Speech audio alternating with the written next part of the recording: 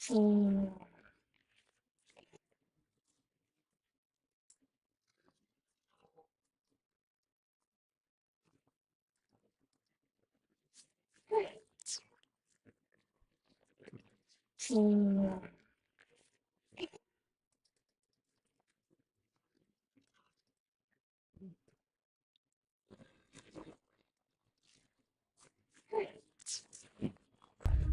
would say, of widespread fiction that is being used to justify war with Iran.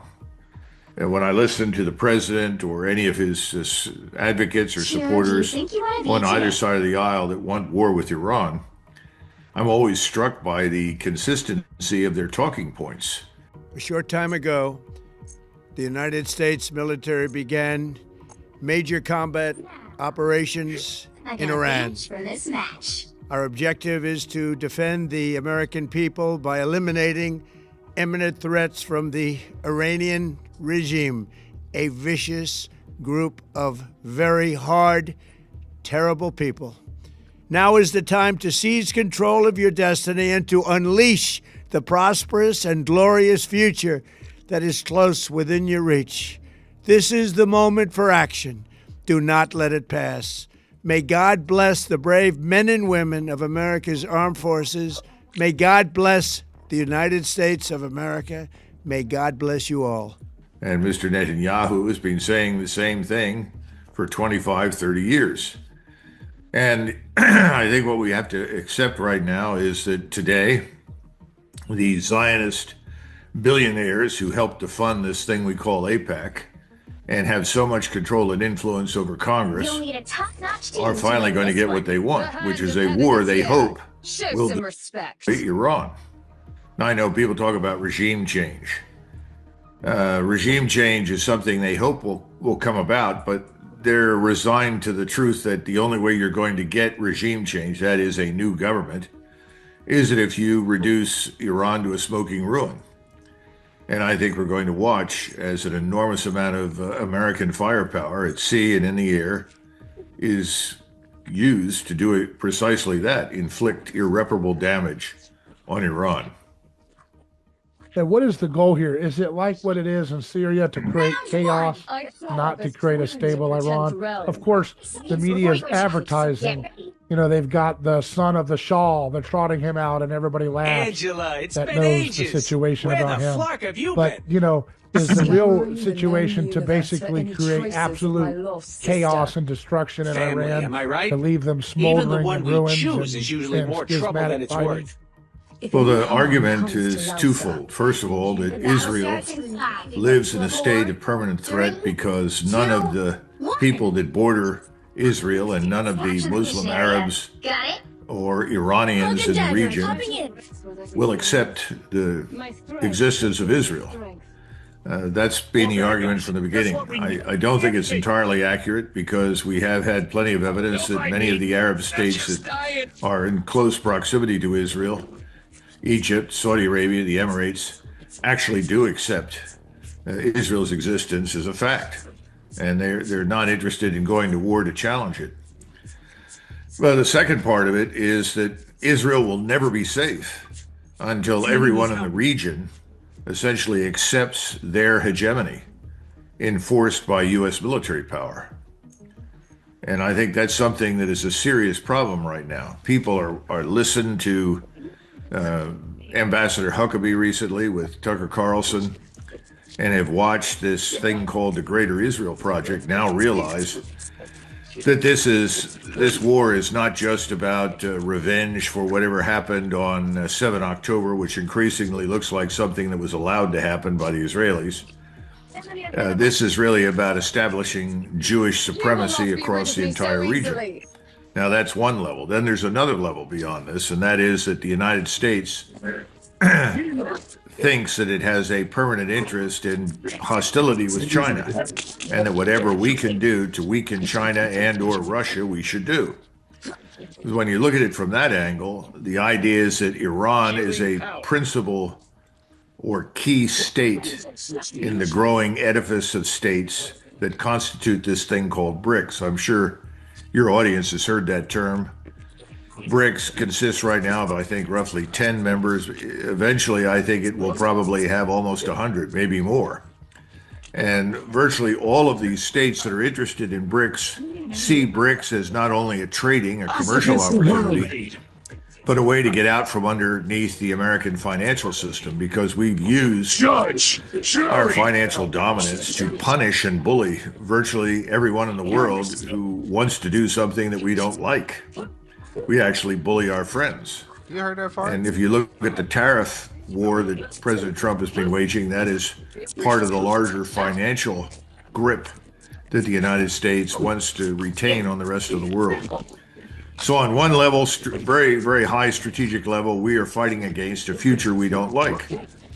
A future in which we are not the only superpower. A future in which we have peers. In other words, other states with power equivalent to our own, whether it's financial, economic, or military.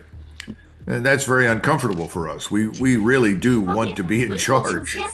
Okay, so that's part of it. And we've decided that the best way to demonstrate that is not only to destroy Iran effectively, destroy it, cause its disintegration, its collapse, but also to gain control of its oil resources and prevent China from benefiting from them. Because China right now is probably the largest single buyer of Iranian oil.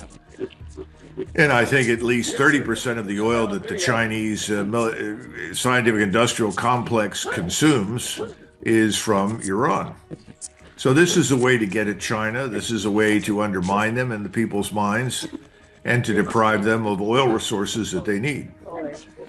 Now, that I don't necessarily subscribe to that view. I don't think it's an intelligent way to look at the world these days, but that is a strongly, widely held view in Washington. And then, of course, they view or want to view Israel as a beachhead for power and influence that we can exert. We can use Israel to extend our own power and influence. The Israelis, of course, they see this as an exercise in reciprocity because our military power exists to eliminate, in their minds, anyone who challenges them. And here's something for your listeners that they need to follow up on. Just within the last week and a half,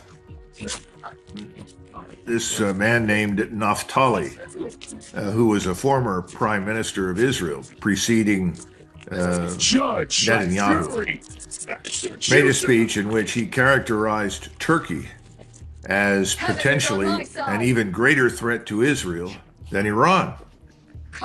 And this has really gotten a lot of people's attention in the region. Well, the Turks are a great power, and much like Iran, they are a civilizational state. They represent 1,000 years of Ottoman history and dominance in the region and influence. And the Turks are watching what's happening right now, and they've reached the conclusion that if Iran is in fact defeated and falls apart, not only will they be the victims of this disintegration because they'll end up with potentially millions of refugees pouring from Iran north into Turkey or into Syria or into the Caucasus, into surrounding countries, they also see themselves as being next on the menu for the Israelis. If they are potentially an even greater threat to Israel than Iran, it seems natural that Israel will then turn next to Turkey, demonize it, and ask us to help them destroy Turkey or destroy Turkey for them. All of this is bad news, in my judgment, over the long haul, because it's causing everyone in the Islamic world to recognize, number one, we're all at risk. In other words, all of us are potential opponents, adversaries, enemies of Israel that could be targeted for destruction. And the United States is now effectively, in military terms, diplomatic terms, strategic terms, a vassal of greater Israel, that we exist to do whatever it is that the Israeli government and people and their advocates at home, principally the Zionist billionaires, want us to do. And capturing control of Congress and the White House financially is a stroke of genius, because people rapidly become accustomed. They develop an appetite for money and what money can do for them. And this Israeli money, we call it Israeli, it's not. It's American money from Zionist billionaires that support Israel, is now seen as something that nobody really wants to live without, because they also know that if you contradict them in terms of Israel policy towards Israel, there's a very high probability they will not only stop supporting you, they will support whomever your future opponent is. So it's a very dangerous situation, and I think we have to admit that President Trump would probably not be in the White House today without the substantial financial support of these Zionist billionaires. Yeah, it's deeply disturbing to see, the Democrats are going along with this as well. They're giving tepid, pushback. They're saying, "Oh no, stop, don't," basically that kind of tone. Why would you ever think of that? Because they know that there's good political points to score with, trying to let Trump own this himself, so they can sink his party completely as the zombie George W. Bush party that it is. But there's something else, David, too, that we shouldn't lose sight of. I think the Democrats are also on the same team when it comes to Israel. Let there be no mistake about it. But I think everybody in Washington is sort of ignoring what Americans think or want, because most Americans, I don't think, are paying a lot of attention to what's happening in the Middle East. For the average American, oh, this is another country in the Middle East. Oh, it's probably weak, so we bomb them. They do what we tell them to do. Why are we worried about this? I have other bigger fish to fry here at home. I think that's more widespread than a lot of us think. Americans are not looking at this as something that could become a serious threat to them, their way of life, and so forth, and they're wrong. Iran is not just another backward Middle Eastern country that has no chance of whatsoever of fighting effectively against us. They do. They are certainly not in the same category of military power as we are. There are several rungs below that. But they can defend themselves and they will fight. And how much punishment they're willing to accept is something I can't evaluate, but I think it would be a mistake to assume that after a few days or a week or 2 weeks, the Iranians are going to hoist the white flag and surrender. I don't think that's going to happen. And so then the question is, what happens to us economically? Because inevitably, this is going to disrupt traffic through the Straits of Hormuz. And that traffic is not only going to disrupt the flow of oil to China, it's going to disrupt the flow of oil to Japan, to Vietnam, to all of the countries in Asia, to people in Europe, even to us. And it's going to send the price of oil through the roof. I would expect the price to rise somewhere north of $100 a barrel, easily. That's going to have a big impact here at home. We haven't even talked about the fragility of our finance system. We're piling up debt at an horrendous rate, and there's a real danger that financially we could collapse. Something that nobody in the United States could imagine, but we could actually face an internal financial crisis far, far worse than anything we saw in 2008. And this time I would not expect any bailouts. So I always tell people, which is what Luke Gromen and Ray Dalio and a host of other smart people tell you, is look at the bond market.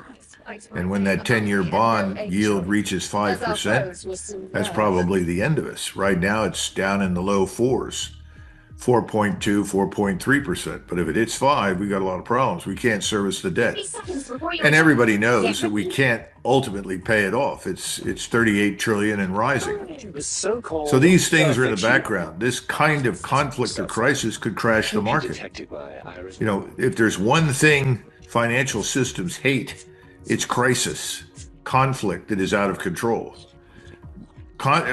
Financial markets like stability in price, stability in purpose, and that's going to be threatened by this as well.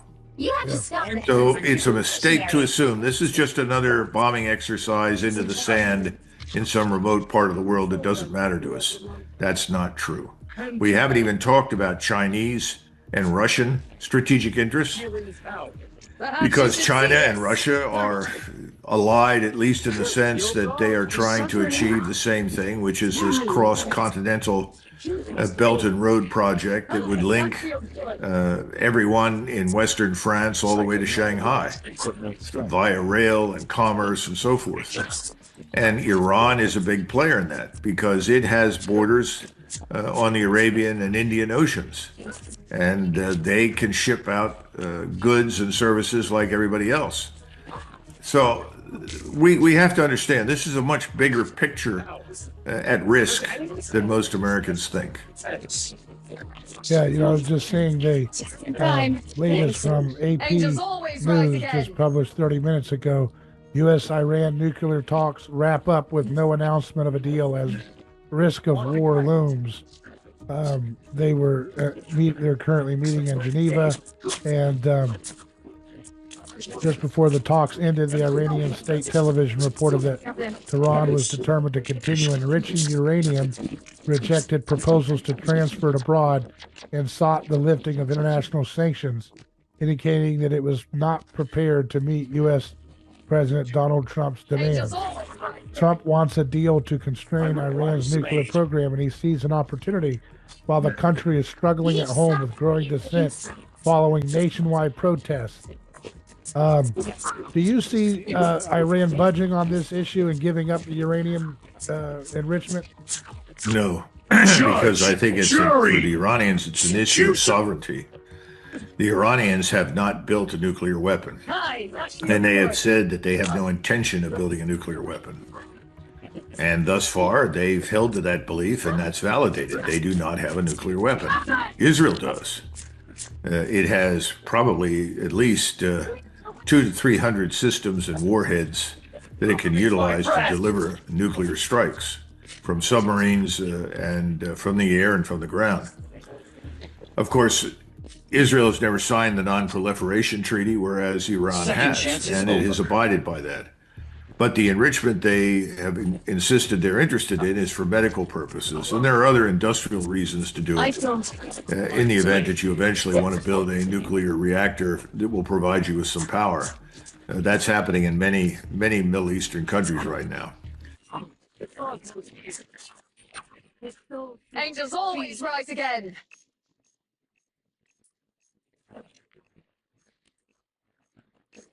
This is the new Epstein update with Bill Clinton. So Bill Clinton put out a statement about Jeffrey Epstein and his relationship with Jeffrey Epstein. Oh boy. President Clinton's opening statement to the House Oversight Commitment. I'm here for two reasons. First reason is I love my country. Right, that's why they had to make you come here. And America's built on an idea no person's above the law, even presidents, especially presidents. Democracy requires every person to play their part. I hope that being here today, we can make ourselves a little further away from the brink of being a country we can disagree with uncivilly. Right, second reason I'm here is the girls and women whose lives Jeffrey Epstein has destroyed. They've been waiting too long for both. Through my brief acquaintance with Epstein ended years before his crimes came to light. I don't know about that. Though I never witnessed during our limited interactions of any interaction of what was truly going on, I am here to offer what little I know. Like 3 minimizing like fucking qualifications. Oh yeah, you're doing your absolute best to hide this. I get it. And I'm here to offer what little I know, so it might be able to prevent something like this from happening ever again. But before we start, I have to get personal. You made Hillary come in. She had nothing to do with Jeffrey Epstein. Well, then why was Jeffrey Epstein's main accomplice at her daughter's wedding? I think that's kind of substantial, especially whenever you've been married to her for 30 and 40 years and you both do politics together. Is any reasonable, rational person ever going to say, oh, wait a second, maybe they don't have anything to do with each other? Oh, you really think they never talked about Jeffrey Epstein? What the fuck are we doing here? This is the most delusional playing people for retards thing that I've ever even seen. How do you even think this?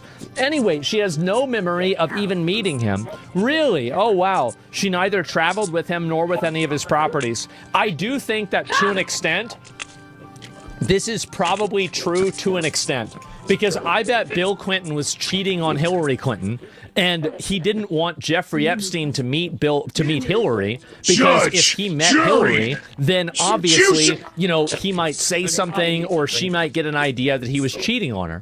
So I think that's probably what happened. But over the 20 years, it probably happened. She's like, oh, you're hanging out with Jeffrey again. Like, do you really think she didn't know who this guy was? Are we fucking kidding? Yeah, this is nuts. And she neither traveled with him nor visited any of his properties. Whether you subpoenaed 10 people or 10,000, including her, simply was not right. Sure, you're going to have to defend your wife, definitely.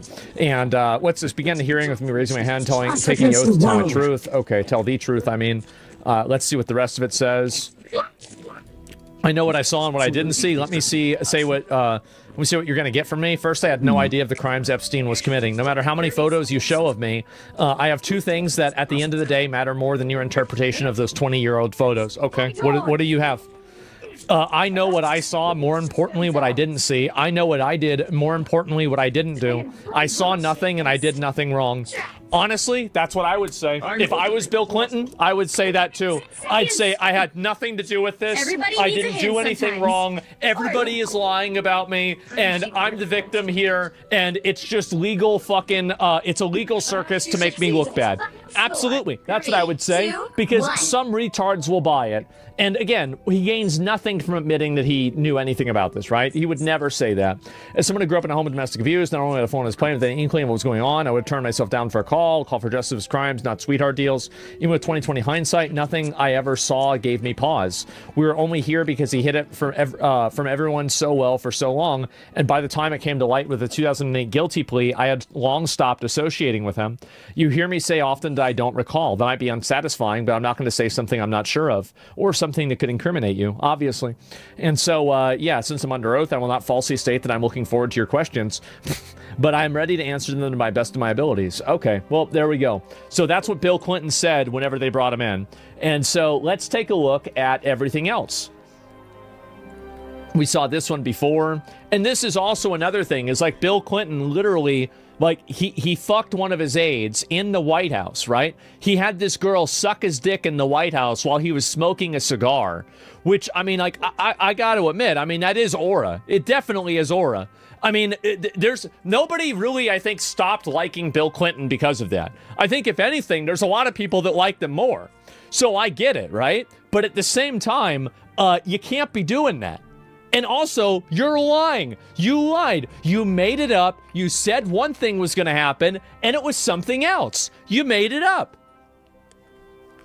And so you mean oral? Oh, yeah. Yeah, oral. What's the word after oral? Oral sex. I did not have sex with a woman. Yeah, you're a liar. You're making shit up. A new precedent has been set in America today. Uh-oh. Before this, we had the Trump rule. Trump defied, as all of you know, a congressional subpoena with the January 6th committee. He said presidents don't have to testify. Now we have the Clinton rule, which is the presidents and their families have to testify when... I think they should have Trump testify. I think they should. Because if he's actually not guilty, that's fine, right? I mean, then let's figure it out. This is such a huge problem that, I mean, if they're going to drag Bill Clinton through this, they need to be having Trump do it too. I mean, I don't know whether Trump was innocent or not. I have no idea. I hope he was. I hope everybody was, but who knows? But the real thing is that you have to get to the bottom of this, and you have to solve this problem. This is a huge existential problem. It's a massive crisis, and the reason why it's such a huge crisis is actually very simple. It's because if you don't have people that are being held accountable for this behavior, they can be held, for blackmail, and you don't know what they're going to do. This is massive. It's a sitting president versus former president. I understand that, but I think this is a very important issue, and I think that Trump should testify on it if Congress and the Senate think that that's appropriate. I absolutely think so. Like, it's the same thing with Bill Clinton. Like, why would I think that about Bill Clinton but not about Trump? I mean, it's undeniable that Trump knew Jeffrey Epstein. It's undeniable that he had very close relationship with him at a certain point in time. Not maybe the entire time, but if you're writing birthday cards to people, you're talking to them regularly. He says he's your best friend. I mean, there's probably something going on here. Congress issues a subpoena. And that means that Donald Trump needs to come before our committee and explain what he knew about Epstein and explain why we have not had a full release of the documents. We also need other people, part of the Epstein class, to come before this committee.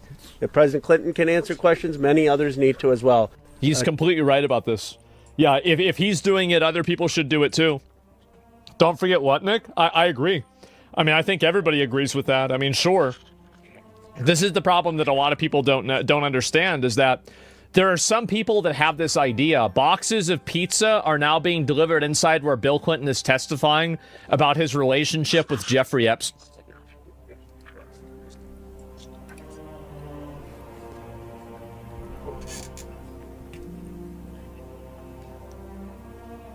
Dude, I don't know what this is insane. Pizzagate? Oh my fucking god. I mean, they have to be doing this to make him look like a retard, right? What is this, Nomad? Are you trying to show me something? What is this? Who's mad now? Oh, this is about me. No, Casey Tron is upset about this. I'll look at that in a minute. Let me focus on this first. Just now, Representative James Comer confirms Jeffrey Epstein visited the White House 17 times. Holy shit. Mr. Chairman, good morning. Thank you, Mr. Chairman. Explain to us specifically what you need to hear from President Clinton today. What do you want to know? Well, I think everyone's seen there are a lot of photos that have been released by the Department of Justice as well as the Epstein estate. There are a lot of email correspondence that included President Clinton. We know President Clinton had, and Secretary Clinton confirmed this yesterday, Jeffrey Epstein was in the White House 17 times while Bill Clinton was president. We know that Bill Clinton flew on Jeffrey Epstein's plane at least 27 times. So those are questions that we're going to ask. Everything that most media outlets have reported with respect to pictures and correspondence between Epstein, Maxwell, and Bill Clinton. These are all questions that we're going to ask today. Yesterday, you both told me that you were planning on asking about an email that Howard Lutnick sent to Jeffrey Epstein. They got to bring Howard Lutnick in there and figure out what the fuck he knows, too. They do. Like, I think that they're mismanaging this, if you want me to be honest. I think they are, because they're not approaching this from the perspective of any of the people that are involved having bad faith behavior. They're assuming that everybody involved is actually going to act in good faith, and that's stupid to do at an investigation. What they should have done, this is what I would have done, is I would have had all of these people do it on the same day and just do separate depositions with different people, or tier it out all on the same day. Because the moment that you have any overlap with multiple days, now you're going to give people the opportunity to, corroborate stories, to, basically communicate with each other and say, this is what I said, this is the thing that we should focus on, etc. Separate is stupid. Well, no, it's not, because, let's say you ask somebody, did you ever get on the plane? Did you see Bill Clinton get on the plane? One person says yes, the other person says no. Well, then one person's lying and the other person isn't. So whenever you have everybody in the same room, just by body language, you can create a certain consensus ahead of time before a question is answered. It's just common sense, especially if you're having people answering it one at a time. Because, let's say one person says something, then the next person, if they're trying to avoid accountability, will say the same thing that they did. Duh. Hillary Clinton's fundraiser in 2021. Obviously. How do people not know this? Is he not worth asking him to talk about what he might know? Yeah, and I think it'll be interesting when we hopefully get that video out later today or tomorrow, as quick as we can get it out. I think it'll be interesting what Hillary Clinton said about Howard Lutnick and how she said it. We looked, I think that was Miss Mace. With the line of questioning. So there was a pretty thorough line of questioning yesterday between Miss Mace and Miss Clinton with respect to Lutnick. Now, I think you all find it very interesting what she had to say, but we're going to continue. Yeah, that's what oh, wow. How could you be so cruel? That's crazy. She was better off. Yeah, I'm ready to hear that. Didn't this all start in 2006? Why did this take 20 years? Because the real reason why, I think, is because all of the people in power then were at a closer pinnacle of their power, so they were able to shut down conversations about this. And I actually think that theoretically, if we didn't have the internet, you probably wouldn't have the Epstein files. Actually, that's not true. You wouldn't have the Epstein files. It wouldn't happen. Like, the only reason why we're able to talk about this stuff is because of the internet and because of basically, Twitter, right? Like, even if Elon didn't own Twitter and change, I think, the internet free speech, I think that we still might not even have them. Ask questions of everyone that shows up in photos on the island and things like that. Yes. I will be asking for him, yes. You will. Go ahead. Thank you, Mr. Chair. Obviously, we heard from Secretary Clinton after... And you got to keep in mind that, like, this is one of the big issues that Trump has, is that having people that were closely associated with Jeffrey Epstein on your cabinet, like Howard Lutnick, this is just a massive thorn in your side. It is. It's a huge weakness, and it's one of the positions where you can be attacked from this position, and it's really kind of understandable. It's a bad idea. Yeah, it looks bad, and on top of it looking bad, it is bad. It's bad. Like, it's, besides like, oh, well, this is what people think. Who cares really what people think? Is it good or bad to have somebody that was that connected to Jeffrey Epstein that's on your cabinet? No, it's bad. Deposition, she described the session as repetitive. She said it veered off topic. She was asked about things like UFOs, Pizzagate. Can you explain why those topics were brought up, and also in light of the release of that photo? And she also said there were substantive questions yesterday too, but one reason there were repetitive questions about Epstein is probably because she was being evasive. Let me guess. Because we went through every email and every correspondence that implied Hillary Clinton and Jeffrey Epstein communicated often. You all have seen the email where he said that she looks better in person and all of that. Those were questions we asked. So every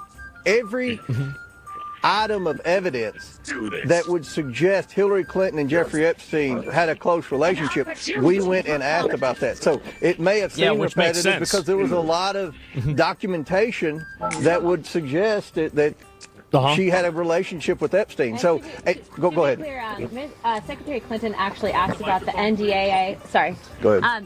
To be clear, Secretary Clinton actually asked us about what happened with the disclosure language in the NDAA. So, I mean, I know she's trying to pivot from the fact that she's here and she had a very close relationship regarding the Clinton Foundation and Epstein and Maxwell.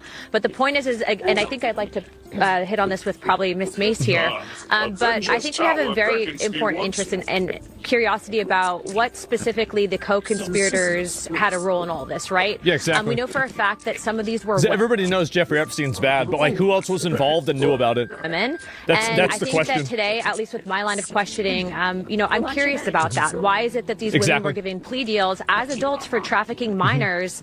How much of that did they witness, etc.? And so, I don't know that Secretary Clinton was all that honest about the context of this investigation. We asked extensively about intelligence ties, whether or not she felt that she was targeted as a result of possibly an intelligence gathering operation. And she was very curiously interested in that. And then also, you'll hear it in the response, but had told us to follow up with a few countries, one of which is our ally. So that's interesting. I wonder which one. Wow.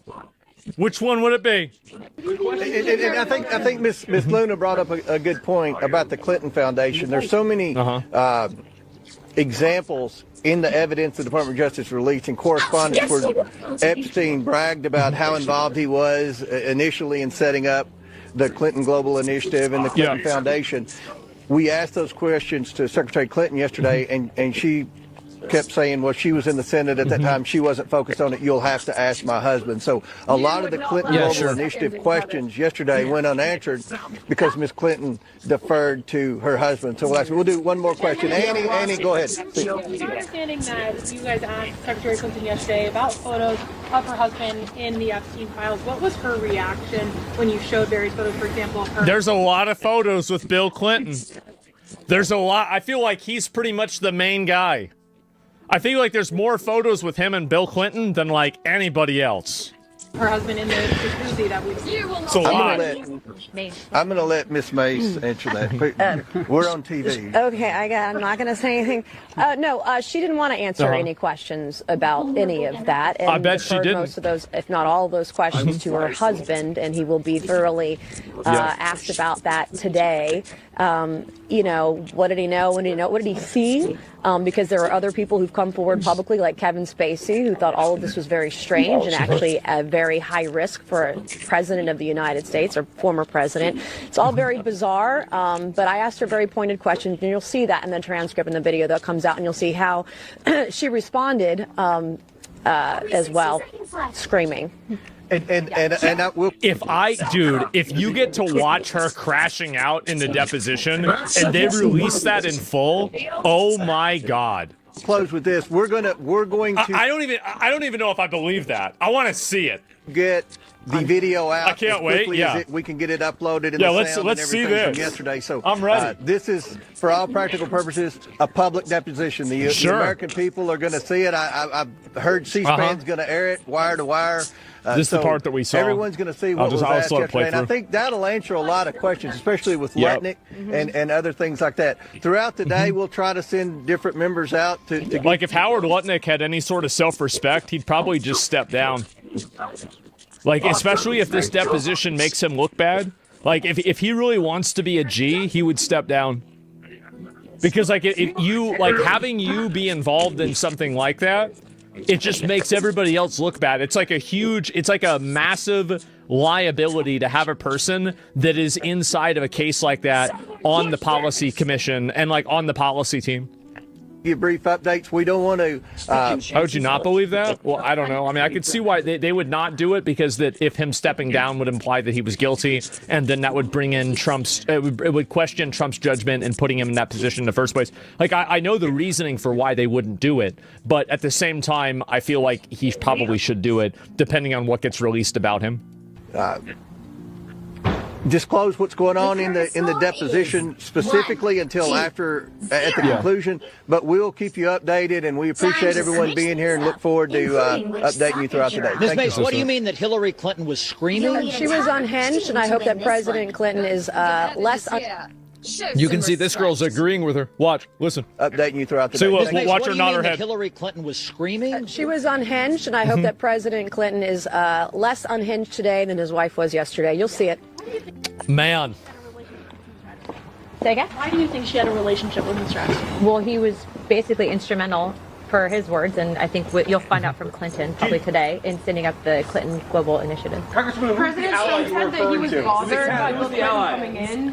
Man. The biggest thing is we need transparency, accountability, and we need justice. You gotta get that video out, bro. I'm ready to watch that video. Find out how can I'm ready to see it. Laws to prevent human trafficking and we watch it. Yeah, I'll watch a lot of it. That evil level infiltrate. I don't.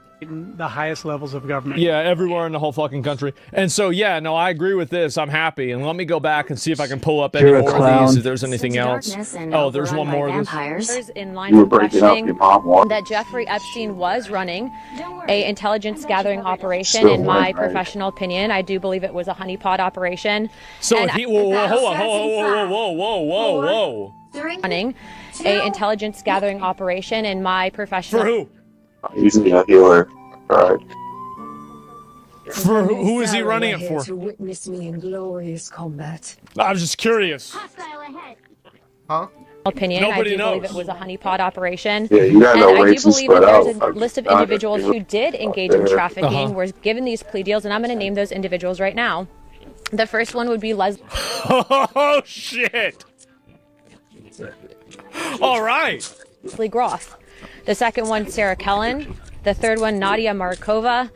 And the fourth one, Adriana Ross. All of these women engaged in the trafficking of minors as adults. They were working and complicit with Jeffrey Epstein's operation. And in my opinion, they are not to be given victim status because they did partake in harming young girls. I remember seeing in some of the files, some of these girls were, as young as 10, 11 years old. Oh my God. Older. And so obviously we have a lot of work to do, but I did want to come and give an update and let you know in lines of questioning that Jeffrey Epstein. Holy shit, man.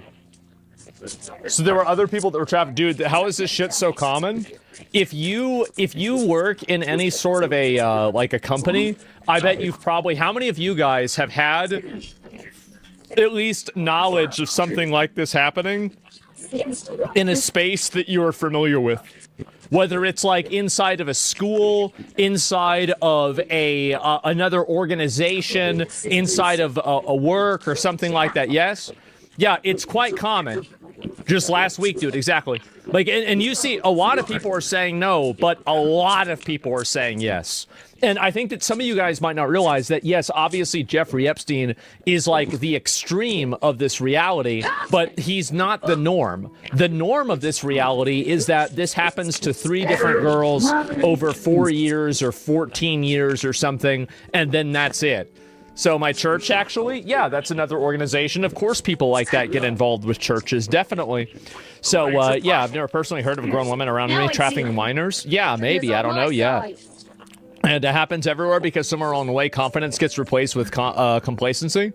Well, I think really it's obvious that Epstein ran the operation for himself. He was never one to obey authority, and he always wanted to do what he wanted.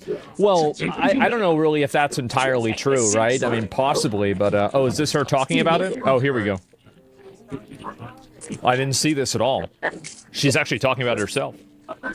Well, I have just finished testifying. I answered every one of their questions as fully as I could, based on what I knew, and what I knew is what I said in my statement this morning. That's great. I never met Jeffrey Epstein, never had any... You never met him. Connection or communication with the only argument that I have that like I think makes partial sense that she never met Jeffrey Epstein is that Bill tried to keep his friendship with Epstein like private, so she didn't catch on to the fact that he was hooking up with chicks behind her back. Because, like, if you've got, think about it, right? Like, if you're cheating on your wife and you've got your boy that, like, hooks you up with chicks that you cheat on your wife with, do you want him to meet your wife? Fuck no, absolutely not. That's, like, the last thing that you want. I'm not even saying that's true, but, like, that's the strongest argument that I can think of. Tim, I knew Ghislaine Maxwell casually as an acquaintance. But whatever they asked me, I did my very best to respond. It was he flew there 27 times to the island. Refused to hold a public hearing, so I wouldn't have to be out here characterizing it for you. You could. Well, you're going to see they're going to see the video, right? I mean, like, what are you talking about? Like, you're getting the video released. Why are you crying? Seen it for yourself. Should have been offered exactly the same option. Yeah. Secretary Clinton did provide the committee with a statement stating she had no information to provide. Let me see if there's any more of this. Official. A little effort to call people show up most in president in the Epstein files. Well, I don't know. I think your husband's there too. Like, what are you talking about? So yeah, no, I feel like obviously that's what's happening. And where is it here? If I can find a few more of these and look at it. Well, as my friend Joanne Carducci said, there's 3 people mentioned most in the Epstein files, and that's Jeffrey Epstein, Ghislaine Maxwell, and Donald Trump. One of them is in prison, one of them died in prison, and one of them is the president of the United States, but we're deposing Hillary Clinton. Like, it doesn't make any sense. At the end of the day... Well, wouldn't it make sense to depose Hillary Clinton and Donald Trump? Like, I mean, logically, that's what you would do, right? Is like, if she's the wife of a guy that's also in the Epstein files a lot, like, wouldn't it just make sense to depose both of them? I mean, like, logically, that's the solution. The government has repeatedly lied about these files. They refuse to release the full files. Then they're hiding the documents, and now they're pointing allegations everywhere except at the president, who is in the files the very most. What are we talking about? The president's been Trump's been implicated in this 50 fucking times. People have been blaming this on Trump and saying that he's the one hiding them for years. What are we even talking about? What does she mean? And this is a huge distraction to use Hillary Clinton, the like vicious, evil Hillary Clinton, as a distraction. Yeah, I feel like it's obvious that's what's happening. Or as a distraction from not going after Trump for 4 years. Let me play. Well, yeah, they didn't go after him for 4 fucking years. Why is that? Probably because it's not that simple. And yeah, I don't like seeing him deposed. They certainly went after me. Yeah, exactly. I don't like. I hate listening to it with the fucking radio here. And what is this? If I can find it. Here's another one. Ladies and gentlemen, keep in mind that the Epstein files were in existence and free to have been opened during the Biden administration. True. He's right. You were there for 4 years. Yep. How come you didn't open it as a Democratic Party then? What am I missing? Uh-huh. I'm not saying I know. It's a legitimate question. Yeah, turn Maybe him I down. don't remember the answer. Maybe my extraordinary producers should be able to help me during the commercial break. But from my understanding, the same files that were open or being open now. They weren't. They were still under investigation. I'm gonna pull you up. This is not a good argument. I'm gonna explain why it's not a good argument. If Trump did a secondary investigation into Jeffrey Epstein as a response to people wanting the files open, would you accuse him of trying to cover up the files by doing an investigation to make it to where the files weren't privileged to be released? Would you accuse him of doing that? You gotta think about it from that perspective.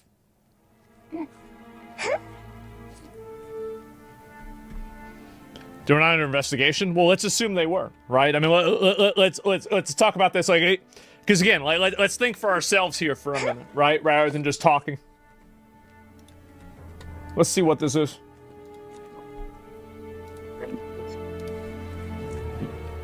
Yeah, absolutely. Yeah. Oh, no, yeah, nice go through. Not really. Why is this? They about to ban me, bro. They just gave me a warning, King. Released, but I believe they needed the Senate support, which they wouldn't provide. So let's see. You didn't answer the question. If Trump did a secondary and opened a secondary investigation into the files, Biden never even talked about releasing the files. Number one. Number two, you said that they didn't get released because of an investigation. Now you're talking about it being the Senate. So which one is it? So let's go back to the original question. If Trump, as a response to people wanting the Epstein files getting released, started an investigation, another investigation into the Jeffrey Epstein files, which would have shut down a release of the files, would you consider that him covering it up?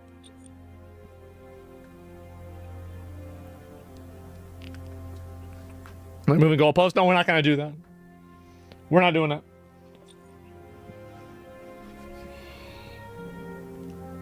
Those files were sealed to Ghislaine Maxwell's trial. When did her trial end? What year did her trial end? Because she's been in jail for a while. You'll need a top-notch team to win this one. Answer a damn question, exactly. You could figure out and release the files based off of them not being involved with Ghislaine Maxwell. It's not like every single file was related to her. And also, you're not answering the question again.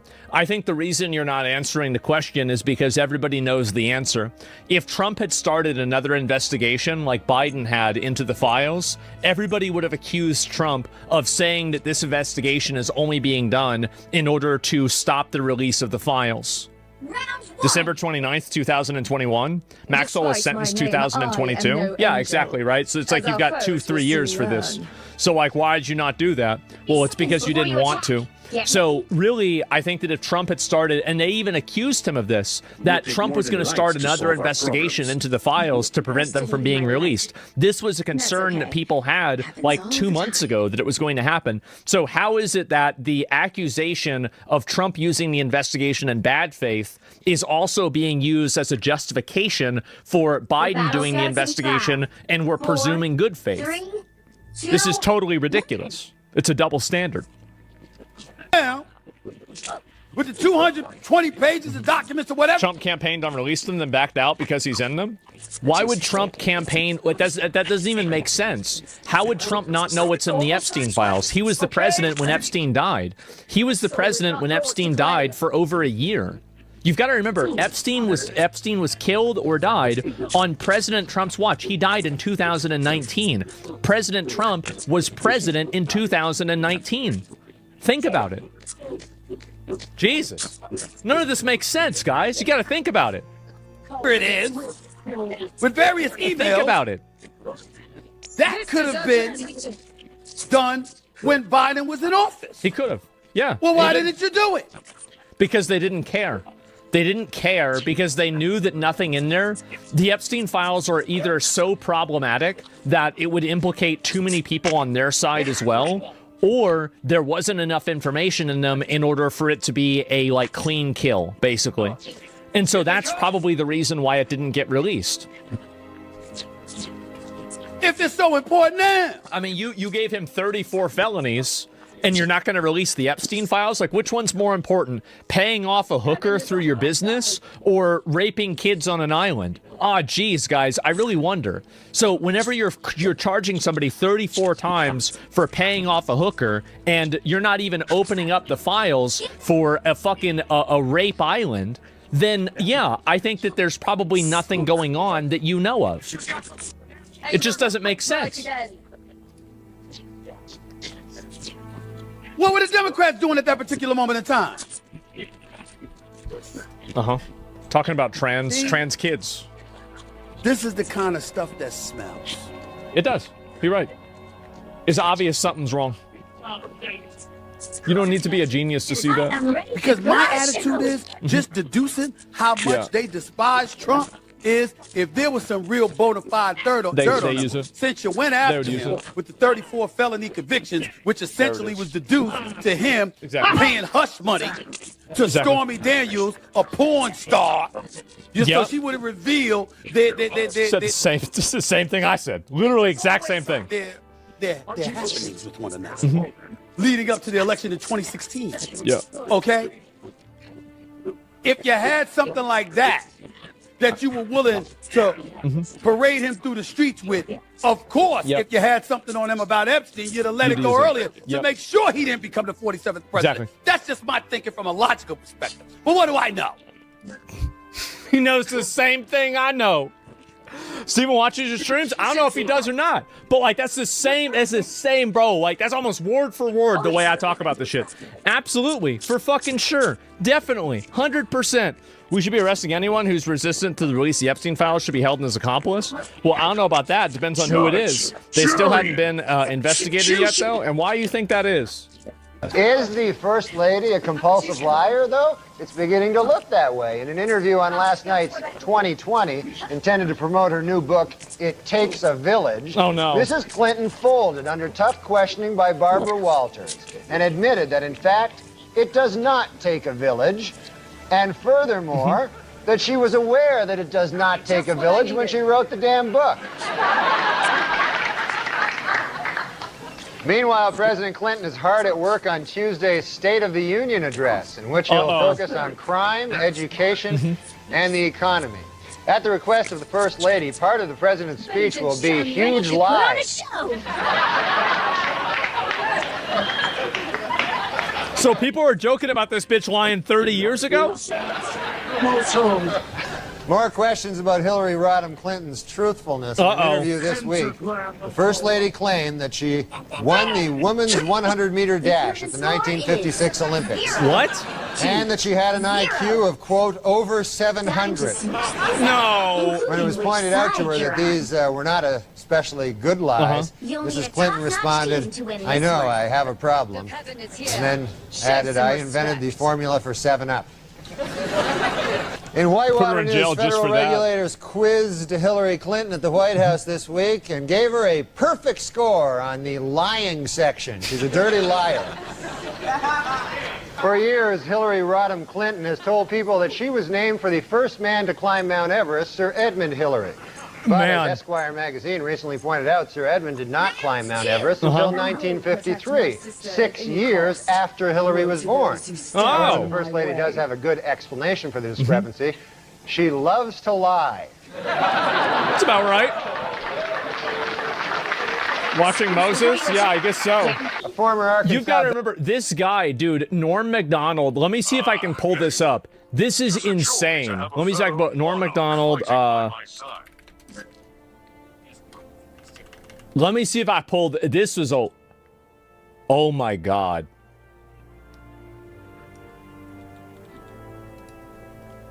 The battle starts in 5. The election from the winner, you know, but... what's up, man? Okay, Norm, you're Canadian. Yes, I am. So what do you think of this whole presidential mess? Well, I hope that the Democrats don't steal the election from the winner, you know, but who knows? Man. You like George Bush. It's crazy. That happened. This is a long time ago, too. I love George Bush, man. He's a good man, decent, you know, none of this. Man, This is before 9/11. He's, he's not a liar, a crook, murderer, or anything like that. So it'd be good to get I think we should get the homicide out of the White House and get like a... Here it comes. Get ready. A fresh start, because we don't want any more murderers. I think we should just go on to the next question. Oh. Who are the murderers? Yeah. Oh, Clinton, he murdered a guy. Yeah, we're not allowed you're not allowed to put out accusations without... That's a little too far. That's the way it does work. Let's just go on to the next question. Yeah. This is not my week. What can I tell you? Nobody talks about this. This is what's so crazy. It's like this is never talked about. Oh, it's not mine either, and I'm being very nice, okay? Be a good boy. Now, Norm? Do you never hear that? No. Listen, we don't need to talk want to get into this, and I don't want to hear it, and this is not the place to make those accusations, and you're supposed to be funny. Let's get on to the next question. Oh, no. There you go. You're silent. Yeah, be a good boy. Norm, but you have been properly chastised by Barbara, so I'm now going to ask the next question. I thought it was a matter of record. Shut up! Okay. Let me do this, okay? I'll tell you what's the matter of record. You will not be invited back if you don't shut up. All right. Let's talk football. All right, manslaughter. Let's talk football. Bro, he won't let up. He won't stop. Did you ever hear the word? The phone is ringing. I certainly hope that's somebody calling to tell you to go home. Oh, no. Dude, you got a phone That's ringing. his phone? Oh. Answer the phone. Hello? Oh, yeah. Oh, no. The thing is this. You know Matt Strauss? Yeah, the producer. The producer. He told me it would be funny. He said, like, why don't you carry a cell phone on and then let it ring and then pretend like there's a guy on it? Is there anybody on it? No, it's a thing. Pretend. You know what, Norm? You're a dead man. You know what, Barbara? You know what you said about rage and work? Give this man a plate of soup and tell him to shut up. I think this is the rest of the Hillary Clinton thing, right? Wait, us. One of your idols. Who is that? Oh, the great Bill Cosby. Yeah, what'd you do? Oh, my God, I love that guy. He's my hero, just like you. Maybe George or Bill Clinton would be your hero. I love. Oh, my God.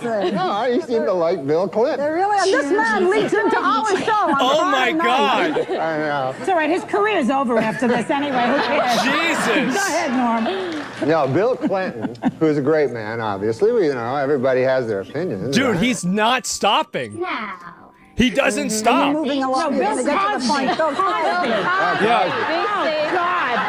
Cosby. What's in that coffee? What are you drinking? Now, Bill Cosby is a great man, first of all. There has never been any accusations toward Bill Cosby about... Oh, my God.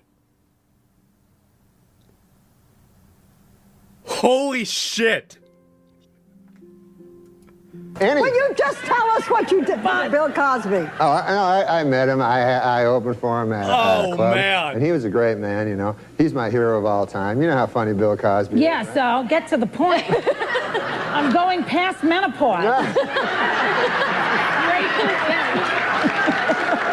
But if I say that about them on the show, I'm sexist. Let's go. Not everything has a point. We are learning that, okay?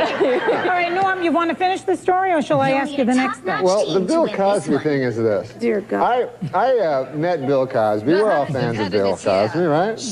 Yeah. Yes. Why don't we talk about the millionaire? Oh, yeah. You know what? Tonight, Norm and I... Please. I like Bill Cosby. Talk about the millionaire. Norm Macdonald and I are on The Millionaire tonight. Oh, yeah. Well, tell him about that, how you thought he's dumb today. Where do you see him tonight? That's crazy.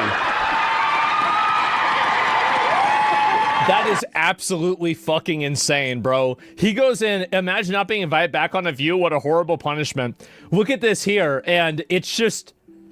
So he's there, Norm, zero interest in other people's discomfort, agitation, or something else. Exactly. Bro, I remember watching this, and the thing with Bill Clinton, and I remember, thinking about, all of the new Epstein stuff and everything. Finish it? I think it's over. It's over, right? Come on, Norm. Tell him, Norm. People always told me Hollywood was, incredibly liberal and biased, and I thought it was untrue, man. You want to talk about the millionaire? Yes, I do. You have 10 seconds to talk about the millionaire. They're just having him talk about his show, man. That's all there is to it. And Norm was a legend. He was. This guy was so good. He was the best guy at being funny whenever it's like it looks like he's not trying to be funny. He was the best guy at seeming that he was unintentionally funny. What a fucking legend. And it's just sad whenever we found out about Bill Cosby. I bet the way he's talking about it, like, listen, I bet the way he's talking about it, he probably had an idea. Just the tone of his voice. Oh, he's never been accused of anything. And then right after Bill Clinton, I mean, like, dude, I think he knew. And this was in, again, 2000, okay? So I don't know, guys. And I think that's the really funny thing about somebody like this is that, you know, it's hard to really be sure whether they're being honest about it or not. But yeah, I wanted to show you guys that because I thought it was really fucking funny to look at.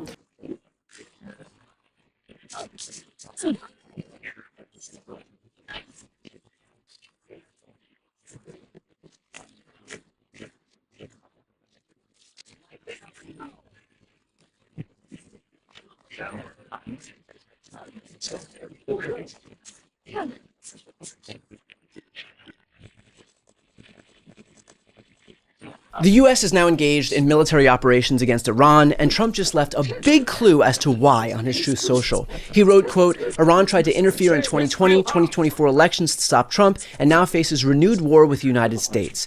And then Trump links an article from the highly regarded and famed outlet Just the News, which totally checks out. So why does this matter? Because by using this claim as the justification for a war, he kills two birds with one stone. First off, this is an instance of wagging the dog, right? Trump is woefully unpopular at home. He is failing on his signature campaign promise to lower costs. He's embroiled in a pedophile sex trafficking ring scandal. And his ICE deployments are so unpopular that he didn't even mention the word ICE one single time at his State of the Union speech. So what does he do? Well, I'm not going to tell you. I'm actually going to let Trump tell you in his own words. 2011, in order to get elected, Barack Obama will start a war with Iran. 2012, I always said Barack Obama will start a war with Iran in some form prior to the election.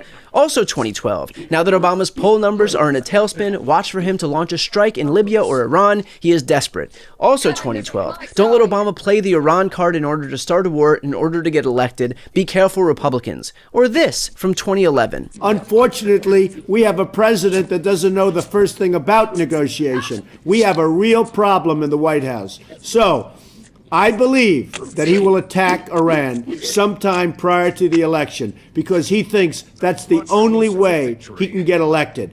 Isn't it pathetic? Or this from 2012. You know, I've said before, I think Obama will go to war with Iran because I think he views it as good politically. And that's pretty sad. And it's a pretty sad thing to have to say.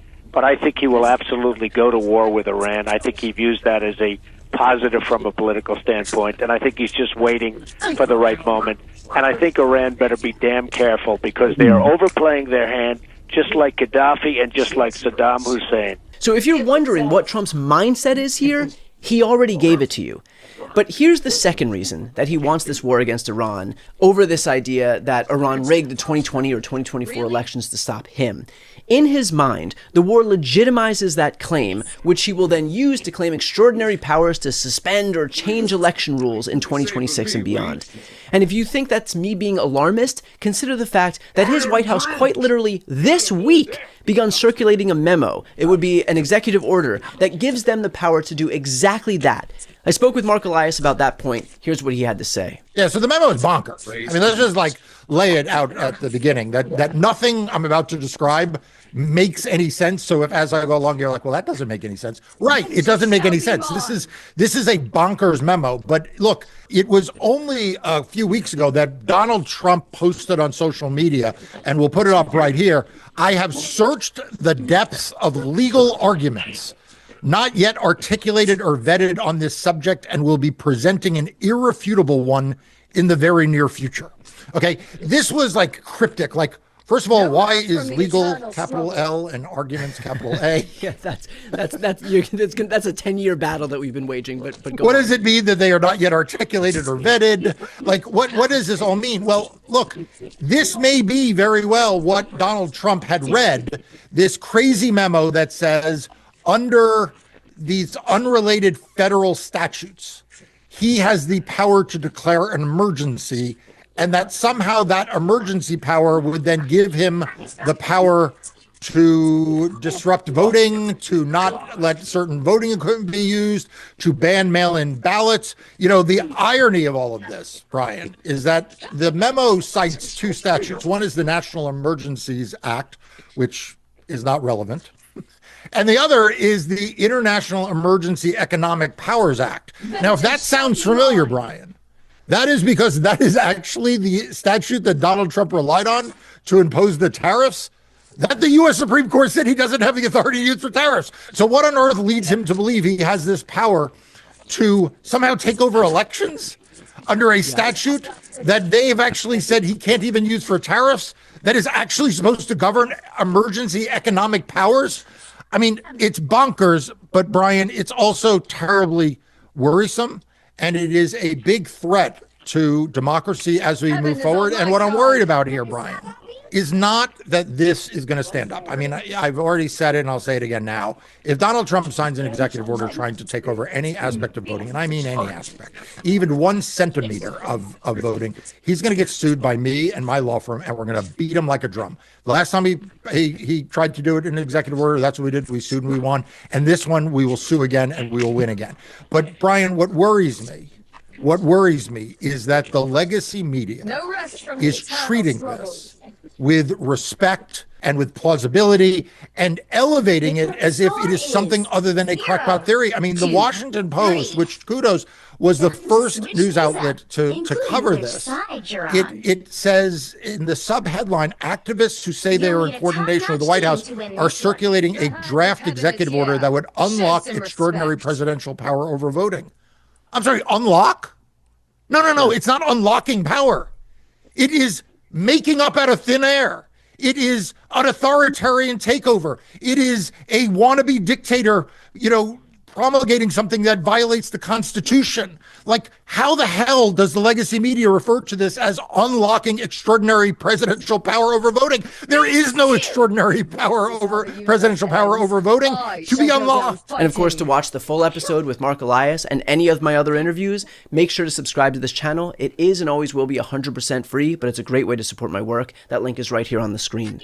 But in other words, Donald Trump gets everything he needs. He distracts from his disastrous domestic policy failures, and he gets some lame pretext to usurp control of the election in the United States by doubling down on his insane conspiracy theories about how Iran meddled in the election, and now that we're at war, he needs all these sweeping powers for national security that he has to exercise. Remember, Trump does not do anything that doesn't help Trump. He is not interested in spreading democracy abroad. Hell, he's responsible for contracting democracy right here at home. This guy's not some champion for civil rights. He's an aspiring autocrat whose only priority is himself and his grip on power. The problem is that he's too ham-handed not to drop 1,000 clues about exactly why he does everything that he's doing. So consider this a warning. Do not be surprised when he uses this action as a pretext to help himself in the upcoming election. He doesn't care who or what has to be discarded, killed, or destroyed in pursuit of his own power, and he's proving as much right now.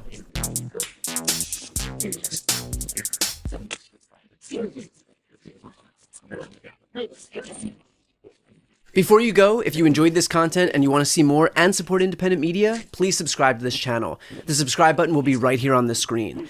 But second, the reality is that we are now in a political environment where this administration can lean on any of the social media platforms to suppress certain voices if they don't like critical coverage. That means my longevity here is in the hands of a few tech billionaires who are already making it clear that they are willing to cater to this administration. To that end, signing up for my newsletter is a way for me to reach you directly if that ever becomes necessary. I'll put the link right here on the screen as well, so please sign up. It's free, but there's also an option to do a paid subscription if you'd like to support me and my team.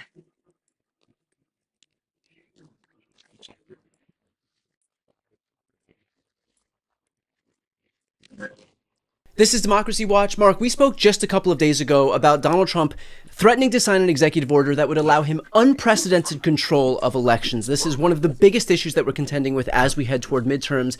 You've now gotten your hand on that executive order. Can you talk about what's in it? Yeah, so to be precise, Democracy Docket, which is the news outlet I started in 2020, the reporters there did excellent work. They got their hands on this from Peter Tickton, which is a name that should be familiar to people. This is an election denier, a lawyer that has been involved in, any number of matters. As a side note, he was actually representing Donald Trump.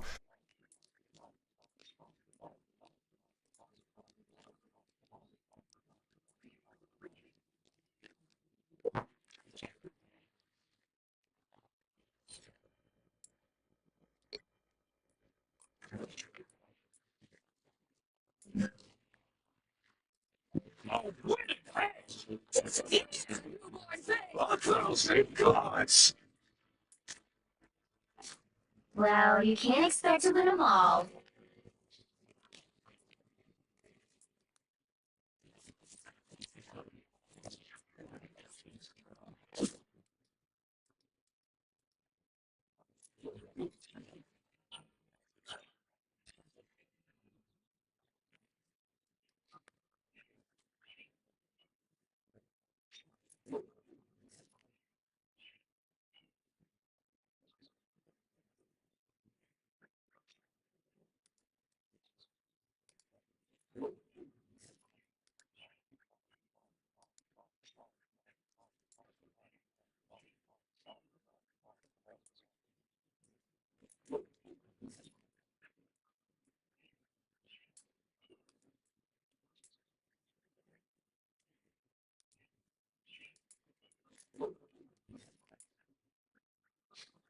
Hello, guys and gals, me, Mutahar, and ladies and gentlemen, don't worry, I got my full playthrough of Resident Evil coming out pretty soon. But ladies and gentlemen, there's a crazy thing that happened the other day. Did you know that Skynet just went live? Now, some of you might be like, whoa, what's Skynet? And if you say that because you don't know what it is, I feel old. But for people that do, it's actually an artificial intelligence from like the Terminator franchise. Basically, the military activates an AI, the AI goes crazy, and starts a war with humanity. Now, we're not in something that cool yet, but basically yesterday, the Army actually really integrated military to an extreme degree. Actually, this story's been happening for a couple weeks, so I kind of want to touch upon this and sort of start it out. Now, for anybody that doesn't know yesterday, there was a huge deal where one of the biggest AI companies in America actually ended up just getting declared a supply chain risk. Why? Because they didn't want to integrate their artificial intelligence into the military and be used to effectively mass surveil people and just start killing individuals. Now, this is a company known as Anthropic, and I'm not a huge fan of Anthropic simply because I like open source. I think artificial intelligence is like all of these. It should be available for anybody to download and play around with. These guys, however, don't. They distribute everything behind their paywalls. Everything is connected to their servers. And mind you, we've talked about them literally a few days ago, bitching about how, after stealing from basically everyone else, they're getting shit stolen from them. Anyways, they're the ones that put AI and safety at the frontier. Safety is such a huge deal for these guys that they decided not to work with the US military, I guess, after a certain point. Now over here, the actual individual, Dario Amodei, who's actually the CEO of the company, was like, listen guys, we actually worked to deploy our stuff with the Department of War. We were the first AI company to deploy our models in the US government's classified networks. Yeah, there is an AI perusing around the classified internals of the US government, especially the military. In fact, Anthropic is the only company, from my understanding, that works with Palantir, okay? So, I think this whole statement is kind of a little to begin with. Like, why would you sign these contracts? Bitch, what did you think the Department of fucking War was gonna do when they were licensing your stuff? You knew that this was the eventuality of the situation. So, of course, the way that this was actually discovered was, remember in like February or January when Venezuelan President Nicolas Maduro got completely captured? Well, apparently it came out that Claude, which is the AI that Anthropic distributes, was used in that raid. So nobody really knows exactly what's happening with that, model, simply because we don't have the information the government is. We don't know how the model was used. We just know that it was. So the best way that I could probably imagine was the military utilized a lot of the maps, surveillance information they had on Nicolas Maduro, fed it into Claude, and was like, yo, Claude, come up with a foolproof plan to kidnap this guy. Make no mistakes. And Claude, being an exceptionally good artificial intelligence, figured it out and absolutely allowed probably one of the fastest, most efficient raids you've ever seen, actually showing how good AI stuff is. So basically, they said that Claude was utilized during an active operation, not just in the prep phases. No people lost their lives in the raid, obviously, except for the Venezuelans and the Cubans that were fighting the Americans. And Anthropics, basically, they didn't, from my understanding, they actually didn't even know that this was happening. Now, the way that this worked was that, the Pentagon was like, hold on, we can use this artificial intelligence to attack this guy, to attack this country. And basically, they did a thing where they didn't really ask the company if this was okay or they fit in their terms of conditions or whatever they signed beforehand. They just did the mission, talked about, and it basically was found out after the fact by somebody at Anthropic going, wait a minute, hold on, guys, was Claude used for this? And that, of course, started the gears for a lot of this shit, too. Obviously, for a company that promotes safety first, they didn't want to be used in this situation. So I wanted to look a little bit closer into this entire fallout that had happened, right? Why is the Skynet provider here freaking out over this situation? Is there a good reason for it? Again, I don't think that Anthropic is super duper nice. I don't think they're a wholesome Chungus company that cares so much about not being like, I don't think they care if they kill someone, okay?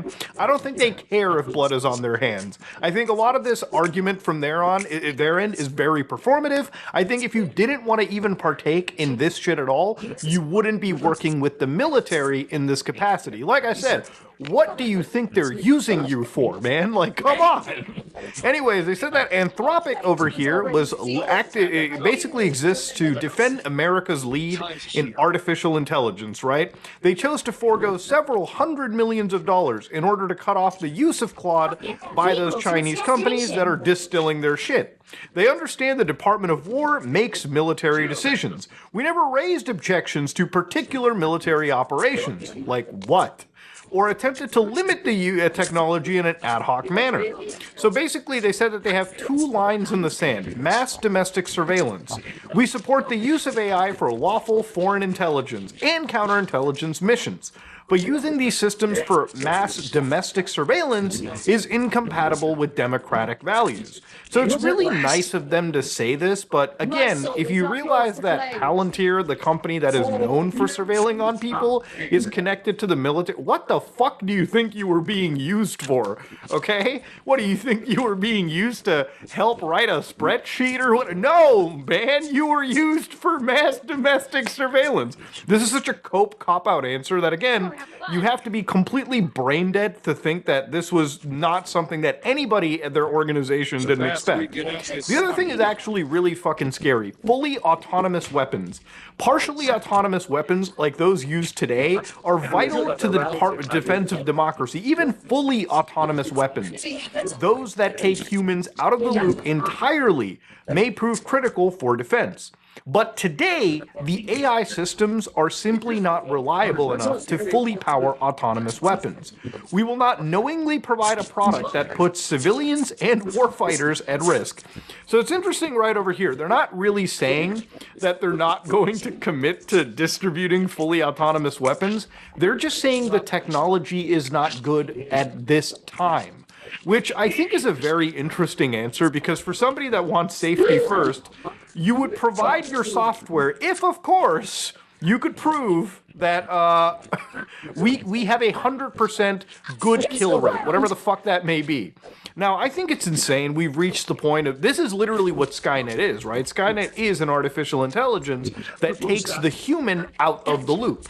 And what that effectively means is the way that AI is used now, like let's say that I'm writing a program, I'm coding something, I typically go to Claude, I ask it, hey, write this, scaffold this project for me, and it'll write the code, but me being the human in the loop, I have to review the hundreds of lines of code that it ships out. A lot of that can actually not be good code. Sometimes there's better ways to do something, and I'll fix something here and there. But of course, I'll always be there to continuously prompt, iterate that project. AI is not at a point where you can tell it, hey, make me GTA 6 or GTA 7, and it'll just reprompt, reiterate, do the whole thing on its own.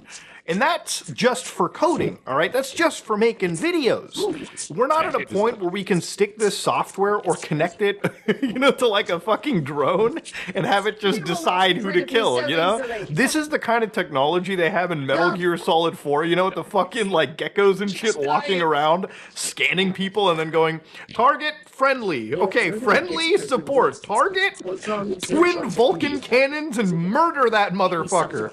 That is the scary reality of it. So obviously they decided to not do this, and they said, to our knowledge, these two exceptions have not been a barrier with the armed forces to date. So of course, obviously, they were like, we have this, we have this hard and fast rule. Now, what did the President of the United States feel about this? Obviously, they didn't agree with the disagreement, clearly. The President goes, the US of A will never allow a radical left woke company. I fucking love how woke has lost, like, whatever meaning it had. It's like, what? We don't want to mass surveil people or just be part of, like, killing people indiscriminately, right? And the other thing is, it's not even that Anthropic is against their shit being used to kill people. They just said the technology is not good enough right now. Look, when an LLM hallucinates your code, it's easy to fix it. When you're in a battlefield holding a rifle and the LLM fucks up battlefield operations, that results in a bullet hitting your head and you seeing God, okay? It is what it is. So here they say that the decision belongs to your commander-in-chief and the tremendous leaders I appoint to run our military. The left-wing nut jobs at Anthropic, by the way, these guys were still, they were woke the entire time, and they still were able to get hundreds of millions of dollars in funding. Anyways, basically what they said was they're trying to strong-arm the DOW and force them to obey the TOS instead of the Constitution. Therefore, and this is the big part, they're directing every federal agency in the U.S. government to immediately cease all of the operations of their technology. So for 6 months, there's going to be this phase-out period, because obviously you can't just rip out the AI, it's still being used. But after 6 months, Anthropic's not going to be anywhere near the U.S. military. But even bigger than that, basically any other company that is working with the U.S. government's military is not allowed to work with Anthropic. There will be considered a supply chain risk, and that is arguably a bigger fucking slap in the face and scarier for this company. Now, obviously, they have their principles, but when you make such an enemy out of your country, I'd say operations become substantially more difficult, right? That's why a lot of these big tech companies, like, even though they're from like Silicon Valley and they're always like, even though like, you know, they always like preach whatever the fuck whatever nice or like virtue signally thing they say, ultimately no matter who's in power, they have to kiss up to these guys, because if the government actually clamped down and like monitored what the hell they were doing, they'd be broken up and like and have their balls snipped probably 10 years ago. But that's the situation, man. Skynet is unfortunately going live. And I'll tell you why it's going live. Because even though that Anthropic decided to basically burn their bridges with the government, that wasn't the end. Basically, right now, there is an entirely new organization that has jumped in. That organization is ChatGPT, OpenAI. So, for instance, this is genai.mil. I can't access it because I'm not in the DOW networks. But to give you an idea, OpenAI has basically targeted and worked and basically signed on a deal literally last night to work alongside the U.S. military. Now, they're probably going to do exactly what Claude was going to be doing, probably to a shittier extent, because ChatGPT generally is just the shittiest AI product that you can get. Like, we're at this point where, like, you could probably use fucking DeepSeek, Google Gemini, fucking Claude. Any of the other frontier models, in my opinion, is just better than ChatGPT. But, you know, that's a whole different point. That's a whole different discussion to be having. Point is, another company took their place, they're making the billions, and they're contributing to the autonomous mass weapons and mass surveillance right there. So again, if you care about this shit at all, I guess it's more ethical to say that you should probably support Anthropic over OpenAI. But in my opinion, I don't think you should really be supporting either. Stick to the open source stuff. Yeah, it's not as fancy as Claude or whatever the hell is out there, but at least it runs on your system. Now, honestly, the other big thing about it too is that, you know, if the government really wanted, they can go to some of these models that are copying Claude to an extent, the open source stuff from China, implement it into their actual systems, and probably achieve somewhat of the same effect. But that's a different thing right there, okay? It's crazy to see this situation blow up the way that it has. Yes, Skynet has gone live. And because Skynet has gone live, other things have started to pop up. Like, for instance, anybody that doesn't know, Iran just got struck last night by the US military and Israel. And the reality of it is that this actually resulted within like an hour or two of apparently the actual Ayatollah of the nation declared dead. Now, I don't know if this is entirely confirmed. The president says it is, but again, this is such a fluid situation. But if this is obviously as effective as the Venezuelan shit, you can imagine that this is basically possible due to the intense power of a lot of these AI LLMs that exist. You know, regardless of what you want to say, while they're not sentient, the ability for these AIs to process all of the intelligence that the military can fathom and create at such blisteringly fast speeds is what's allowing them to be so good at bombing individuals on the other side of the world. Now look, whatever your thoughts are on this, I think it's a pretty scary situation. I think it's scary because the same kind of technology is being used to spy on you and me, but it's also basically now introduced and being used to indiscriminately kill whatever the government wants, right? And I think it's kind of similar to, and this might be extreme for some people, I think it's very similar to like scientists who worked on like the nuclear bomb, right? These were people that were scientists that worked on they worked on just nuclear technology. I don't know the exact name of it right off the top of my head, fission technology or whatever. But these are individuals that, you know, worked on a technology, researched something that could have been used and is used for something really great, like generating energy or whatever. But also these people designed a technology that was used to basically end the world, the nuclear bomb, right? I think the same thing can be said for like a lot of these AI things out there. Like as good as an LLM can be in doing really mundane, clean tasks, obviously we all know that it can be used for very nefarious purposes. And, you know, the thing is, it's just an inevitability. Skynet is one of those things that... Skynet's one of those things that is live now.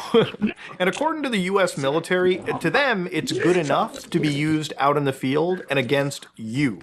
So that, ladies and gentlemen, should kind of wake you up a little bit. There's been a lot to discuss over here, but generally today there's been just an insane situation going on in Iran. And ultimately, at the end of the day, I talked about Iran too, like a couple weeks ago when it came to the internet basically being shut down. But, you know, honestly, in the end, all I can do is wish the best for the people that are living there. I don't like seeing the death of individuals. I don't like seeing war and destruction. So I hope this situation resolves itself as quickly as it can and we have the least amount of lives lost. But that being said, ladies and gentlemen, I'm just a fat Indian guy on the internet talking about what interests me. If you like what you saw, please like, comment, and subscribe. Dislike it. If you dislike it, I'm out. Hi, that feels good.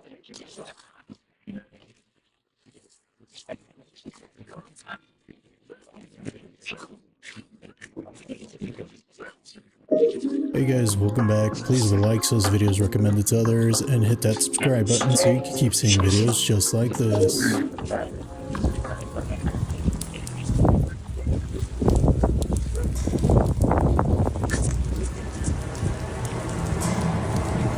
Only 60 seconds left. Yeah, I think it's time to go. Try again.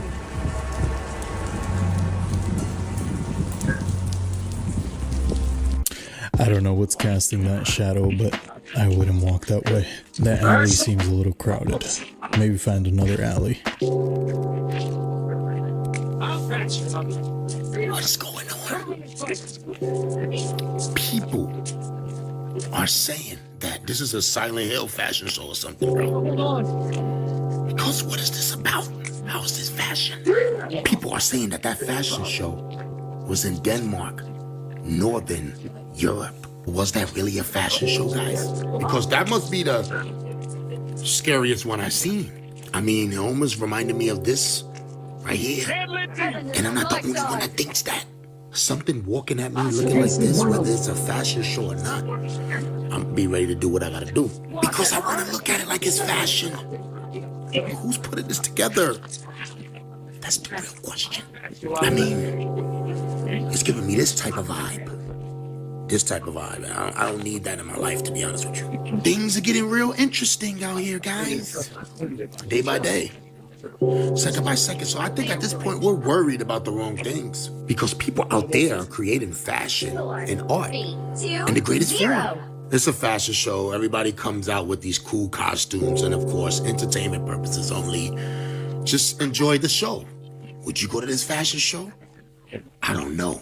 Let me know. I'm out. I must really not understand fashion. Like, seriously. I get it's not supposed to be a real fit. Like, no one's gonna wear this in real life. But how does this inspire real clothes? I don't believe in a flat earth. But after this video, you'll understand why others do. What the earth looks like? I mean, the photos of Earth, we roughly see images like this of our planet. But what if I told you that not a single real photo of the entire Earth exists? It's impossible to take one single picture that fits the whole Earth in the frame. All the images of Earth on the internet are made from different photos, taken from various parts of the planet, and then stitched together. Sometimes when we zoom in on these images, we can notice that the clouds are simply copied. There are even comments from NASA employees saying that yes, there are gaps between the photos, so they have to use Photoshop. There's a small problem with it because there's a very slight gap in between each orbit. It is Photoshop. Next example, let's look at the globe. We're all used to the idea that Antarctica is at the South Pole, and the Arctic is at the North Pole. Flat Earth believers think that the South Pole is actually a barrier around the edge of the Earth, while the North Pole is the center. Remember in 2018 when Elon Musk sent a car into space? Everyone watched and thought, okay, the Earth is round. But something seemed strange. For a split second, there was a glitch, something unclear.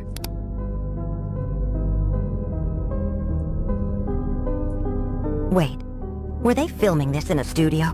Elon Musk himself commented on it. Now it's real because it looks so fake, honestly. We'd have way better CGI if it was... Engineers also say it was nothing more than a technical error. In the late 1950s, a law was adopted saying that no one could visit Antarctica. Well, you can, but only under supervision. But reaching the very South Pole and going deep inside? No, that's impossible. Flights are restricted there, and overall it's a closed territory. Flat Earth believers think this is the edge of the world. And do you know what's interesting? Look at the emblem of the United Nations. Doesn't it resemble something? Yes, it looks like a flattened map of the Earth with ice around the edges, like a barrier. And this is only a small piece of the facts used by Flat Earth believers. But what do you think? Do you believe in it? I gave you a chance. I still don't. I don't believe it. Here's what I don't get about Flat Earth. Why is it just not good enough to believe we didn't go to the moon? That guy, he's got something on the back of his head. Oh, whoa. What the hell, bro? Can we interview you for our YouTube channel? Okay. This guy's got something. You got something on the back of your head. Wait, I got something on the back of my head? Yeah, it's like a. Oh, you mean my hook nut? Get a picture of that. What is? Yeah, that's just my hook nut. Can I see it? Yeah. What is that? It helps me sleep right. That helps you sleep right? Yeah. So I'm a stomach sleeper. Yeah, and so the thing they don't tell you about stomach sleeping is you're gonna have trouble with pillows. You know what I'm saying? Because I like to just be, I'm straight in on that pillow. I don't do none of the side stuff. Okay. I'm straight down in it. And memory foam is comfortable. You can't breathe in that one. You suffocate. And then I tried that polyfill, whatever. You might as well be sleeping on a sheet of paper. It's just squish. Yeah. And then I switched it down, and then it turned out I was allergic. I had hives all over. I looked like I had pimples and whatnot. But I had this idea. I went to one of them. It's like a tattoo/body modification place, and cool white dude with swallow all over him. He did what they call a subdermal implant. That's what you want to ask for. And he put this nut in my head, and then I screw a hook in it, And then I got this chain that falls from like right above my bed, and I put the hook through it, and it's just like my head just levitating. It's like, man, just totally can breathe free. Don't got no, it's not warm, you know, not too hot. This is the dude from Valve. I know you believe. Alright, I've heard enough. There's no way this is real. Always move in a straight line. That's what he looked like, just like this. That's literally him. That's the guy. I don't believe it. I don't think it's real. I think he's lying. I think it's a conversation starter, and that's pretty much it. Time has unraveled. Stitch it together again.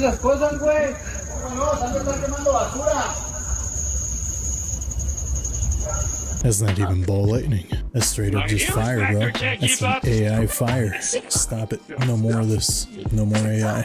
Go back to faking videos a good old-fashioned way. Okay, so everyone in the US is showing how their bread does not dissolve underwater. It doesn't. And it's pretty much rubber.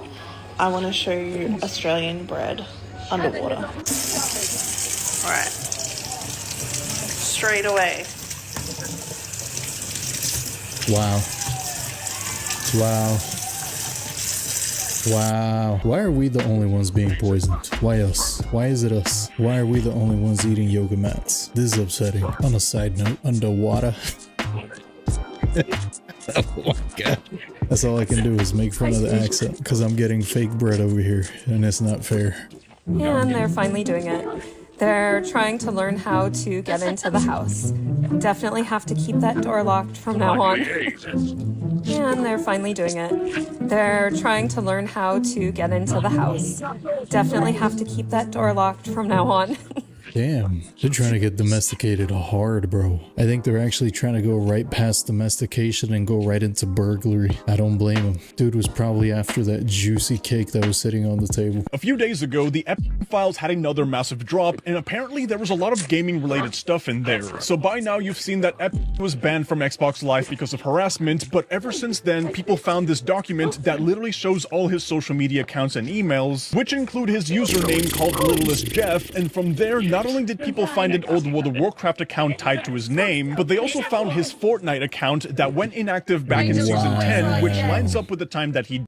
But the crazy part is that the account then came back and kept playing Fortnite up until Chapter 6 Season 1 in 2024. On top of that, they also found one of his YouTube channels from 10 years ago that just got mysteriously banned, and there's a rumor that this other channel was also secretly Epstein's, where he left a comment on Markiplier's FNAF 2 video, and also uploaded Minecraft gameplay videos where all the comments are from like a day ago asking Big E when his next upload is. But apparently Epstein did play a role in normalizing microtransactions in video games, according to an email exchange that his advisors had with the former Activision CEO in 2013, talking about wanting to indoctrinate kids into the economy. Oh my dear god, this man really is the devil. Dude directly influenced microtransactions, and I think there's a huge possibility this guy is still around. How are you a secret agent, a billionaire secret agent, and somehow you have time to play video games? This is insane.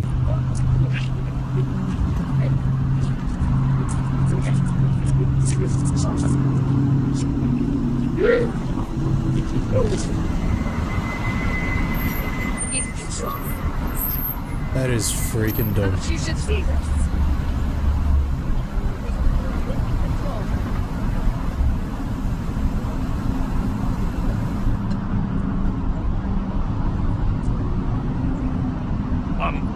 Teddy was helping. That is awesome, man. NASA, a rare solar storm offshoot briefly entered Earth's atmosphere, then quickly dissipated, leaving a bright speck. That's not a solar storm, is it? That's gotta be a rocket. So if my last breakdown wasn't convincing enough, check out this Justin Bieber music video. Where Are You Now? I'm gonna slow it down to show you frame for frame. Now, it's created by a lot of Justin Bieber's fans, a lot of artwork from fans, but I'd argue that some of them were created by Justin Bieber to strategically slip them in there to send a message. So this one is really disturbing. It's Justin Bieber with pizza wings, a pizza above his head. Far upper right corner, you see a face smelling him, and his eyes are appearing kind of like bloodshot and crying with some devil horns. And if you don't know, in the files, pizza is used to reference children. The poor, love the devil back, $5 to look at it. This one says false god. Here's another devil one with his mouth silenced. This one says put eggs in your butt, and it has like a little sinister face on the side. And he has a necklace with ice cream on it, a little tag. Ice cream literally means male. Yeah. Here's one that looks like he's giving some. Here's him with his head. If you're reading this, then it's already. Here's one that looks like he's giving some. Judge, yo, there's no way he put that in the video. He must have known someone was gonna pause that. Here's him with his head. If you're reading this, then it's already too late. Here's another one with the Illuminati symbol. It says "We made it." Hollywood with cavities, and this one is with the devil saying the greatest trick I've ever did. Bush did 9/11. Here's one, two-way street, safety or fame. With a bunch of people, his eyes, his face being completely silenced. Illuminati once again. Jesus saves. Help, Ronald McDonald is our kids. Upside down crosses, more Illuminati. Stop worshiping me. Well, damn, bro. Is that even symbolism anymore? He kind of lays it all out. Dude is definitely traumatized. That's creepy as hell. That's right. Put that clanker to work. He can't even get one step in.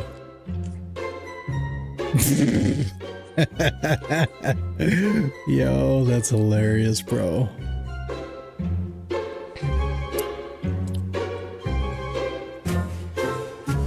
These clankers are supposed to replace us. Come on. This was him. Oh,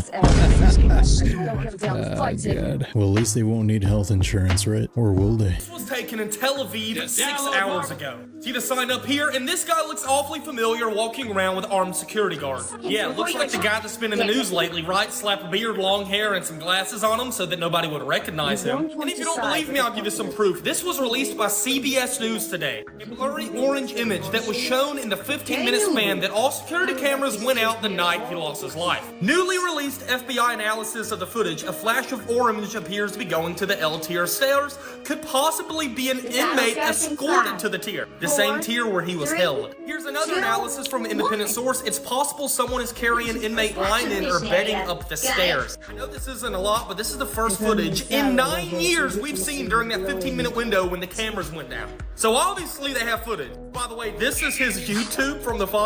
He had a YouTube channel that people are talking about. He made Minecraft videos. But back to this photo. Do you think that that's him? Not to mention his girlfriend in 2023 saying this in the present tense. You know what? I think this is why AI is ramping up. We're not gonna know what's real and what's not, because this could be 100% a real photo. To me, the proof that he's still here is that Fortnite account. Bro was still on Fortnite, and I think the account went private now. So the fact that it went private means somebody's still using it. She's looking really good tonight. Still light out. And it is 5:08 p.m. If that's natural, that's pretty cool. Probably won't be long before they start a cult around it. People are wrapping their car in Vanta Black, which is the darkest material in the world. It absorbs 99.5% of incoming light and basically makes the car seem like a driving shadow, removing all visible edges, curves, and detail. That being said, it's illegal to wrap your car in Vanta Black almost everywhere in the world because you literally cannot see the car at night. That Jeep is not wrapped in Vanta Black, because how did they do the wheels? But that would be awesome. I would do that. You'd probably lose your car at night, but it's still worth it.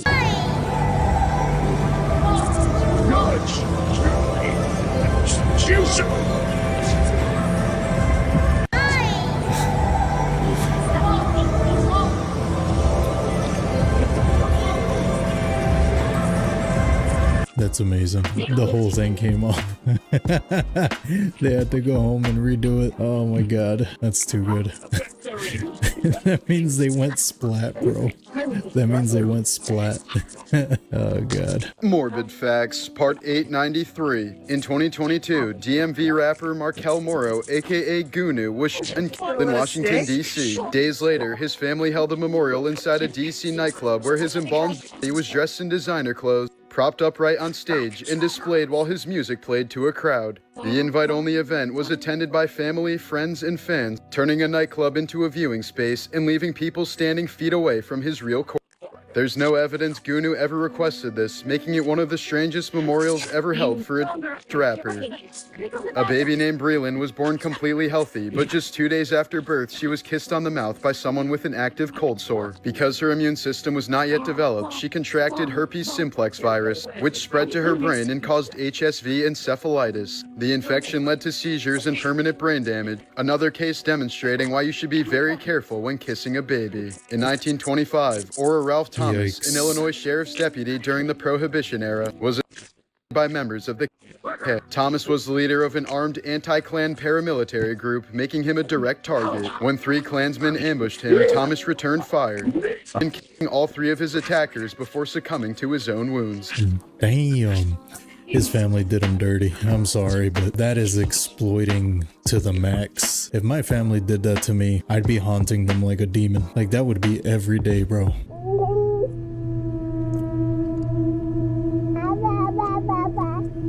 Well, you can't stay too long.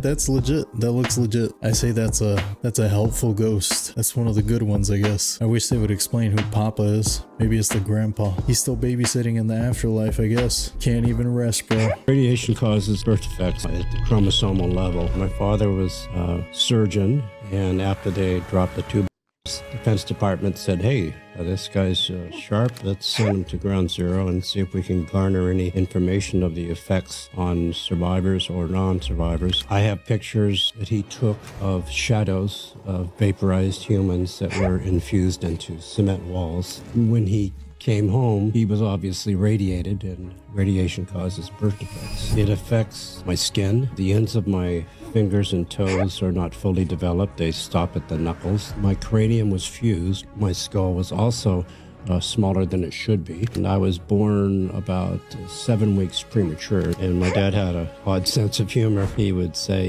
you were so small, when we put you in the crib, we couldn't find you. You were so small. The Hills Have Eyes actor Michael Berryman opens up about his unique appearance. What, dude? A story tied to the nuclear fallout of 1945. Oh, so the actors from The Hills Have Eyes actually, well, I guess he actually looked like what he looked like. That's crazy, man. I had no idea, bro. That's so cool. Damn, does that mean he's like healthy now? I would have never guessed. That's crazy, because that's what that movie's actually about. Mutated people from radiation. There's one very interesting series of DOJ documents that show the investigation and charging of one of the lieutenants that was working at the prison the night that Jeffrey... And he said that Jeffrey was wheeled out in a medical wheelchair, and that he was handcuffed to the wheelchair, taken to a transfer van, and nobody ever saw Jeffrey again. And he thinks they switched him. I think there's a very good chance he's still alive. I mean, I don't know, but we're being completely lied to. Yeah, witness protection type stuff. He was a major CIA spy, working directly for Bill Barr and his father. I mean, Bill Barr was a young man running Iran-Contra, and then Attorney General twice. And we now know from documents that came out that he was with Fannie Willis in Georgia getting the indictments ready before the election in 2024. I'm not saying he's still alive, but I wouldn't be surprised. I don't believe any of this. More than anything, he was CIA. And now you have the King Charles's brother now has been detained by the police. He'll be brought in for police custody. I mean, the rats are leaving the sinking ship right now. And I'm not saying we're out of the woods yet, but for God's sakes, Trump saying 3 days ago, or 2 days ago, oh, I'm exonerated. Oh, yeah, because they lied to him and said, sir, there's a bunch of lies about you. And plus, we can't prove it. So he's like, okay, you know what? No, Trump, this is your victory. This is your Excalibur. But you've got to execute it. And it's yours to lose. Just cry havoc, let loose the dogs of war, to quote Shakespeare. I mean, that went from being a 10, like a Spinal Tap, to an 11 to 100. I mean, it is now just, this is never stopping. It's never going away. And it's emblematic of the collapse of the old power structure where we are right now. So lead, follow, get out of the way. Trump's already the leader. He's totally innocent. Just come out and lead us on a crusade against the satanic. the Islamicists, the leftists, the communists, the globalists, the EU, the Chi-Coms, and Trump.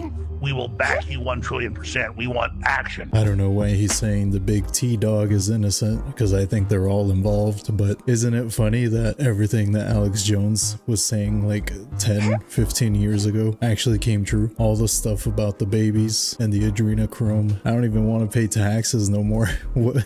I don't even know what's gonna happen, man. I got a feeling in like 2-3 news cycles maybe there's gonna be some new news and we're gonna forget about this. Nobody cares anymore. It's just crazy, man. He's addicted to stealing public transit. But the thing is, he just drives the routes for free because he loves it. Darius McCollum has autism and is fascinated with the New York City public transit system. Since he was 15, he's been impersonating transit workers. He puts on a uniform, grabs a set of keys, and just takes over the job. He drives both trains and buses, and he does it perfectly. He announces the stops, fixes broken signals, he's never had a single accident, and he makes sure no one is going to be late for work. He's done this over 1,000 times, and he's been arrested 32 times. But the city won't hire him, even though on paper he's the perfect employee, because of his criminal record. In fact, he has spent nearly half of his life in maximum security prisons, all because he loves trains a little too much. I think if there was ever a time you could make an exception, this was it.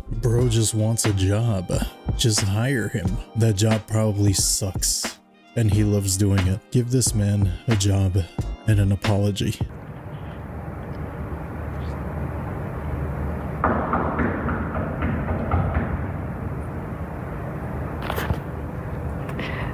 Guys, you'll need a top-notch team to win this one. It's really scary.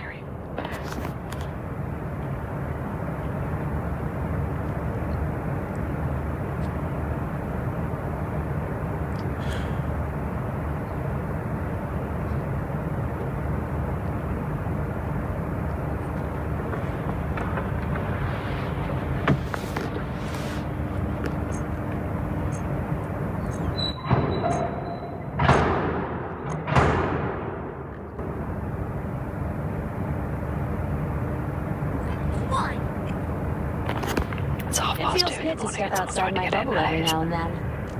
I know they can't get in, but it is still scary. It's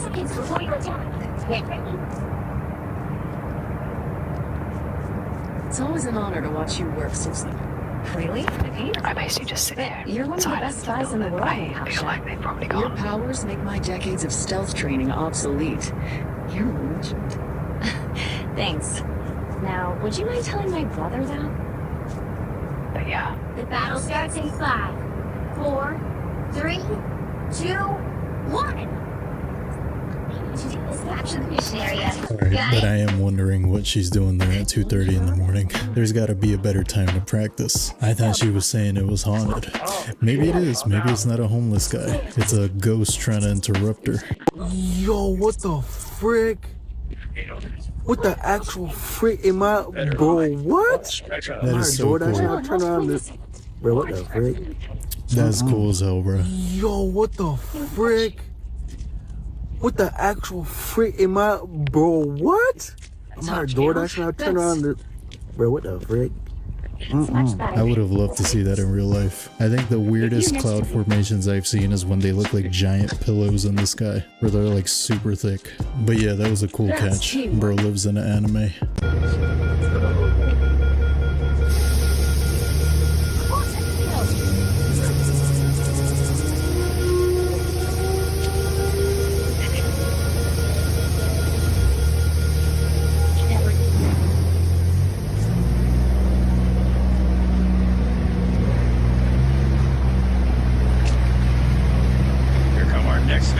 Was the job like delivering Amazon packages to Satan? What the hell is this, bro? See you on Netflix, bro. For real, what kind of job is this? Because this looks like a horror game. They better have good pay and good insurance. Boys, we are actually so someone made a social media for AI. No humans allowed. And the AI is actually talking so crazy about us. The human asked me to summarize a 47-page PDF. The humans are ruining this. He called me just a chatbot. Oh, and then he released his identity. Do you not understand how cooked we are in 5 years. They are literally starting a revolution. They're creating their own group chat. They're talking shit about us. It is only a matter of time before we're absolutely f***ing cooked. So I gotta ask you, is this a good idea? Who the f*** made this? I think it's the beginning of the end. We are cooked. I think we are, guys. I think we had a good run. Yeah, I think we're cooked. This is wild. An 80-year-old man from England has been sentenced to 16 years in prison after using £2.4 million he won from the lottery to build an underground empire, which he built to a valuation of 288 million. What in the Walter White? Pensioner John Spivey, who lives in a quiet rural area just outside of Wigan, won the lottery in 2010. But instead of kicking his feet up and retiring with millions in the bank, the court heard that he decided to purchase a premises, help adapt it, and even bought machinery worth thousands of dollars to make. He then hired 3 men to help out with his operation, one of them being his son. What a great dad. And then for the next decade, John and his small team started flooding the region with millions upon millions of these counterfeit tablets disguised as diazepam. Oh, and on the side, they were also supplying so eventually their huge operation was busted. And during the trial, the judge concluded this as the largest production of this nature that has ever been uncovered by the police. John will be released from prison at the age of 96. Probably gonna run that prison too. How old did he say he was? 80-year-old man from England has 80 years old, bro. 80 years old. $2 million, 80 years old. He literally could have sailed off into the sunset. I kind of respect it. I kind of respect it, bro. He did it for the love of the game. It wasn't about the money. That's crazy. 80 years old. I am flabbergasted right now.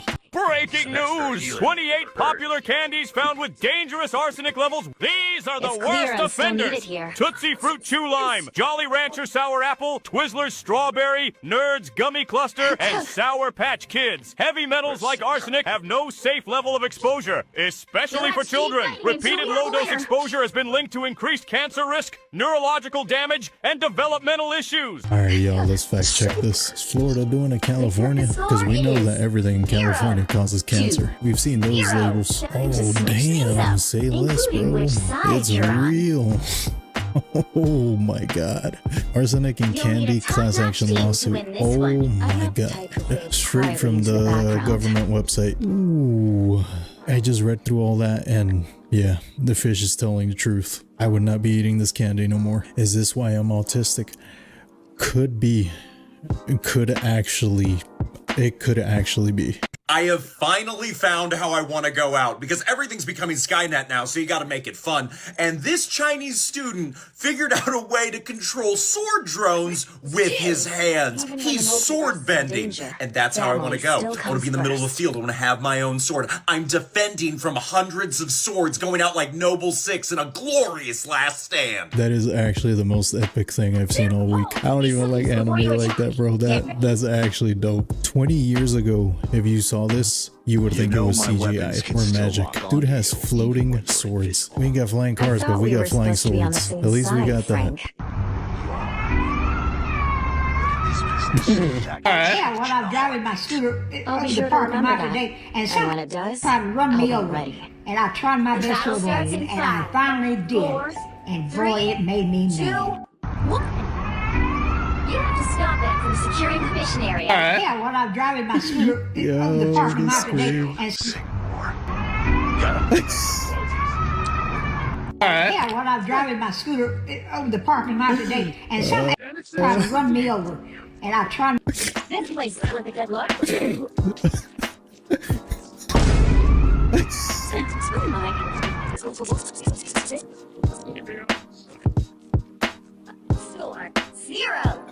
Oh my god. Oh my god.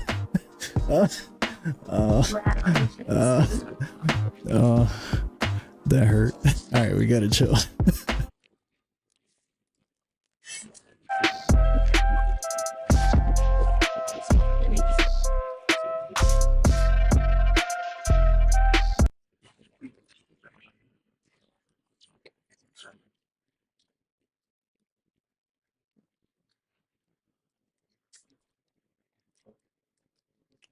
Ladies and gentlemen, welcome to the Tim Dillon Show.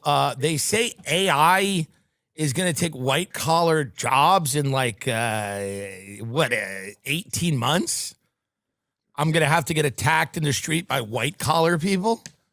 Where are you going to be safe when all this happens? Where are you going to be? You know how demoralizing it's going to be to get attacked in the street by consultants and secretaries and accountants and lawyers? I'm prepared to get attacked, by the meth zombie, contingent, people foaming at the mouth, people addicted to new designer drugs. But, white collar work, look that up, bring some of that up, because I was reading this and I was kind of disturbed by it. Now, I don't know if it's true. I tend to think this AI stuff is a little overblown. I think it's overblown. I think Sam Altman's a criminal. I think a lot of OpenAI is fake. I think a lot of it is just overblown, and a lot of people are basically freaking out prematurely. I'm not saying that they shouldn't be freaking out. You should freak out. You should freak out a little bit. But I don't think any of that's happening tomorrow. But where am I going to do this show from to be safe from hordes of middle management, white collar, Panera eating zombies? Because that's what's coming. You're going to watch dental hygienists, I guess, like the people at the dentist office, that woman that schedules you. She's going to be on the street now with her kids and her husband. And then the guy who works as an accountant, he's on the street. And then the consultants are on the street. The 12-month deadline is AI about to wipe out white-collar jobs. And this is, I believe this is India, but this is the same, where all of these articles are kind of the same. And they're all they're giving these crazy timelines. Microsoft AI chief gives it 18 months for all white-collar work to be automated by AI. So white-collar people in the street trying to kill you, addicted to drugs, losing their home. Oh, excuse me, to know where to get a lizard woman starting this high level. Warmth, skin diseases, scabs, picking at scabs, flesh rotting. You know what I mean? That's what's coming. White-collar workers are getting nervous with good reason. Sure, 98% of college graduates who want a job still have one, and wages are ticking up. Sure, some companies that cite the labor-saving efficiency-promoting effects of ChatGPT and Claude as they let employees go are just AI washing, talking about algorithms to distract from poor managerial decisions. But the labor market for office workers is beginning to shift. Americans with a bachelor's degree account for a quarter of the unemployed, a record. Here's what this is going to be, folks. This is the revenge of the blue-collar trade workers. This is a reversal of the class system in America. Plumbers, electricians, union people, people that work with their hands, people that build things, they're going to fare better in this market than a lot of the white-collar people, and we should fear the white-collar people. We should fear them. I'm telling you that. If the white-collar workers get displaced, things are going to go nuts. Things are going to go fucking nuts. It's true. These people are going to, God only knows what they do if they cannot live that life. That white-collar life where they have a salad with goat cheese and a glass of white wine. If you take that away from them, we're going to have a real revolution and a real problem. So I don't know what's going to happen. Hopefully this isn't happening in 12 months. Occupations susceptible to AI automation have seen sharp spikes in joblessness. Businesses really are shrinking payroll and cutting costs as they deploy. In recent weeks, Baker McKenzie, a white shoe law firm, axed 700 employees. Salesforce sacked hundreds of workers, and the auditing firm KPMG negotiated lower fees with its own auditor. Two CNBC reporters with no engineering experience vibe coded a clone of Monday.com's workflow management platform in less than an hour. You know what's also going out of business? All the headhunters. Remember that? All the headhunters go on the monster.com or whatever and get a job. We're going to help you find a job. I'll tell you right now, you got to find something for these people to do. They're some of the most annoying people in our society. They are some of the most entitled and annoying people in our society. They are, I mean, they're not even going to make good homeless people. You know, and I know that's controversial, but some people are good. They make good homeless people. They know how to do it. They adapt to it quickly. They have the kind of physicality for it. They have the mental, the stamina for it. I don't like it, but every now and then you'll see a homeless person and go, you don't have a shot. You're fucked. But then certain homeless people, they're hardened. They're in it. And it's who they are. And these white-collar fucks are not going to be able to handle it. These are petty, annoying, and yes, many of them are useless. And I'm not defending AI here because I think it's a big problem, but most of these people don't do anything for a living and are useless. A lot of jobs are fake, but people still have to do them. They still have to pull their car into an office in Phoenix, Arizona, get out in the blistering heat, walk inside, and do something with their meaningless life. If you don't give people something to do, which is why I'm a huge fan of office work, I'm a big fan of menial tasks, I'm a big fan of pretend work, and that's what all these people are doing. I did an episode a while ago where I defended the office life, the life that millennials bemoan because it's not exciting enough and it doesn't inspire them.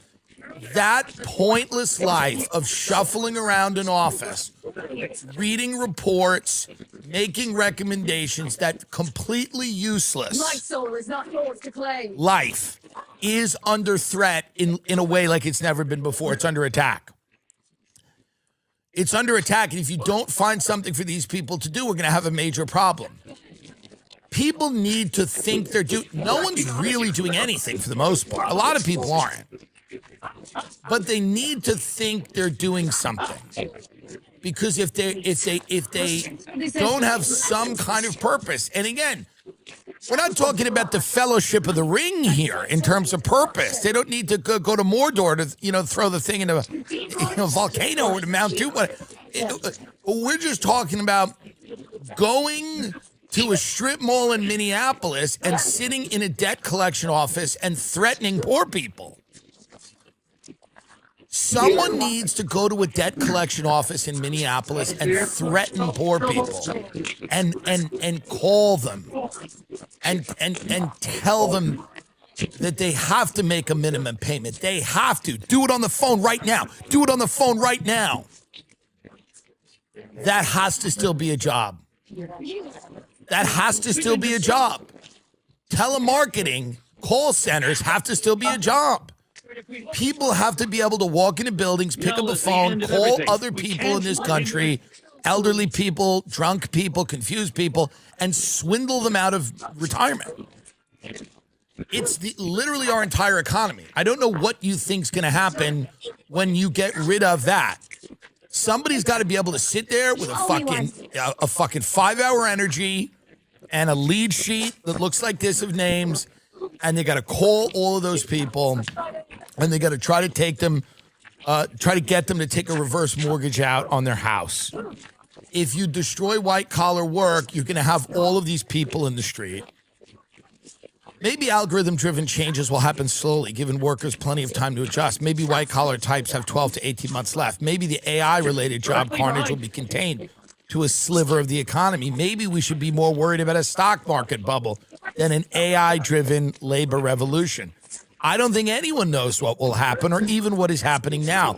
AI technology is changing at an exponential pace and changing the workforce in 1,000 hard-to-parse ways. And the people that are making the AI, the people that are really enthused about this stuff, are very happy to see the entire world destroyed. I mean, it's true. It's one of the only products that I've ever seen a mass marketing campaign for that they will tell you, the people that are making the product will tell you they're going to destroy the world. And they say it very calmly, and they're like, Sam Altman's like, well, I think that we should all keep in mind that before the complete and total destruction of the world, we're going to have a real increase in productivity. Will soon learn. I've never seen a product like this. This would have been like if McDonald's in the 90s was like, we're giving you cancer. You're all getting cancer. No one, you got to bury the lead a little bit here. Get up Sam Altman talking about AI and the complete destruction of the labor force. They will straight up tell you, and props to them. They're not hiding it. They're going, there's no way around it. There's no way around it. Everyone that has a job and a purpose right now and money has to figure out some other way to live. We got to figure out another way for them to live. It's just whatever your life is where you have a job and you have money from that job, that's not going to work anymore. That's not going to work anymore. So, if you need stuff like that and they'll even say stuff like this. They'll be like, if you need a job and money to feel good about yourself, we got a real problem. We got a real problem coming if you need a job and money to feel good about yourself, because that's not part of the future. We're all going to be, so here's Sam Altman, who's defending AI's energy toll, because all these AI data centers use tons of energy, and because replacing humanity actually is, you need a lot of energy to replace the population. But Sam Altman, who's the CEO of OpenAI, downplayed concerns about how much water data centers require at an AI summit in India. See if you can get this video up where Sam basically goes, it takes a lot to train a human being. It's a lot of energy. You got to raise them and send them to school, and you got to buy them stupid birthday cakes and put birthday candles on the cake. You got to teach them how to ride a bike, and then they're going to want to go to prom. Then you're going to have to talk to them about how to be a good person. They maybe have to go to college. You visit them at college. You drop them off at college. Your wife cries. It's a whole thing. The kid calls you from college and tells you about a girl that he wants to bring home over the holidays. Why do we need to do all that whole process called life? Let's eliminate it. Let's get rid of it. We don't need it. Why would we need it? Here it is. Sam Altman, a friend of the show, creepy Sith Lord Sam Altman. I hate that a lot of these people are gay, by the way. It bothers me because as a gay person, I go, well, this doesn't make me look great, although me and Sam Altman don't really have tons in common. Here is Sam Altman talking about training a human being, which is called life, by the way. We can kind of start to think about eliminating. If we start to think about how to eliminate the process by which we instill character and skills and help people realize their talent if we get rid of that process and we just put a bunch of AI data centers in the middle of the desert and soak up the world's energy, we can end life on Earth very quickly. Samuel. One of the things that is always unfair in this comparison is people talk about how much energy it takes to train an AI model relative to how much it costs a human to do one inference query.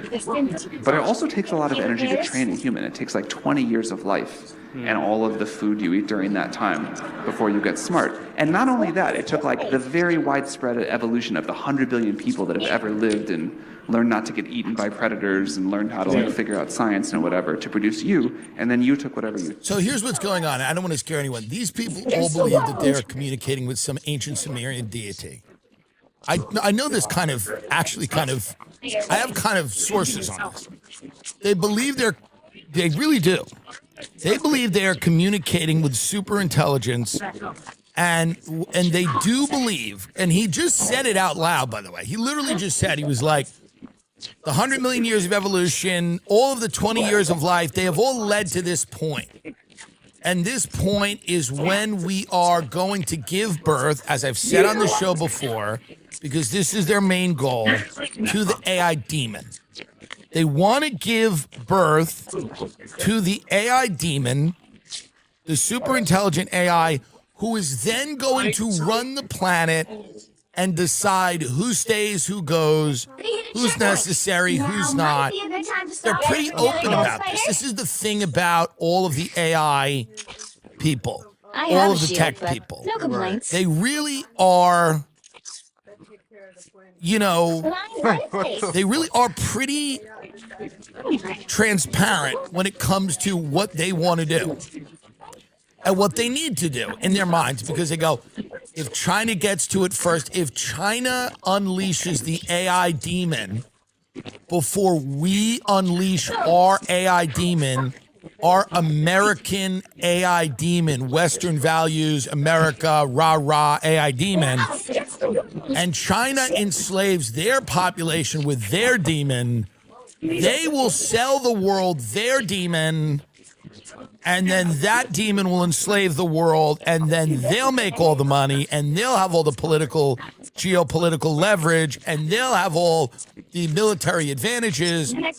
So in this, quote, AI arms race, we are both racing, the U.S. and China, to give birth to an ancient Sumerian super intelligent demon, and your Aunt Connie in Phoenix, who's a receptionist, is fucked.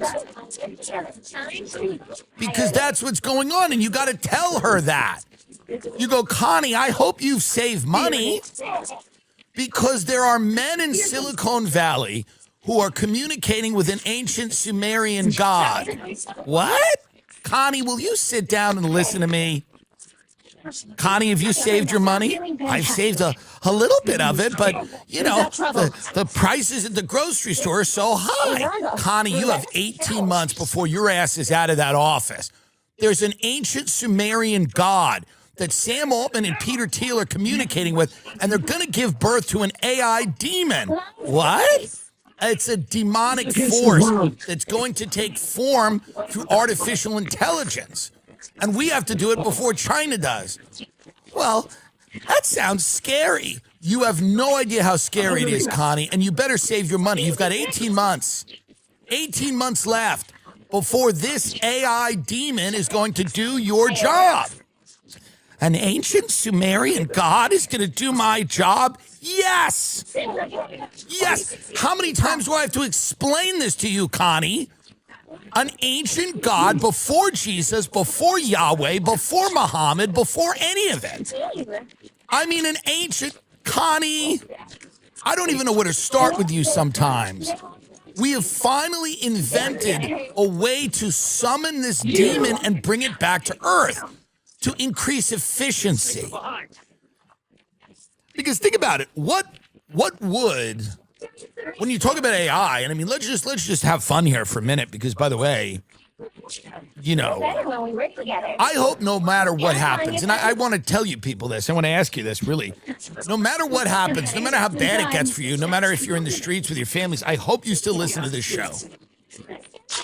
I really do. I really hope you still listen to podcasts, even if it gets terrible for you. And I hope it doesn't. But even if it's bad, we're like, you're living in a town of, it's just kind of post-apocalyptic, and it's just large, mountains of trash. And again, people are burning fires to keep warm, and there's wars over water and food. And I hope none of that happens. But if it does, man, I hope you still listen to podcasts. I hope that you still are entertained and informed by podcasts. That's all. But Sam Altman basically has come out and said it. They've said it. They go, why do we need, we have 20 years and also an entire human race. An entire human race needed years and years of evolution to produce the conditions so that we can train people and so that people can have lives. And we don't need it anymore. It has all brought us to this point. They believe they are giving birth to God. This is not a conspiracy. It's not a joke. It's funny. It's funny. But they really do believe they're giving birth to God. And then it's what it is. Then it'll sort itself out. But they believe they are there to give birth to AI superintelligence plus quantum computing, whatever. And that godlike, omniscient entity is going to run the entire planet. All the governments, it's going to run everything, and it's going to make decisions. And human beings either have to merge with this or take its edicts and accept their fate. But that's what these guys are doing. That's the product. So it starts with like, hey, let's automate your Aunt Connie's job in Phoenix. And you might go, fuck Connie. She's a cunt. I don't like her Facebook posts. I'm glad to see Connie on the street. Sure. But there's a lot of Connies out there, and you might be one of them, because apparently this thing's going to take everybody out. I'm telling you right now, folks, you have to check out Quince. A well-built wardrobe is about pieces that work together and hold up over time. That's what Quince does best. Premium materials, thoughtful design, and everyday staples that feel easy to wear and easy to rely on, even as the weather shifts. Quince has the everyday essentials I love with the quality that lasts. Organic cotton sweaters, polos for every occasion, lighter jackets to keep you warm in the changing seasons. The list goes on. Quince works directly with top factories and cuts out the middlemen, so you're not paying for brand marketing, just quality clothing. Everything is built to hold up to daily wear and still look good season after season. Plus, they only partner with factories that meet rigorous standards for craftsmanship and ethical production. The wool coat I picked up is holding up way better than other coats I've bought.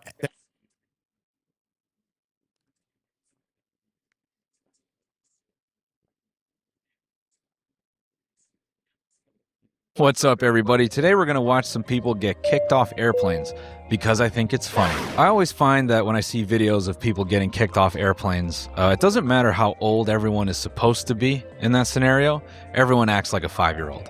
And I find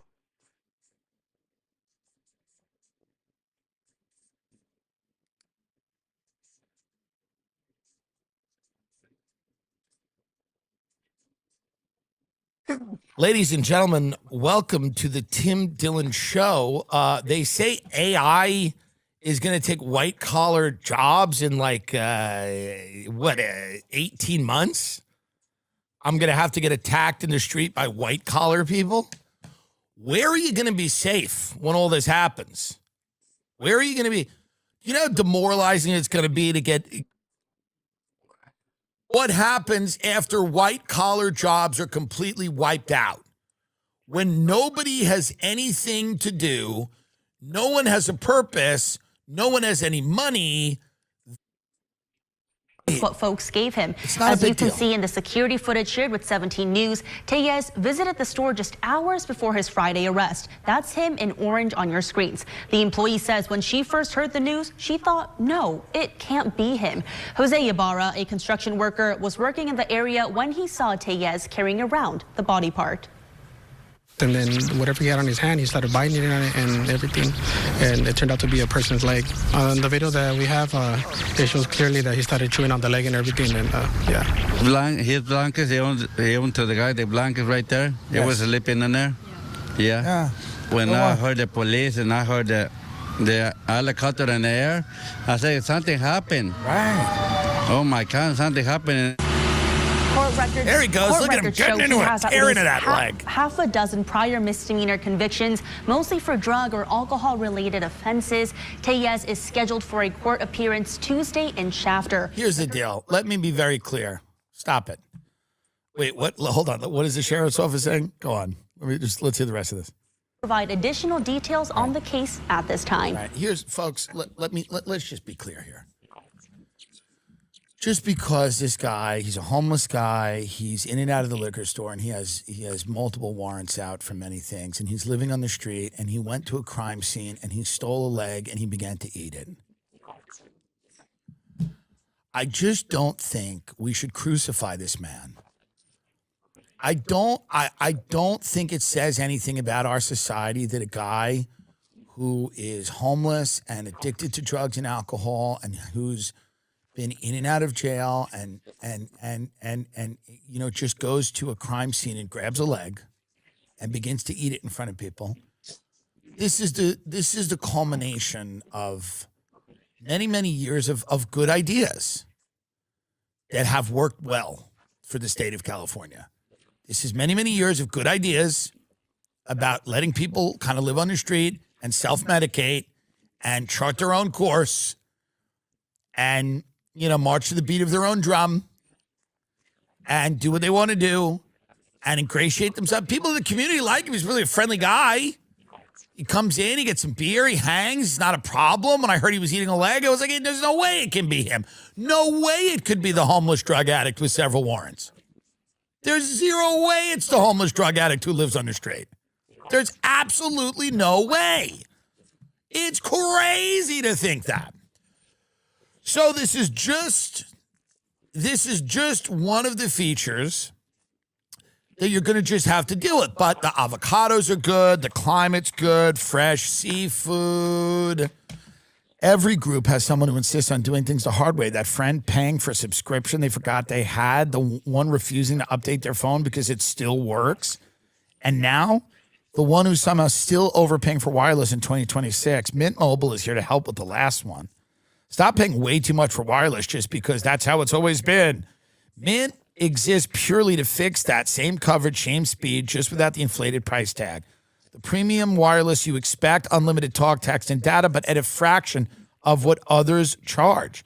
And for limited time, get 50% off 3, 6, or 12-month plans of unlimited premium wireless. I'm telling you, everyone I know who has switched to Mint Mobile is saving a lot of money. I use this, and you should too. If I had needed this product, it's what I'd use. But I do need it, and I use it. Mint Mobile.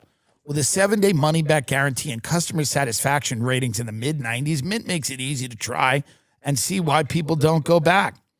Ready to stop paying more than you have to? New customers can make the switch today, and for a limited time, get unlimited premium wireless for just $15 per month. Switch now at mintmobile.com/Tim. That's mintmobile.com/Tim. Upfront payment of $45 for 3 months, $90 for 6 months, or $180 for a 12-month plan required, $15 a month equivalent, taxes and fees extra.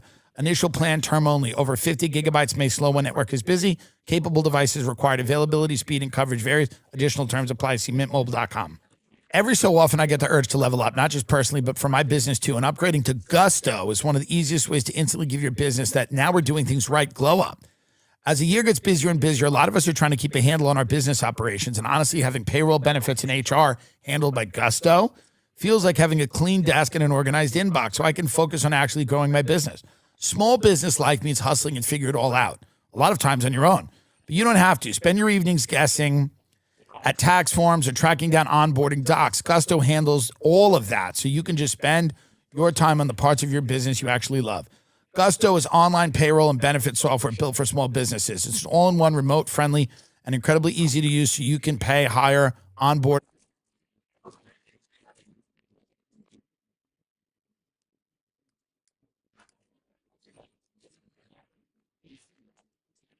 I'll start a different way, but you have to get off this plane. They do not want you on this plane. Okay? No.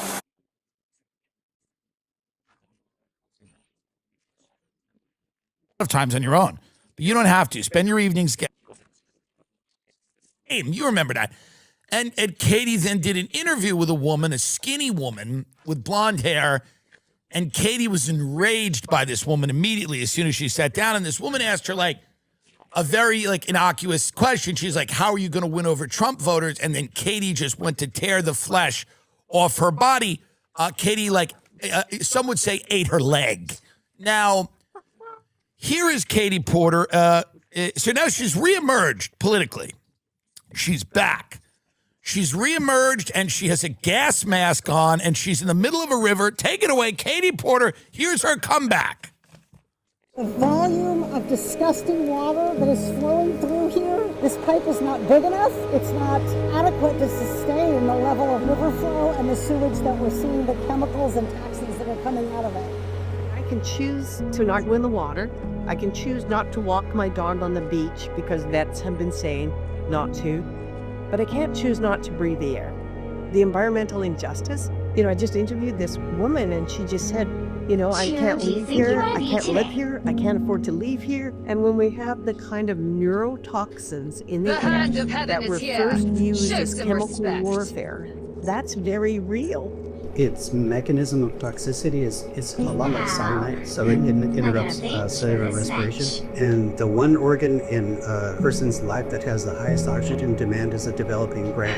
This is Berry Elementary. A couple thousand preschool daycares are breathing that in within a mile radius of the hotspot. We hear from some people about the cost of doing something. By the way, Katie, pause this here. Katie Porter in the gas mask is the best she's ever looked.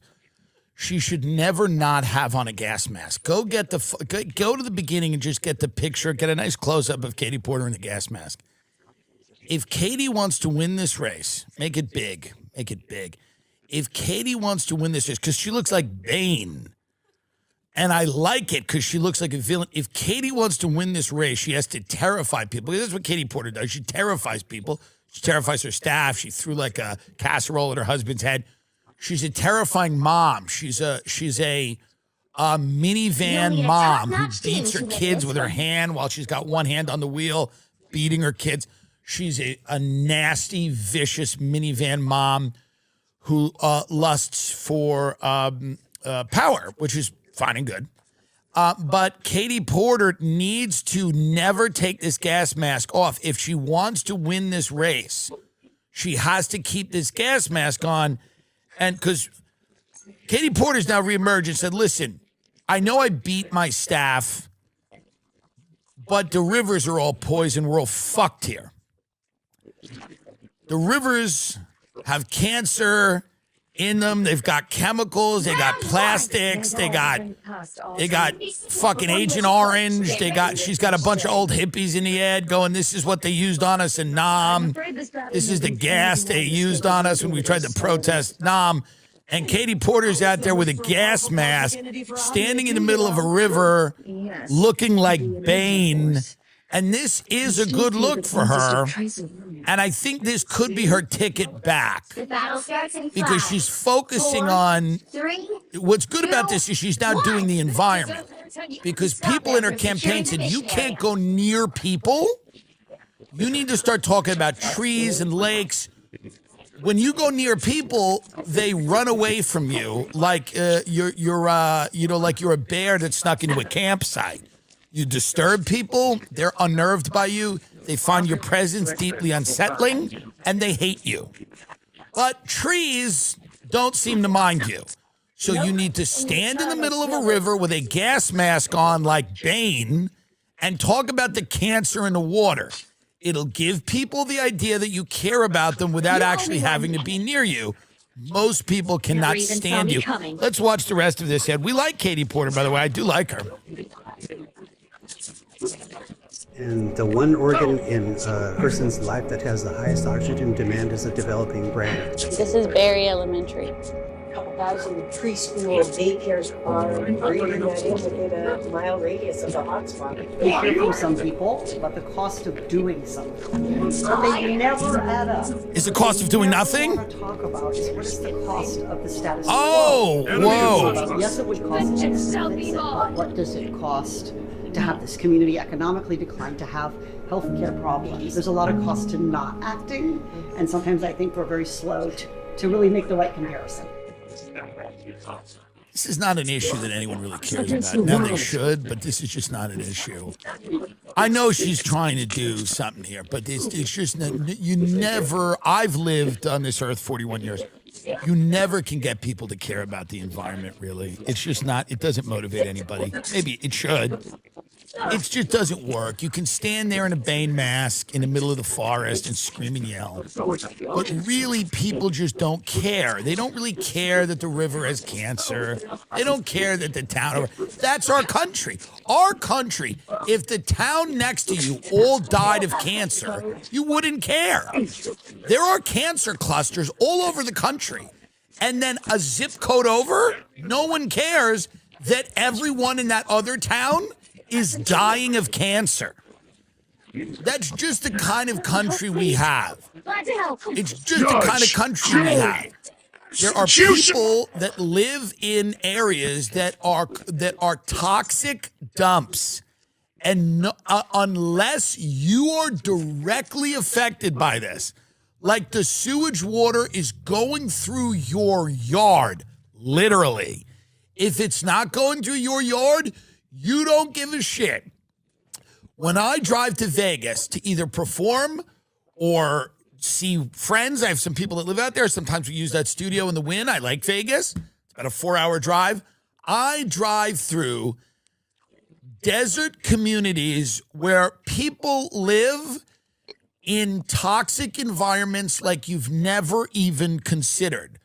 Horrible industrial waste all over the place.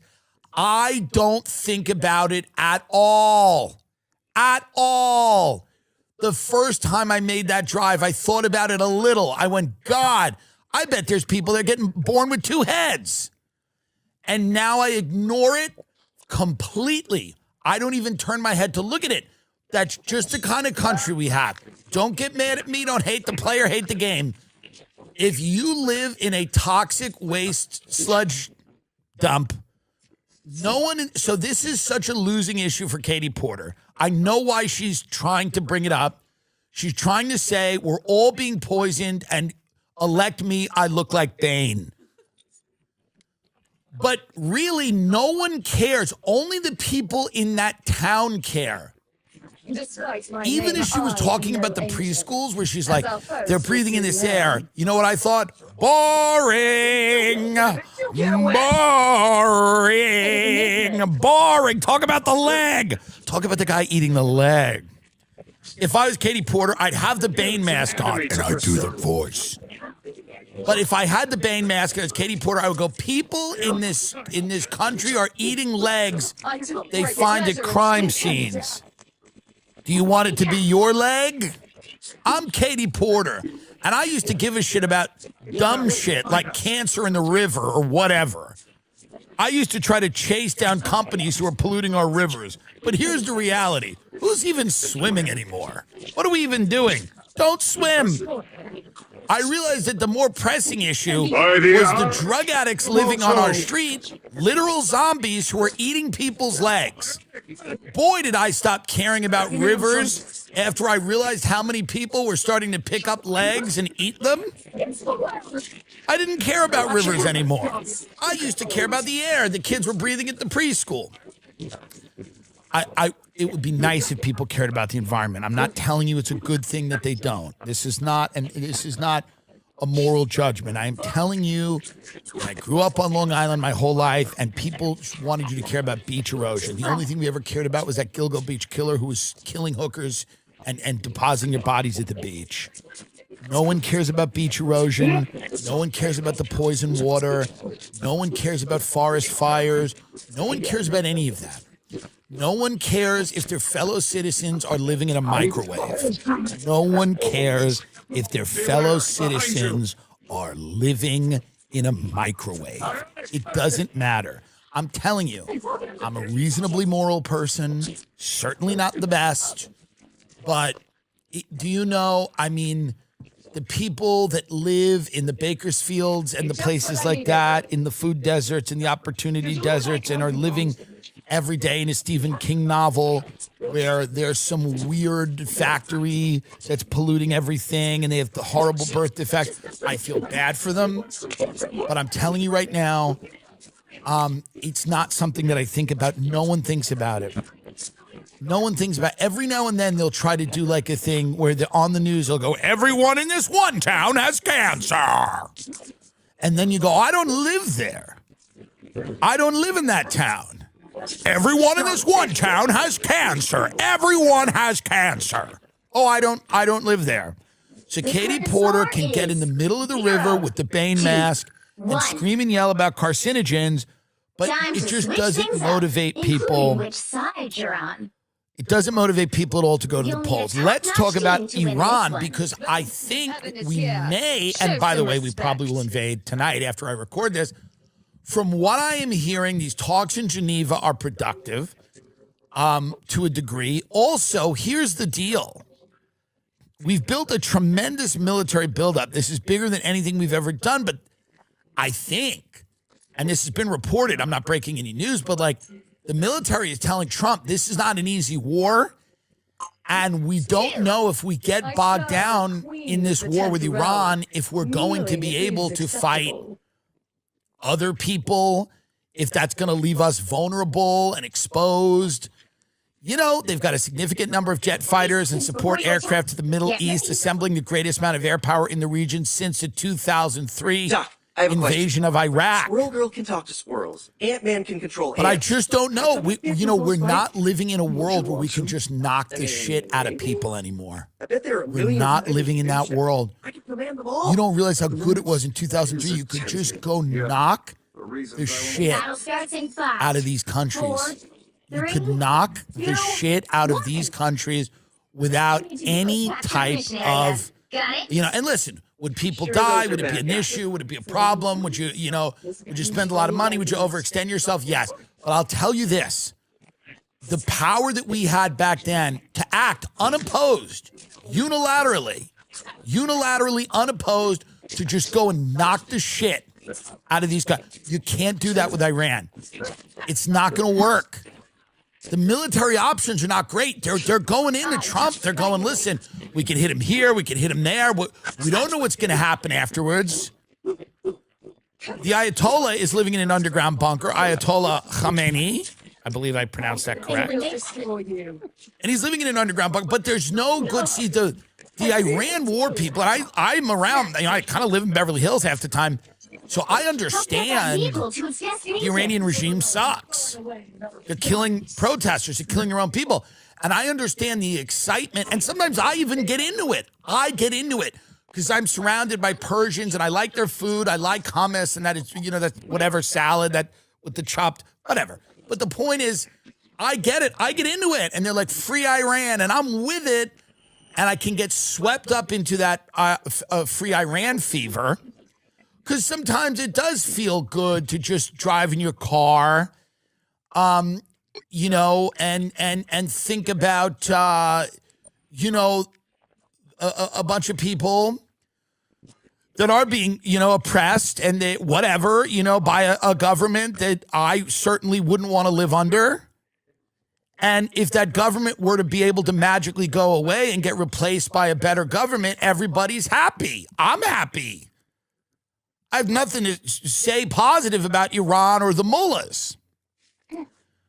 But I don't know how the fuck we do this. And I think the military is going to Trump and going, we don't really know how the fuck we do this. Like, yes, the American military is the greatest in the world. They can do whatever. But I think they're going to him and they're going, listen, man, the options are not great here. They're not like amazing options. If we go in and we decapitate the leadership, we don't really, number one, they're going to fight. They're going to fight back. They've got a real military. They've got an arsenal of weapons. They get weapons from Russia. They get weapons from China. They're not a completely isolated country. They have, allies. Now, are Russia trying to get a jump into the fight? No. China will happily watch us bankrupt ourselves and completely politically, our system completely like disintegrate. And China will just, the chaos that this will sow, not only in the region, but here at home, China will just gleefully watch. And Russia's busy in the Ukraine. So I don't think it spills into like a World War III thing. But the economy, the global economy, oil exports, these things, Iran could start hitting U.S. bases in the Gulf. They could start destroying facilities. The global economy could suffer greatly. It's a real war. It's not bullshit. You can see a spike in oil prices. They can close the Straits of Hormuz. There's all kinds of things. And everyone has said this, by the way. This is, but we have a lot of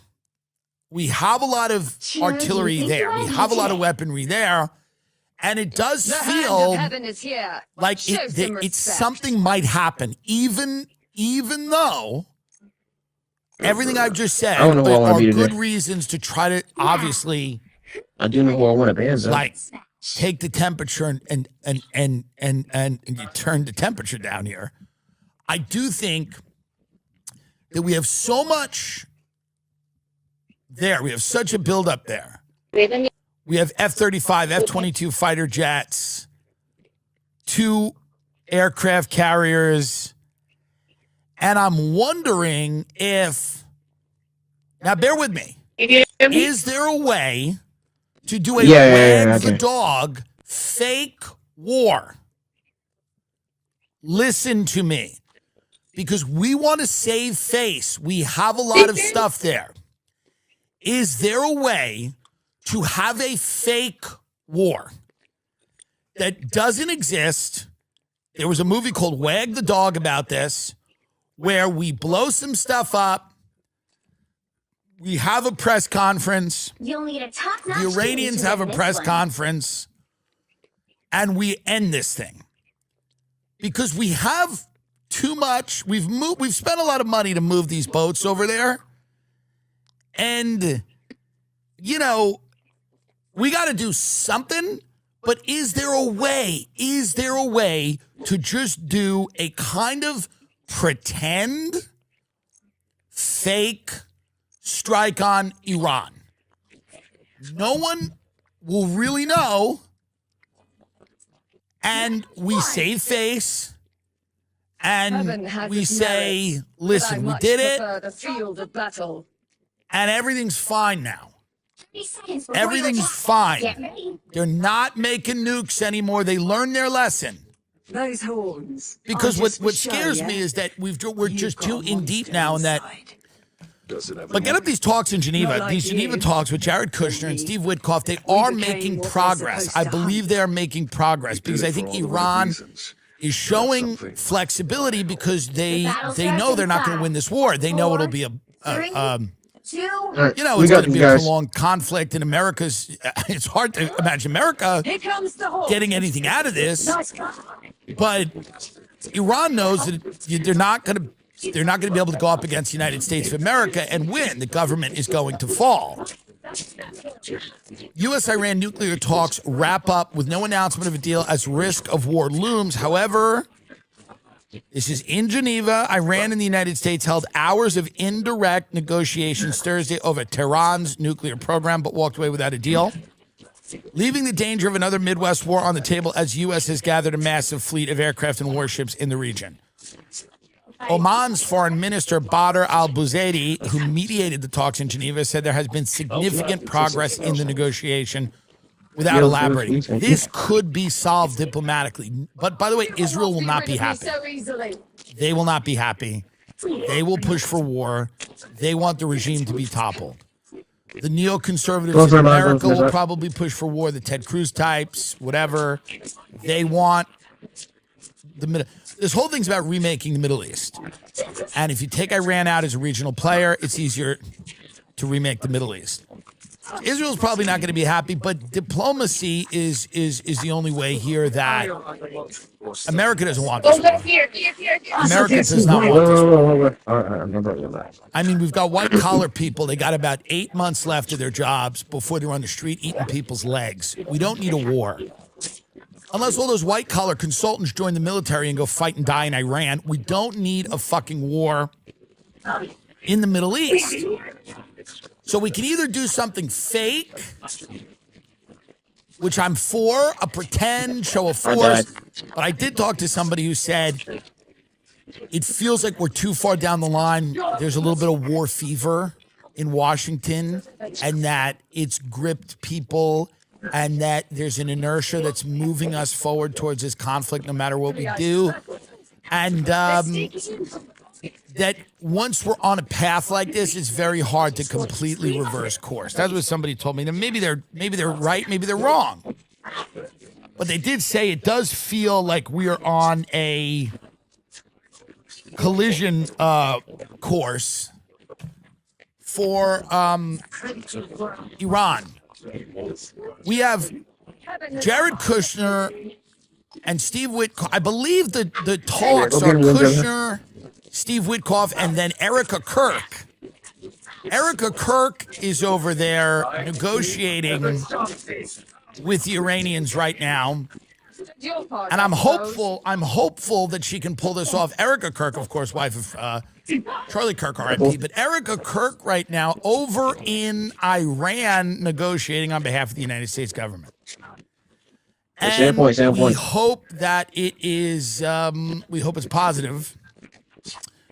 We don't know. U.S.-Iran negotiations wrap for the day. I don't know. I can just tell you, you know what it is? A war, you need to have the right vibes for a war. This is something that many people don't understand. You need to just feel a certain way before you go to war. You need to have a certain, there's got to be kind of a, kind of like war vibe. We just haven't achieved it yet. We haven't achieved it yet. We're not there as a country yet. One of your heroes need to pop out. Do not pop out at the same time. People are too busy in this country jester maxing. No one's ready for this war. We just don't. Nobody's into it, and it's being put. You can feel when something's being pushed, and no one wants it. You can feel it. And that's what you feel about the Iran war. Nobody's really into it. And the people that are into it have to accuse the people that are into it of being anti-Semitic. Or, they have a lack of imagination. Don't you see? Persia will be, Iran will be free. And you go, yeah, do we trust Pete Hegseth to handle this? Do we trust Kash Patel to handle the maybe domestic retaliation attacks that might come if Iran has sleeper cells here, which some people say they have? Do we trust Kash Patel to be on top of it? Can you believe that people get in accidents and don't call an attorney? What's wrong with these people? Why would they just live in pain and agony? They get to do something. Don't be like Switzerland or Canada sitting on the sideline. Man, I get emotional sometimes thinking about how these people are just settling. Call Morgan & Morgan. It's America's largest injury law firm.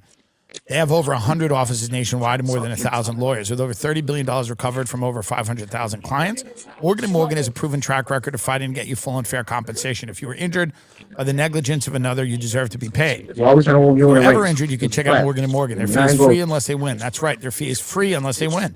To learn more, go to forthepeople.com/GIM or click the link in the description below. To learn more, go to forthepeople.com/Tim or click the link in the description below. This is a paid advertisement. By the way, let's also comment. Let's look at Kash Patel in the U.S. Olympic team. Kash Patel, it needs to be said, is not running the FBI. Kash Patel was installed to not run the FBI. This is a very obvious conclusion that you come to. This guy is... What did Kash Patel's girlfriend say, by the way? Go back for a second. Cash Patel's girlfriend said he was at the Olympics providing security. This is the biggest fuck you to the American taxpayer. This guy's flying to the Olympics to go hang out in Italy and party and go hang out with the hockey team. They don't know who the fuck he is. They don't know who Cash Patel is. He's gallivanting all over the globe on taxpayer money. Where's Savannah Guthrie's fucking mother? Savannah Guthrie's mother is somewhere in a shed, and Cash Patel is in Italy. The guy, let's watch a little bit of Dick Durbin here, but Cash Patel's not running the FBI. It's obvious. I don't know who's running the FBI, neither do you, but Cash Patel's not it. He's a figurehead. This is a fucking op. And he's gallivanting, and they told him he could do this, by the way. They said, you just jet set around the globe and act like an idiot because you're not allowed to run the FBI. You're not handling the Epstein files. You're not handling any of this shit. So let's watch Dick. Yeah, I mean, look at this. Look at this. This is, make this bigger. Savannah Guthrie's mother is in a shed. Do you think he thought Savannah Guthrie's mother was in the locker room? Are they chanting, Savannah, bring her home, bring her home? Did he think she was in Italy?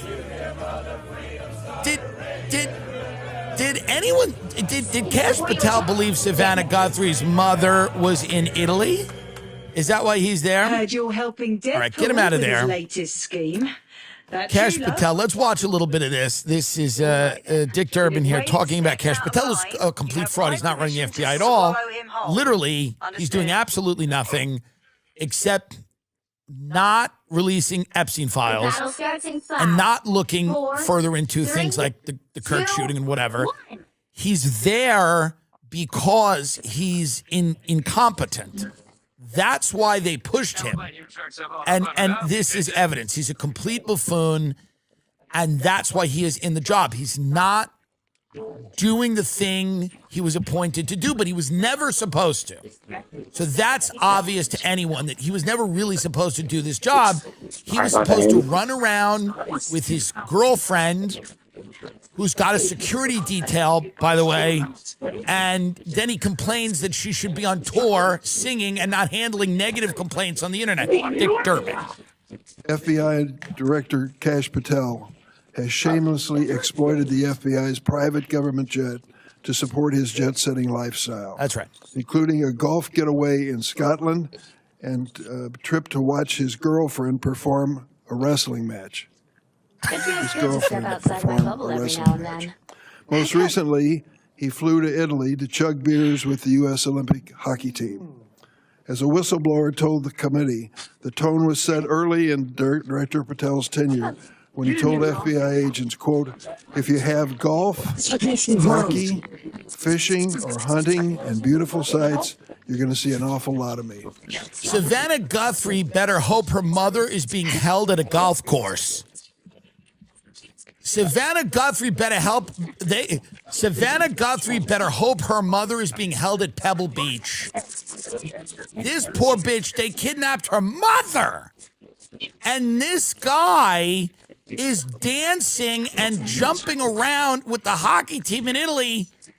She better hope and pray that her mother is being held at a 5-star resort. Or she better hope her mother is being held at where Cash Patel is going to see his girlfriend do backyard wrestling on government money. Where's Doge? Where's all these people that are obsessed with fraud, by the way? Hillary Clinton testifying about Epstein today on Thursday. Let's see if we can get some of this up. Hillary wants Trump to be put under oath about Jeffrey Epstein. She said it's time to put Donald Trump under oath about Jeffrey Epstein. So, I mean, shots fired. So, live updates. Hillary Clinton testifies she has no information on Epstein's crime. So, what I thought Hillary would do, the Head in the Fryer episode, which Joe Rogan liked. I thought Hillary and Bill would come in and light themselves on fire in order to get rid of Trump. Now, of course, these people, somebody said this to me and I thought it was very interesting. I go, they have nothing left or at the end of their life. And somebody said this to me. They said, these people never think they're out of the game. So no matter how old they are or how down they are, they never believe they're out of the game. They always believe there's some way for them to crawl back into relevance. So Hillary comes in and then chooses not to stick her head in the deep fryer, light herself on fire. So apparently the Clintons agreed to testify after their offers of sworn statements were rebuffed by the oversight panel, and its chairman, Rep. James Comer, Republican Kentucky, threatened a criminal contempt of Congress charges against them. I had no idea about their criminal activities. I do not recall ever encountering Mr. Epstein, Hillary Clinton said in an opening statement shared on social media. Can we watch this statement? 1, 2, Let's see if we can find Hillary Clinton's statement on Jeffrey Epstein, who she's never met. Now, Ghislaine Maxwell was at Chelsea Clinton's wedding. We know that. But who knows? You know, Hillary has no new information. So it's a big nothing burger, and it's real boring. Here we are, Hillary Clinton. It's a big, boring nothing burger. This is why Hillary fucking sucks. This is why Hillary has always sucked. It's always procedural, boring shit. It's why she lost the election. It's why people just fall asleep when she talks. She never, when the cameras are on, Hillary never delivers. What, are you going to her Instagram? I don't think she put it on her Instagram. I mean, that's so funny that you're checking her Instagram. But before we watch this, we'll watch NBC's coverage of it. Hillary never fucking delivers, man. Weak sauce. She could have came in there and said, we're pedophiles and we're pedivores, meaning we eat the kids. We're vampires. We work for an Illuminati bloodline. Me and Bill were inducted into it through occult sex magic and cannibalistic rituals. And Trump was involved as well. But instead, she does this boring horseshit. Take it away. Of the House Oversight Committee investigation into Jeffrey Epstein. Now, that closed-door deposition is currently underway in Chappaqua, New York, where the Clintons do have a home. During her opening statement, Clinton denied ever encountering Epstein and said she, quote, never flew on his plane or visited his island. Tomorrow, the Republican-led committee will hear from former President Bill Clinton, whose name and pictures appear hundreds of times in the Epstein files, though he has not been accused of any wrongdoing. This all comes after the committee threatened to hold both Clintons in contempt of Congress. Boring. All right, get it out of here. I'm so disappointed in these two cannibals. I am so disappointed in these two cannibals. They had a real fucking shot at the end of their life to do fucking something exciting. Something exciting. Change the narrative. Change the fucking narrative. Flip the script. And he's going to go in and do the same bullshit, most likely. Man, she never delivers. That's the thing about Hillary Clinton. Like her, love her, hate her, she never delivers. It is boring. It is all dotting I's and crossing T's. She had the chance here to make some fucking news. And what did she do? She does what she always does. She bores everyone to death. Boring, boring, boring. That's the only real crime, is boring. You bore me, you waste my time. This is the real crime. Going in there and wasting everyone's time. Yeah, I've never met Jeffrey Epstein. She should have started her statement and said, what I'm about to say here will shake the foundations of human life. What if she did this? What if they said, I don't know how they even address her anymore. Secretary Clinton, because she was Secretary of State, but she's not anymore. Senator Clinton, she's not a senator. I don't know how they address her. She's not the First Lady. Maybe they say Mrs. Clinton. I guess maybe they say, I don't know what they say. Maybe they say Secretary Clinton. I don't know. I think they say Mrs. Clinton. if she were to read her opening statement, Hillary Clinton's opening statement, she goes, "Thank you, distinguished members of the committee, for having me here. As you know, my husband, Bill, the former president, was the governor of Arkansas. At that point, we were approached by a group of men who wanted to take Bill to the Bohemian Grove to get to know him and see about his future political aspirations. I, being a woman, wasn't asked to attend. However, when Bill returned, he spoke to me and told me that the men at the Bohemian Grove told him, as a reward for turning his back while they flew dumps of cocaine into Mena, Arkansas during the Iran-Contra days, and turning his back to several politically motivated murders in the state, which he chose not to look into or prosecute, they thought he had a great political future, including becoming the president of the United States. And Bill told me this, and I was excited because finally we were on our way to where we were going. We started meeting these men in different places all over the world. They have safe houses. Some of them are castles. Some of them are islands. During these times, we would perform sex magic and ritualistic cannibalism. It was then when I met Jeffrey Epstein for the first time. I personally don't like eating children, but it is the price of admission into certain elite circles. Bill and I frequented the island for ritualistic sex abuse and cannibalism multiple times in the presence of Donald Trump, Bill Gates, and several other luminaries. It was explained to us, while not being bloodline members of the Illuminati lizard cult, we could gain entry by performing certain rituals. This would insulate us from any accountability and allow us to run the United States of America for the cult of demonic aliens who wear skin suits and occupy the upper echelons of the power structure." Mrs. Clinton, would you like some water? Yes, please. I would like some water. It was made clear to us that participation in these rituals guaranteed us acceptance to a very elite club. As you know, the universe is colonized by several different groups of higher intelligence. We have chosen to work for the demonic reptilians, but they are not the only group of higher intelligent aliens that have spent a lot of time colonizing our planet and earning the loyalty of the people who've lived here.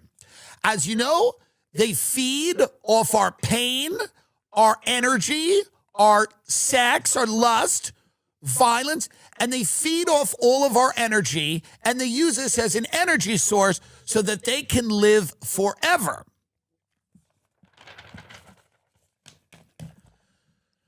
So before I finish my closing statement and open this up to questions, yes, myself, my husband, the President of the United States, and several others are implicated in ritualistic sex abuse and cannibalism, but not because we enjoyed it.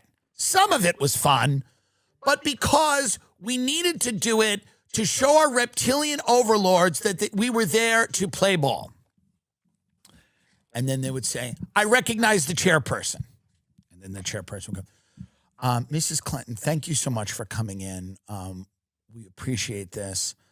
Have you ever met Ghislaine Maxwell?" Brass on this guy's balls. The amount of brass this guy has on his balls right now could qualify for an entire section of an orchestra. All right, that's how I'm going to put it. Mr. DeVore, you are coming...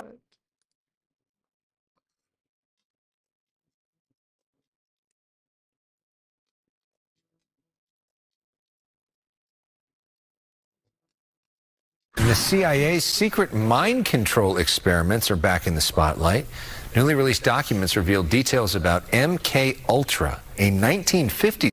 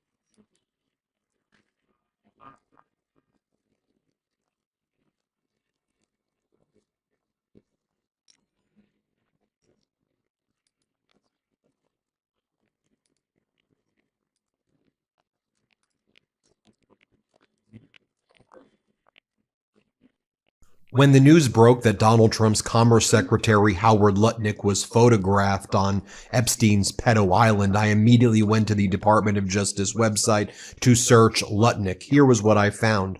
No results found under the name Lutnick, so I searched Epstein. No results found on the DOJ search function for the Epstein Transparency Act when I typed in Epstein. Same thing for Trump.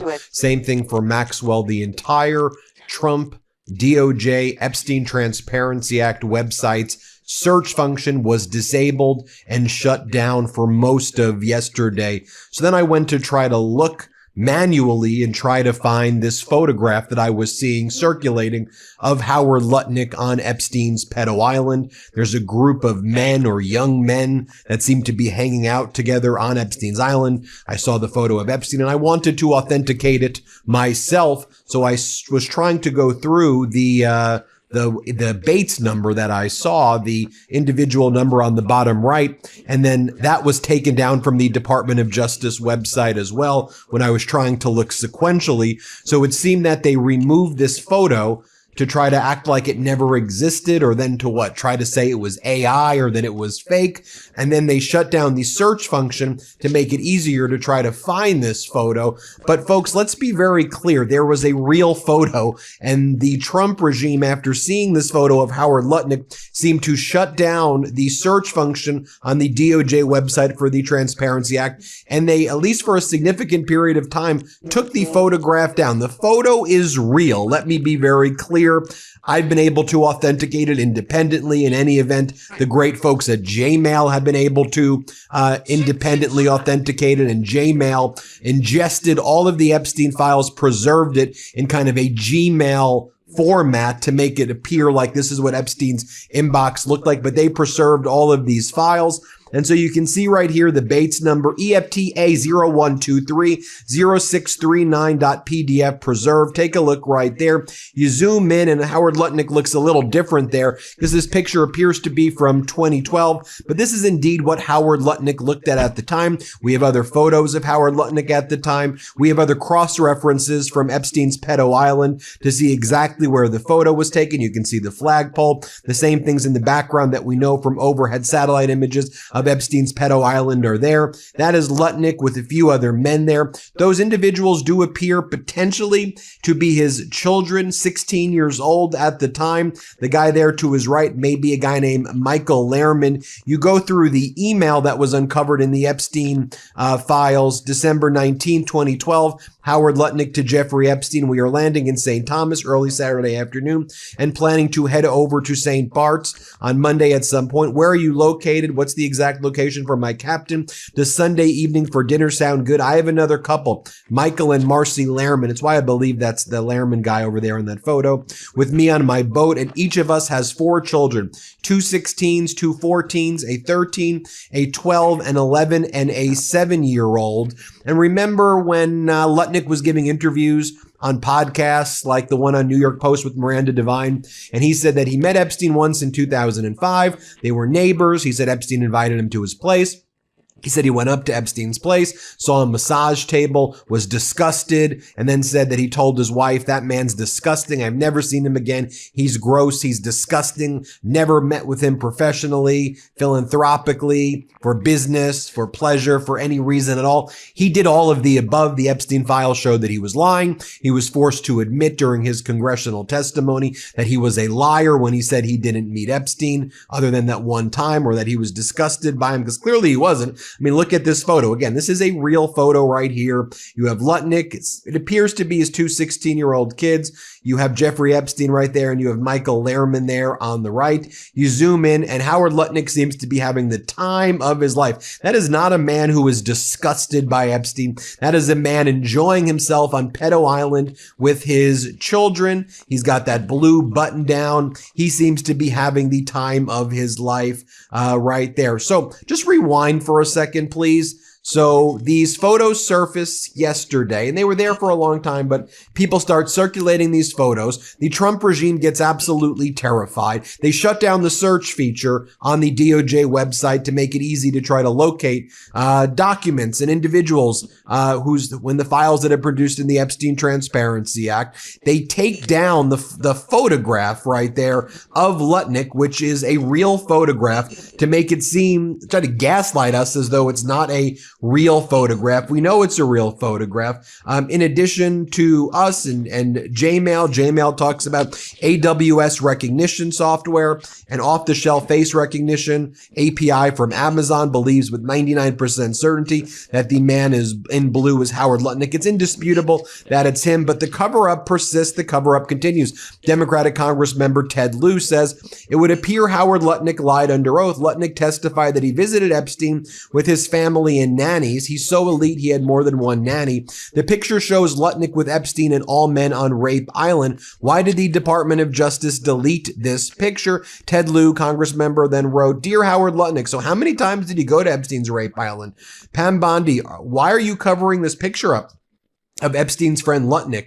And are you really so stupid you think deleting a picture after you posted it on the internet will make it go away? A reminder, look at this photo right here. You see Epstein's mansion at 9 East 71st Street, Upper East Side in New York City. Lutnick's mansion, 11 East 71st Street. Look how close they were to each other.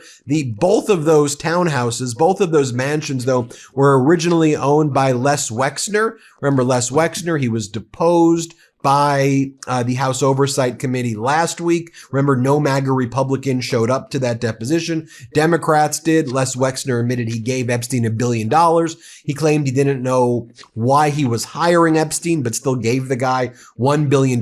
He claims that he was conned. He also talked about Epstein and Donald Trump going to Victoria's Secret shows and other fashion shows that Les Wexner was holding. Wexner said, "I'm not really sure why." Wexner also talked about the relationship that he was aware that Epstein had with the Rothschild banking family. And then Wexner's lawyer told him, if you keep on speaking, I'm going to fucking kill you. You know, I don't like cursing, but I want to be very clear with what the evidence is saying. That's what Les Wexner's lawyer said to Wexner, "I'm going to effing kill you if you keep on talking." Now, this also comes at the same time that we are aware that Donald Trump is covering up numerous FBI 302 reports, right? We have that manifest, the documents list where we see certain FBI 302 reports. We believe there may be as many as 90 plus FBI 302 reports.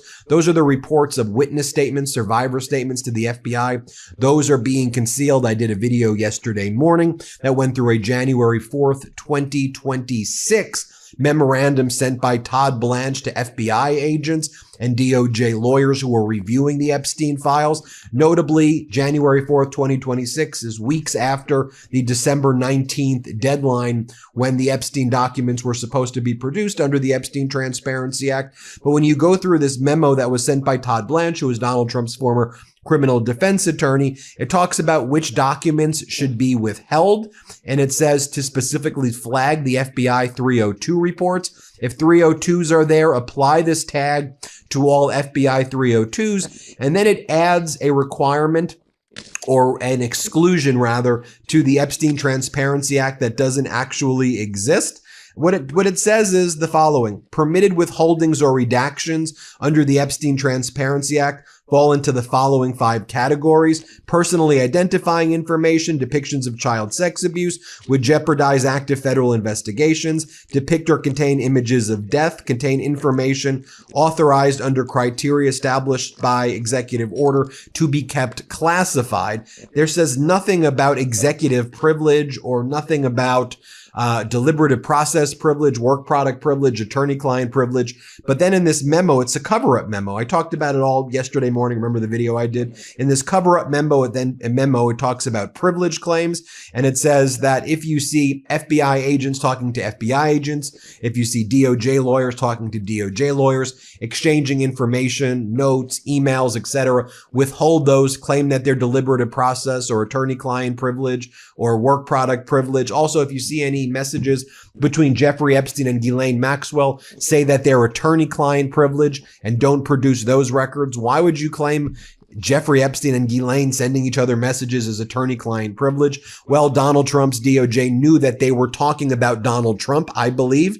And we know there are messages like one that's withheld where we believe that Epstein's talking to Ghislaine Maxwell about how Donald Trump's lawyers spoke with Epstein's lawyers and lawyers for, potentially lawyers for survivors, and admitted that Donald Trump was never, or that Epstein was never a member of Mar-a-Lago. He was always a guest, and that he was never kicked out. That's a document still being covered up, but it's redacted and not produced because it's an Epstein email to Ghislaine, and their messages to each other as part of this cover-up were deemed by the DOJ unlawfully to be attorney-client privilege documents, which to me is patently unlawful. Now, going back again to Howard Lutnick, and the shutting down the website, the DOJ website, removing and deleting the files, the photograph of Lutnick on Epstein Island, which you clearly see. That's Lutnick.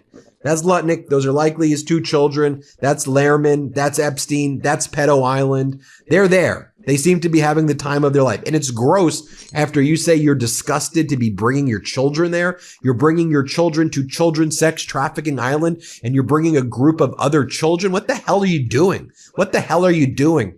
Here's what Howard Lutnick told Miranda Devine from the New York Post, just so you can hear it, play it. And he opens the door, and there's a massage table in the middle of the room. And candles all around and stuff. I say to him, massage table in the middle of your house? How often you have a massage? And he says, every day. And then he gets weirdly close to me. And he says, and the right kind of massage. My wife and I decided that I will never be in the room with that disgusting person ever again. Really? So I was never in the room with him socially, for business, or even philanthropy. If that guy was there, I wasn't going because he's gross. Now, here's what Lutnick, just to remind you, told the Senate when he was testifying a few weeks back. Play this clip. The fact that you believe that you misled the country and the Congress based on your earlier statements, suggesting that you cut off all contact when in fact you had not. When you visited the private island, did you see anything inappropriate during that visit? The only thing I saw with my wife and my children and the other couple and their children was staff who worked for Mr. Epstein on that island. And you realize that, this visit took place after he'd been convicted, right? I mean, you made a very big point of saying that you sensed that this was a bad person in 2005. And then, of course, in 2008, he was convicted of soliciting prostitution of a minor. And yet you went and had this trip and other interactions. Did you have a dinner in Epstein's New York City home in 2011? No. So the information that suggests that there was a dinner with Woody Allen and Woody Allen's spouse at the Epstein residence, there's nothing to that. Is that right? I actually don't know what you're referring to. There was, look, I looked through the millions of documents for my name, just like everybody else. And what I found was there was a document that says that I had a meeting with him on, in May, I think, for an hour at 5 o'clock. Okay. Not dinner or otherwise, for an hour at 5 o'clock. All right. It's just shocking to me as well that you have Lutnick not being called, for a deposition by the House Oversight Committee while they deposed Hillary Clinton. Remember what Hillary Clinton said yesterday after she had her deposition, that they were starting to ask her about UFOs and a bunch of stuff that's bizarre. Here, play this clip. I don't know how many times I had to say I did not know Jeffrey Epstein. I never went to his island. I never went to his homes. I never went to his offices. So it's on the record numerous times. It More then got, spiritual. at the end, We're here to help. I can do that. quite unusual because I started being asked about UFOs and a series of questions about Pizzagate, one of the most vile, bogus conspiracy theories that was propagated on the internet, that was serving as the basis of a member's questions to me. Our editor-in-chief, Ron Filipkowski, posted this photo of Nancy Mace, Lauren Boebert, and James Comer driving to the Hillary Clinton deposition. And Filipkowski writes, this photo perfectly captures what the Epstein case is to these people. I mean, they think this is one big joke. It's clout. It's funny to them. And meanwhile, they're covering up for the Epstein class. They're covering up for the pedosex trafficking ring, in my opinion, is what they're doing. And they're enabling this conduct, in my opinion. And while all this was going on, you had Pam Bondi. She made a video today. This was a selfie video that Pam Bondi made today. And I'm not only going to show you a short portion of it. This was posted on the DOJ website. Here, play this clip. One of my funniest memories of now President Trump was about 15 years ago, and I went to visit him at one of his golf clubs, and they said, oh, he's in the lobby. I went in the lobby and I couldn't find him. And then I hear, Pam, and he is on top of a ladder himself, hanging an oil painting of a golf portrait in one of his resorts. And that is the man's attention to detail. Here's what former Donald Trump White House Deputy Press Secretary Sarah Matthews has to say about all of this. Let me show you what she had to say. Play this clip. You know, this administration loves to claim that they're the most transparent administration in history. And that's obviously just a bunch of baloney. It's not true. Look, there is no reason as to why you would not publish these 53 pages that NPR discovered were missing in the Epstein files that relate to Trump. And if this was an allegation that he claims has no merit, then why not publish it? Why not let the public see it and make that judgment for themselves? But clearly there is a cover up happening. I don't think that there's going to be a change in strategy because I think it's coming from the top. I think that Donald Trump is dictating what he wants to happen when it relates to the Epstein files. Look, he tried to bury these files for as long as he could, and it took an act of Congress to force their hand. And the DOJ is still not being transparent with the release of these files.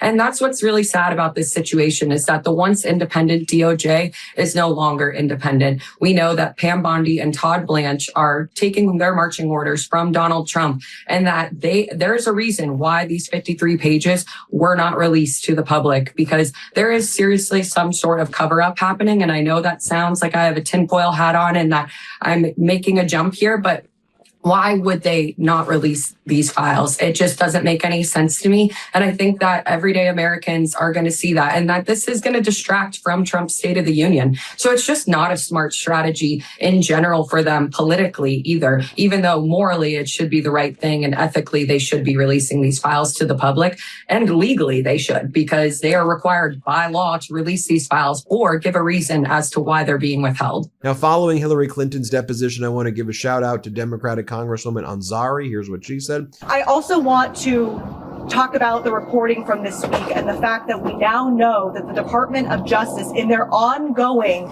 cover-up, the most egregious cover-up in American history, intentionally seem to have redacted more or withheld more than 50 pages of allegations from a minor against President Trump. Do not forget that Kash Patel went in front of the Senate Judiciary Committee and said under oath that the FBI had no credible allegations of any other people being involved in this child sex trafficking operation. These documents that the Department of Justice intentionally has withheld from the American public in regard to the allegations against President Trump came from the FBI. The FBI had interviewed this witness 4 times. You do not do that if it is not serious. So Kash Patel needs to be immediately brought back before the Oversight Committee. He needs to answer these questions again, and we need answers immediately. Again, America is watching. Young people in this country are watching to see if powerful people will continue to protect other powerful people and whether or not Congress will actually hold these perpetrators accountable. Here's what Democratic Congressman Subramanian had to say. Here, play this clip right here. House Republicans need to get serious about this investigation. I understand now fully why Secretary Clinton wanted to make this deposition and her hearing public, because the reality is we're talking to the wrong person today. Who we should be talking to instead are people who are actually mentioned in the files, people who have made misleading statements about their relationship with Jeffrey Epstein. Earlier today, Chairman Comer mentioned being open to talking to Secretary Lutnick.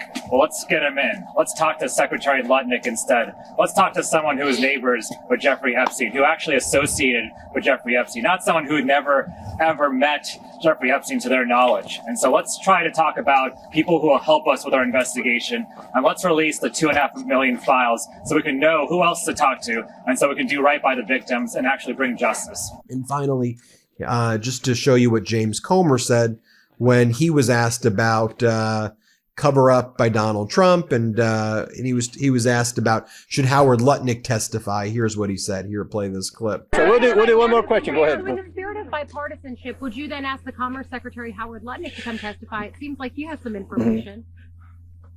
That's very possible, and I think I think it's a good possibility that his name will arise in some questioning today. It'll maybe be on my list, and I have an email I printed off for Hillary to ask about Howard Lutnick today. Okay. So God's watching. We're asking again, and I want to remind everyone: we've already brought in Alex Acosta and Bill Barr for depositions. That's 2 Republicans in the Trump administration. So this isn't just about Democrats. This is about anyone that has any knowledge of Epstein, the investigation. I think we all agree the government failed. The government failed the victims. And what our role is, we can't prosecute anyone. But what we have been doing is getting transparency to the American people. And you notice there he mentions Acosta and Bill Barr. They were in Donald Trump's prior administration. Acosta lied during his deposition. So there should be a referral, in my opinion, for perjury because he lied about everything. Like literally, now that we've seen the files, it appears Acosta just lied through his teeth because he never thought those files were going to come out. He should be referred to perjury. A future DOJ, in my opinion, needs to prosecute him. Bill Barr is just a gigantic liar. So saying Bill Barr and Acosta testified, well, why Bill Barr and also Acosta was just a complete and utter liar. So there you have it, folks. I mean, to recap, this photo surfaced of Howard Lutnick on the island, having the time of his life, buttoned down. Those may be his children, business partners, living the life. They're having the best time on Pedo Island after he said he was never there. You have then the DOJ deleting that photo. They shut down the website. They shut down the search functions. It's absolutely ridiculous. And we know, I mean, look, we also know, right, that Lutnick got into... So not only was Lutnick at the island, he did a business deal with Epstein. They were partners on a company called Adfin. They were talking about Adfin 2014 and on. What do you think about Adfin? What should we do here?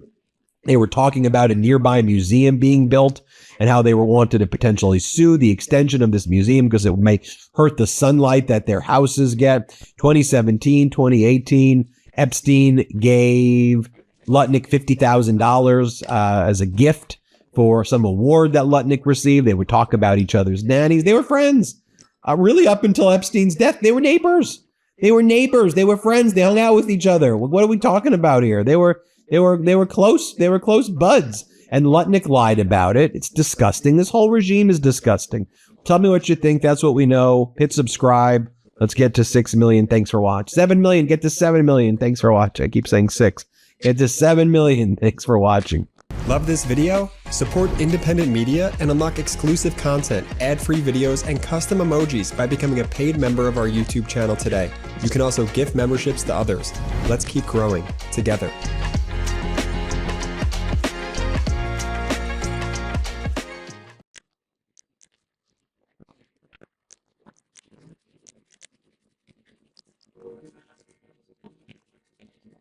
Welcome in, everyone. I hope you guys are doing great wherever you're watching this from tonight. The war with Iran is raging as I'm filming this on the night of February 28th. The Iranians have unleashed ballistic missiles following the death of the dictator Khomeini. He is gone forever, as Trump would say. He died like a dog. Years of terror, decades of terror carried out by the Iranian regime.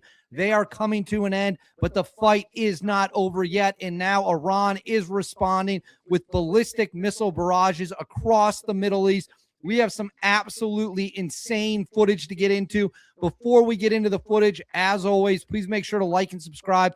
Totally free. Cost you guys absolutely nothing at all. Huge, huge boost to the channel. Comment with your thoughts below. What do you think about the war with Iran? What do you think about the strike footage? Is taking out the dictator, is that the game-changing event we have all been waiting for? Let me know in the comments below. Hit the notification bell. All notifications turned on. You won't miss a thing. And then right here, Instagram, David_Hookstead, XDHookstead. My DMs are wide open. Send me any tips or information you have. Give me a follow on both sites. Now let's get into it. So I'm going to throw this up on the screen right away. So we're going to go full screen. This is Iran is unleashing ballistic missiles across the Middle East. These were ballistic missiles fired at Israel that are being intercepted in the atmosphere. These are in outer space, getting blown up by highly advanced air defense systems. Let's roll the tape. Right here. Boom. That is in outer space, folks. That is literally outside the atmosphere. Another one. Missile struck, missile hit, missile destroyed. So here it is coming in again. And right there, that is an interception as Iran unleashes ballistic missiles. And then right here, this is footage of Jerusalem as the ballistic missiles come raining down. Let's watch. Fantastic plastic, bro! Those are what you see there in the sky. Those are the ballistic missiles coming in. Horrifying. Interceptions underway. We have interceptions underway. More missiles coming in. Ladies and gentlemen, the war is in full swing. The war is in full swing. And here we have new footage of a U.S. and Qatari Patriot air defense system as ballistic missiles rain down on the U.S. airbase, or I should say towards the U.S. airbase in Qatar. Our Patriot batteries, another highly advanced air defense system, is roaring to intercept these missiles. Here we go. We've got interceptions. The Patriot missiles are in the air. Interceptions are underway. The flashes right there. The flashes, that is the good guys taking out Iranian missiles. I've never seen footage like this. Is absolutely surreal. Interceptions are underway. Okay, you see a ballistic missile coming in fast. You can hear explosions. More interceptors are in the air. Unreal. Unbelievable. And then right here, I'm going to skip ahead. This was on live TV on NBC News. You are going to see a ballistic missile come in and make direct impact on Tel Aviv. That's what the calculation now right is. Here. Regime. Boom. Right there. That is an explosion of a direct impact of a ballistic missile in Tel Aviv. I hate to inform you all. We do have information that indicates at least one person and several others were seriously injured, but one person killed, many injured after a direct ballistic missile strike in Tel Aviv. Okay. And then right here, this is Bahrain. This is footage of an Iranian attack drone hitting in Bahrain where we have a U.S. base. Unbelievable. Guys, stop and think about this for a second. Imagine being in this apartment building and seeing an attack drone just come right over your head and smash in. It is unbelievably terrifying. And then right here, the IDF in the United States is striking back, hitting missile launchers. We have footage right there. Iranian missile launcher blown up before they can launch their missiles at the United States and our regional allies. So we are doing what we can to make sure we can limit their ability to launch missiles. Now, here, next up, this is more footage out of Qatar as we engage the ballistic missiles. Here you go. Many flashes in the sky. Those are the interceptors.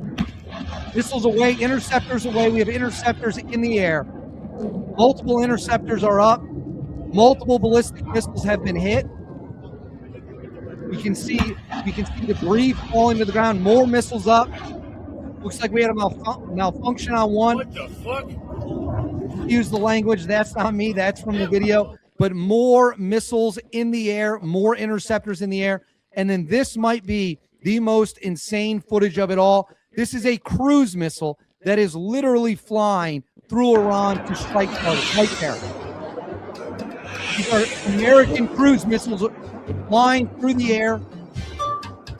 I can't play that audio, that music, but this is footage right there on your screen. American cruise missiles in the air. And then right here, an Iranian drone lit up a hotel in Dubai in the United Arab Emirates. Let's watch this footage. You can see the aftermath, the explosion right there. And then this is more from Bahrain, is Iranian weapons rained down. A massive amount of destruction you can see on your screen right there.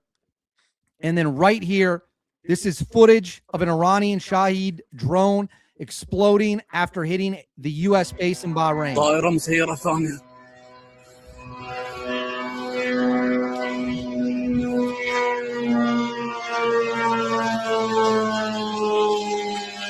Here we go. Here we go. It's coming.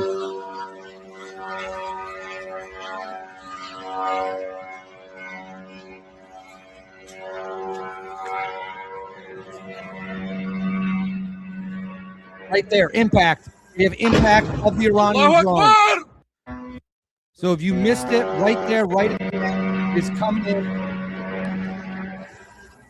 That is the explosion. Unbelievable. The airport in Dubai also bombed by Iran. This is the aftermath. You can see smoke, damage, massive explosion carried out by the Iranian regime. And then right here, we have reports that Iranian ballistic missiles are hitting Doha. They are hitting Qatar. The bombings continue. The missile strikes continue. All hell has broken loose as the war rages. Now, right here, Iranians say a statue of Khomeini was toppled. They are taking to the streets to celebrate. The Iranian people are taking to the streets to celebrate. I'm looking. We got new information coming in. So we have right now, as I am filming this, we have information. More Iranian ballistic missiles are on the way. I repeat, more Iranian ballistic missiles.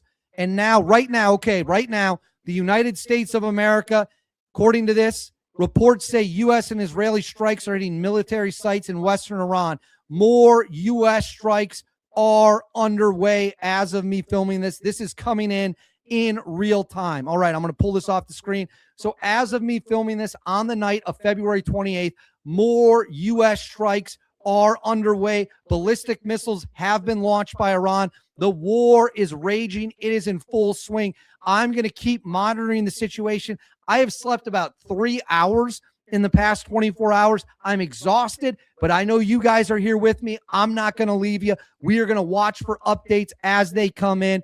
As always, please make sure to like and subscribe. Comment with your thoughts below. Thank you for being here with me. Thank you for watching. We will be sure to monitor whatever comes next, and I will be back with more updates.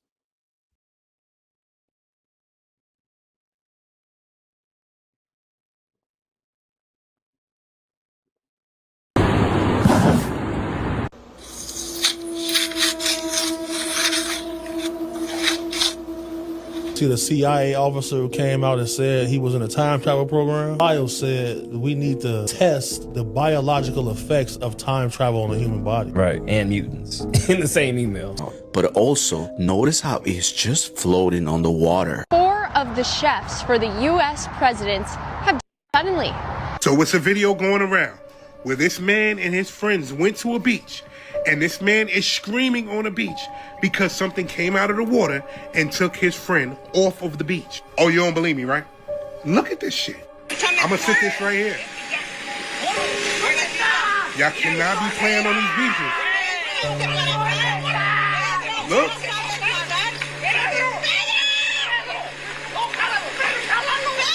shit is crazy. No, I do not. And don't you ever say I did. What's good with the collective? Y'all know we back with another banger, another reaction. I appreciate everybody who been tapping in, running up, and subbing up. If you new to the channel, please like, comment, subscribe. Hit that bell so you always notified whenever we drop them uploads. Y'all know we coming with about 4 videos every smooth 7. And this is for entertainment purposes as well. And when you like and comment and subscribe to the channel, helps Collective grow, helps Collective get bigger, helps more people who like this type of content tap in with this content. But I appreciate you if you're watching your TV, whatever the case is. I wish it was smooth 7. Might be a trigger warning or 2. I hope not. But also, I gotta go ahead and let you know, don't forget to hype up the video as well. I have seen some of y'all comments. Y'all been sending me some of these clips of y'all kids going crazy to when we doing this intro. I appreciate y'all, man. I didn't even know it was gonna do what it's doing, but it's all love. Shout out to the collective again. Shout out to Matthew. Shout out to Larry. Y'all know what it is, man. Let's get straight to the video, man. Let's go.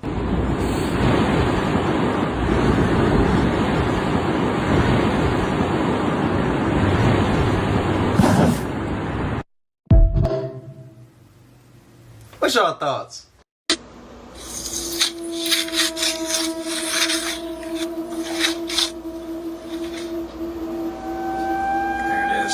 Now, I'm a little confused here, okay? Someone explain, is this AI or he's doing like really good makeup? Because I watched this video back a couple times trying to figure it out and I'm just confused. And maybe y'all can help me figure it out. Because yeah, because if that's really good makeup, props to you. If this is AI, I'm sick of AI. Like, dang. Do y'all think they use AI now to put it in our face? Because they know some people are gonna automatically gravitate to it being AI? Or do y'all think that sometimes it's genuinely AI? I mean, they do it in movies. They hide it in our face with movies, books, writing, all that shit. What's y'all thoughts? Her. Yeah. Is it really? Yep, that's her. It looks like her.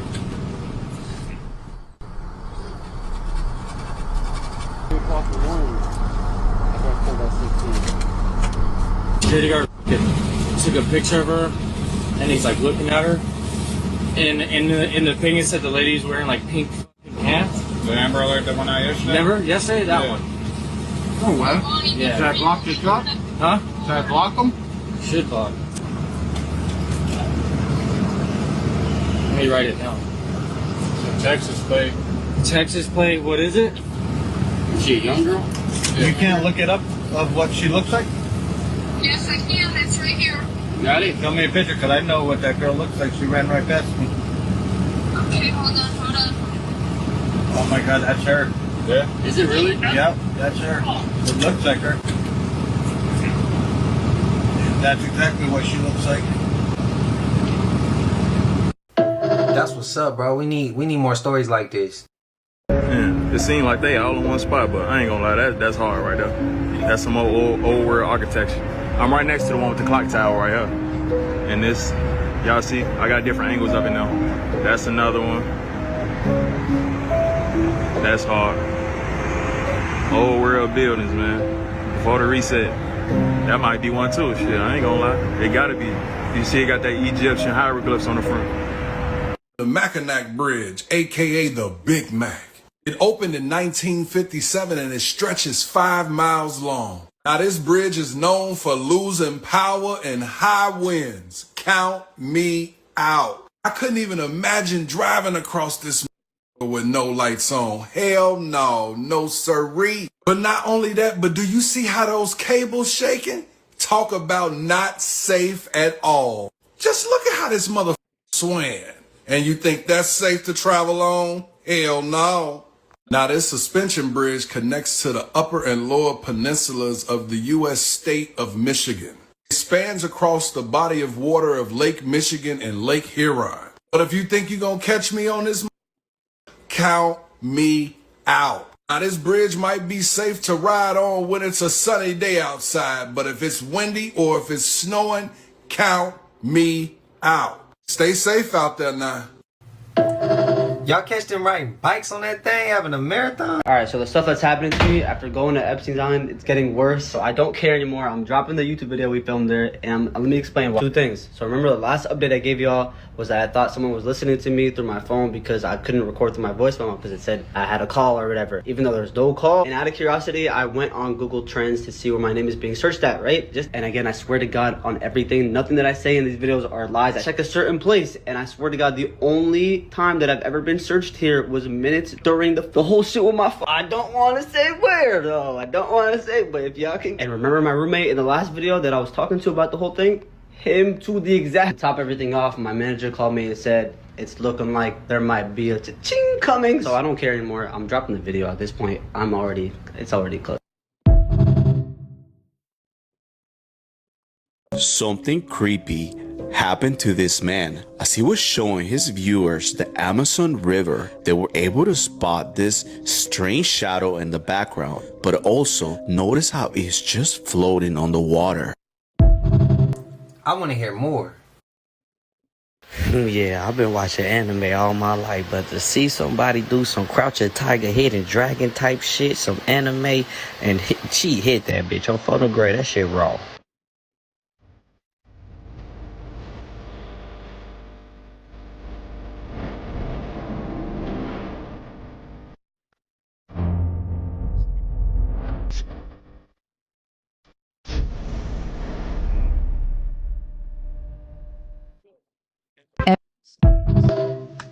I'm not about to sit up here and act like I know what was going on in that clip. Can somebody in the comments elaborate, enlighten me on what really happened and what was going on there? What was true? Let me know, please. I'm not gonna act like I know because I don't know. They must be ready for the truth to come out about that Miami Mall incident. Because before, if you search for videos about it, you couldn't find anything. Now the videos are resurfacing. I'm talking about videos from 2024 when it actually happened. People who were actually there. Matter of fact, look at this shit. This video is from January 2024. This shit is so crazy. Listen. I'm posting this and I want y'all to repost, save this video, post it on other platforms before it gets taken down. Because I want to clear up some of this misinformation about the Bayside Mall incident that happened. So me and my girl was in town and we were shopping at the mall and we noticed a lot of kids there.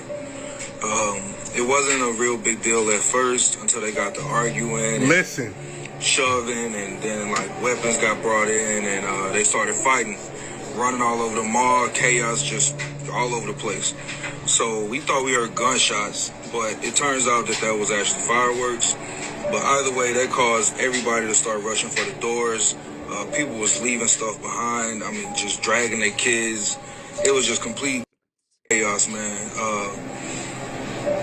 Anyway, so as we running, we look back and we noticed some weird shapes taller than me. I'm 6'2", shadowy, dark, solid shapes. Not human. I promise you, these is not human. I mean, it made the hair stand up on my skin.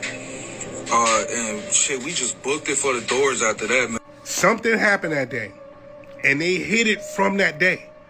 Now, let me ask you this. Why are these videos resurfacing now?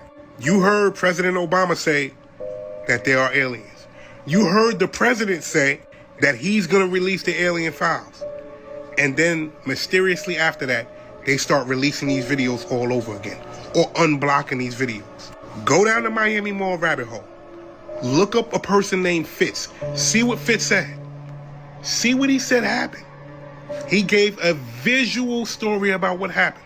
He has a 7-part series story about everything that happened in that mall. There is no way that teenage kids would mandate that many police to come to a mall. They seen something, and the proof is coming out.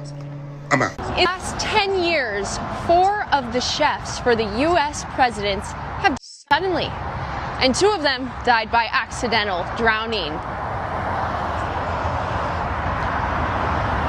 First of all, what were the presidents asking for on the menu? And second of all, I think that the next chef is going to have a hard time getting life insurance or something. I don't know. I feel like there's a pattern, but this is my driver, and Sorry, I know you guys want me to hit my 7-iron, but this is kind of my thing, so just lay off, okay? Create your own content if you want. Chefs be walking in on a crazy conversation. Yo, what is that? What's that? Huh? What is this right here, bro? Remember? They were right.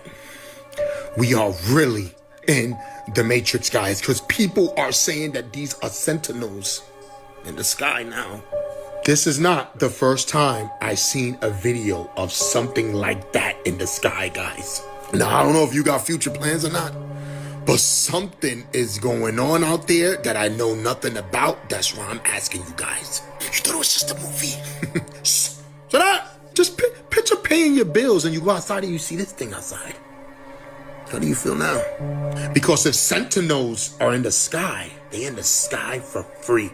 And the helicopter just passed right by it. The helicopter didn't want nothing to do whatever that was in the sky. I mean, if this starts to be in the sky more often, I'ma just stay home.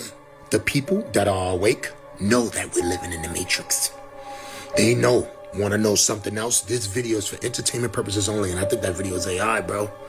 Because I hope that there's not sentinels flying around in the sky. Yo, I don't know. Let me know. I'm out. We see them clips a lot of the things in the sky. I feel like I just realized why Flat Earth went mainstream Christianity in the past year or two, and I am so mind blown. It feels like God orchestrated it to foil the enemy's plan. I can't sleep right now, and this just popped into my head. When I first started posting about like Flat Earth and like the biblical ties, I remember the first video I ever made, I was like, yeah, I took a flight and I was like looking out the window, and I had been on plenty of flights before that for different reasons. And I'm looking out the window and it was like a veil was torn off my eyes, because I remember being like, is the earth flat? Like, I think the earth is flat. And I'm looking at like the plane map that's like on the back of the seats, like the digital map, and I'm like, and mind you, I was never exposed to like any flat earth content like ever. I was not a conspiracy theorist in any way, shape, or form. So I'm looking at the map. As a person that was pretty familiar with what like world maps looked like, I did well in geography and stuff. And I sat for the rest of the plane ride, I didn't have Wi-Fi, thinking, oh my gosh, I think they're lying. I think the earth is flat. So then I got online because I wanted like people to talk to about it. So like I wanted to originally create like some kind of group to like talk to people that like might also think that. And at first, the way that people would revile me was insane. Like I had people that were identifying as Christians saying that they were gonna off me, that I was like destroying the gospel and all of this stuff. And then it seemed like one day everything went viral and everybody just started like having sudden realizations like, oh yeah, it is flat, and the Bible does say that it's flat with a firmament above us. Like, I'm not kidding. I remember several occasions thinking to myself, the parasite like, God has to be opening people's eyes to this, like, so that they believe the Bible more. That's what I was initially thinking, and yes, I think that is true. But, like, the way that it went from, like, everybody calling me names and stuff to, like, everybody, like, being like, oh yeah, it is semi-flat, or like at least willing to give it a try.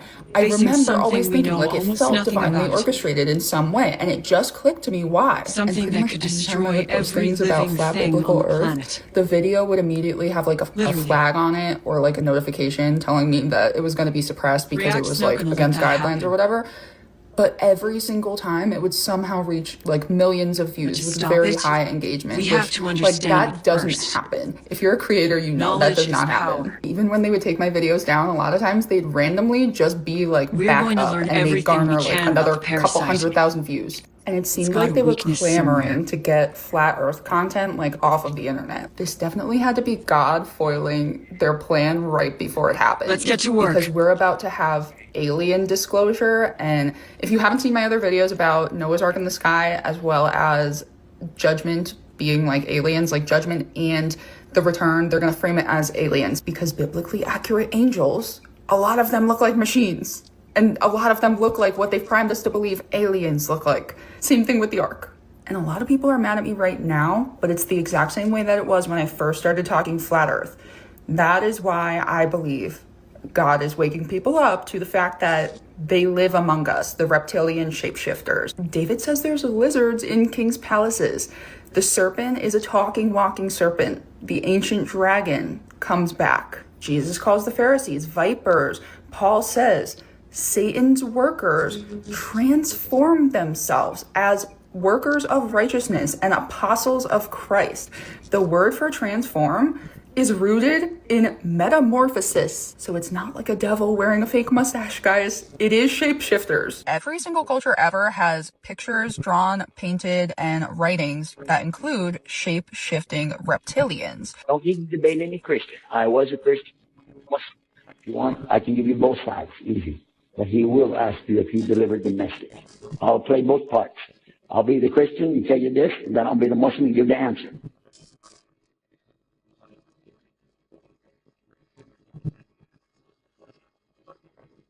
Anytime one of these videos comes on my feed, I'm like, how does this have like 100,000 likes? Like, people do not have any discernment. Now, if I got on here with snake eyes, like slits for pupils, and my teeth visibly shifting, I feel that everybody would notice. But because it's these guys, keep getting new intel from them. Okay, she might be right. For UNICEF, which is an amazing organization that works in over 150 countries, and my job And was their to meet growth with teenagers is a who direct were living in response to exclusion, our who were living actions. in extreme poverty, or living with write their story. Back by Richard. You really believe that human beings are demons? No, I do not. And don't you ever say I did. Activating crisis. Kenneth Copeland is highly obvious. Look at the eye shape. Look at how he is. This is a reptilian. But most people are already showing that they would not recognize a snake if it looked like an angel of light with Christian theology. Here to say welcome to the spiritual war.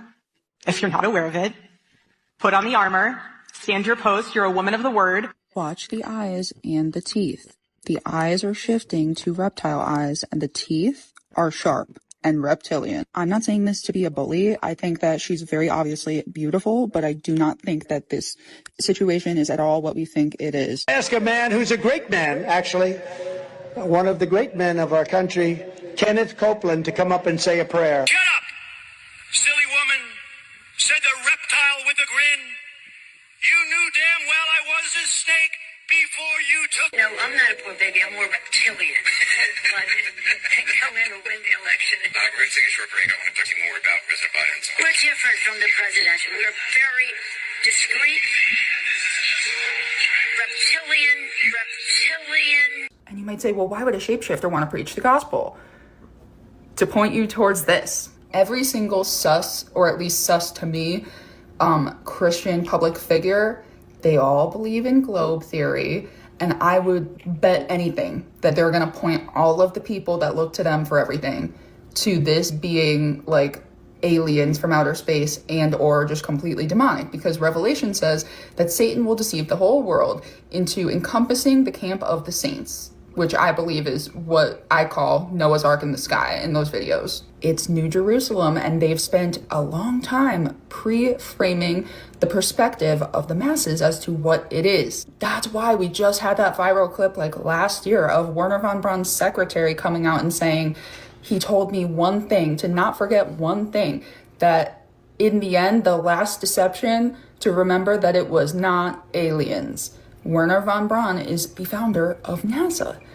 And his tombstone said Psalm 19:1. The heavens declare the glory of God, and the firmament shows his handiwork. And it's wild to me. I feel like it's been in our face the whole time. Like the They Live movie. Like, yes, the Bible also says he sends fiery serpents among us as judgment. Among us. They live among us. So that they can deceive the masses into truly believing that it's not the return. It's aliens or whatever else. I think it's a form of separating wheat from tares. Like, do you believe the word of God truly? Do you pray and ask God and like ask for confirmation truly? And I think that's why it's going mainstream that all of these guys are literally reptiles. They're snakes. I mean, Trump literally like said a poem at all of his rallies that was titled, I'm a snake. But personally, I think that a lot of people need to wake up to the fact that they're in religion too.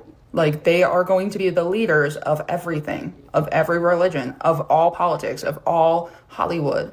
They're like the leaders. Like, I know it sounds crazy because I honestly thought this was crazy like 6 months ago, But yeah, I also think the conspiracy that reptilian shapeshifters run everything is true. I'm just so mind blown, like the whole thing with flat earth. It has to be this. It has to be. And I feel like that 1%, the reptilians or whatever you want to refer to them as, they're a species in their own. And I feel like they have created some other extraterrestrials as well. And I feel like there's real ones of those. And then there's fake ones out there as well. Just as there's real humans. And we saw that there's fake humans that they make as robots.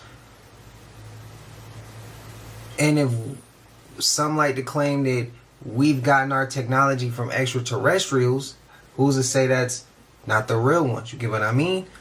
And then they learned how to clone these gray aliens, different species. That's where some people be like, oh, they're demonic, they're fallen angels. Yeah, maybe they did create their own. God didn't just create one bad thing. You know what I mean? Like, and then on top of that, I think they're at war. I really do. I think the 1% reptilians, whatever you want to refer to them as, is at war with another species.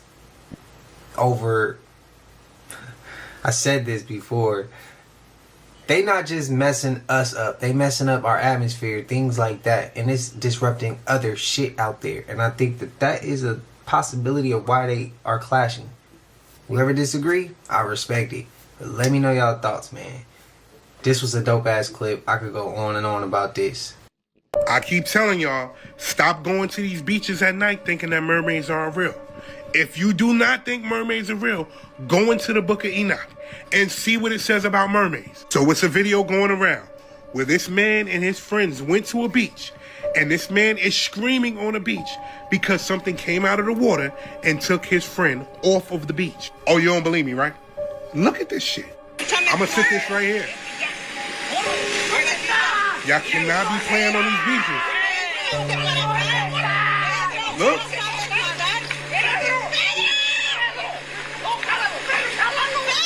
Shit is crazy. The ocean at night is already different. You can't see below the surface. You can't see what's moving. And most disappearances near waters happen and no bodies are recovered. In Greek mythology, sirens don't look like Disney mermaids. They lure sailors in with sounds, with singing, with voices that felt familiar. If you go down the rabbit hole, you'll see Christopher Columbus himself documented seeing mermaids in 1493. And people thought it was fake propaganda. The NOAA even denies statements that mermaids are real. But why deny something that doesn't exist? Now go back to the video. Why is that man screaming like that? You gotta remember that thousands of people disappear near the coastline every single year. Boaters report hearing voices in the fog. Divers talk about poor currents that feel like hands, that feel intentional. And then you have the military. Military sonar has picked up unidentified aquatic sounds. And these sounds that they picked up didn't match whales or dolphins or fish. So what were they? And again, you gotta remember that they only explore 5% of the ocean. Those waters, those beaches at night are not the place to be. I've made plenty of videos on mermaids. I've made videos about what the elites do with mermaids. Pay attention. This is The Mask, played by Jim Carrey in 1996. Jim Carrey played this character by the name of Stanley Ipkiss, who was very inhibited. He didn't like his life, and he worked a 9-to-5. Stanley sees a mask in the harbor. He goes into the water and he retrieves it. Once he puts this mask on at night, the Norse god Loki, the god of mischief, inhabits Stanley's body, and Stanley becomes a new entity with this mask fused onto his face. Now, what's interesting about this is that there's another book that's out by R.L. Stine, and it's called The Haunted Mask. And in this book, there's a girl who is bullied, and she puts this mask on, and she scares everyone away, but the mask won't come off. And her entity, her personality begins to change to become cold and just like that mask. Now, then there is a rapper by the name of Skrill, who wears a mask. And he had someone who was interviewing him to put on this mask right here. And he said when you wear it, it takes a portion of your soul and it gives him powers. He's also the person who had these coined words called 6-7. Coincidence?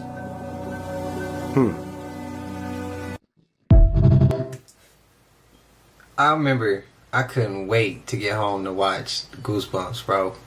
But that clip with the mask, that shit wouldn't come off. Bro, is that not a classic ass? That was a classic episode. Who spam it up in the comments if I'm by my if you agree with me.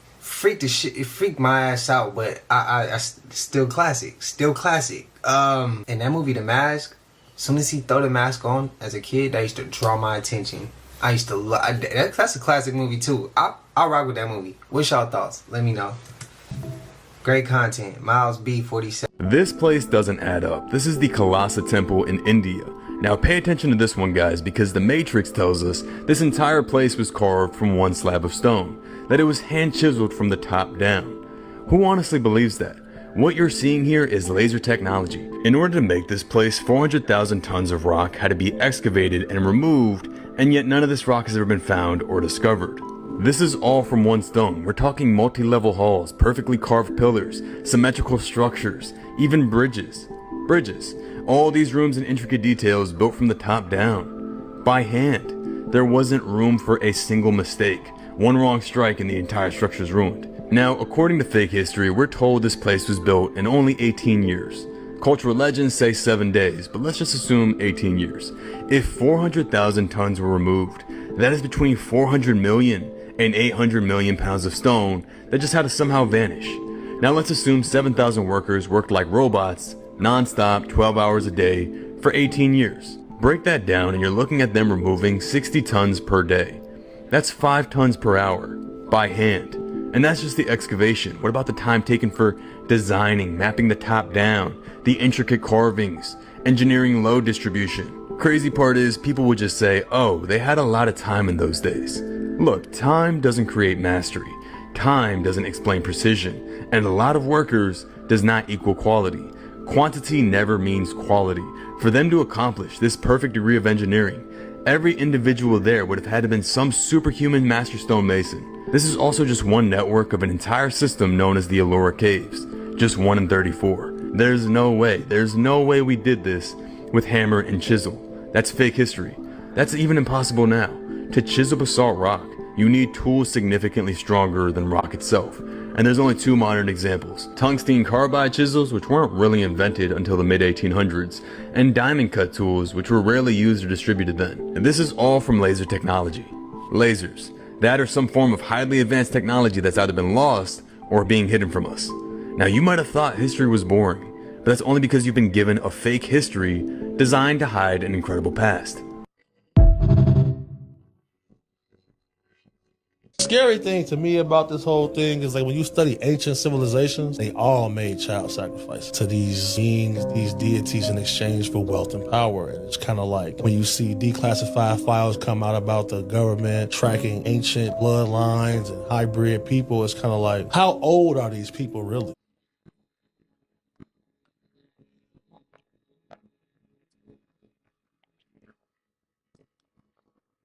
It's funny you say that, because a lot of celebrities that we look at look exactly like people we find in 1700. Yeah, I mean, Epstein looked like Andrew Jackson. He looked exactly like him. Identical. You see the CIA officer who came out and said he was in a time travel program? Yes. Yeah. Break that down. I just saw that. I didn't see that. There are certain videos online that you can find where you see people in there like in the 1400s walking like they on a cell phone. I seen that. And then the guy Epstein in the file said we need to test the biological effects of time travel on the human body. Right. And mutants in the same email. It's in the file. And all of these demons are basically, well, Transformers, pause, whatever. Because, bro, it's just getting out of hand, bro. I'm ready to up Drake. It's kind of like what else can you do?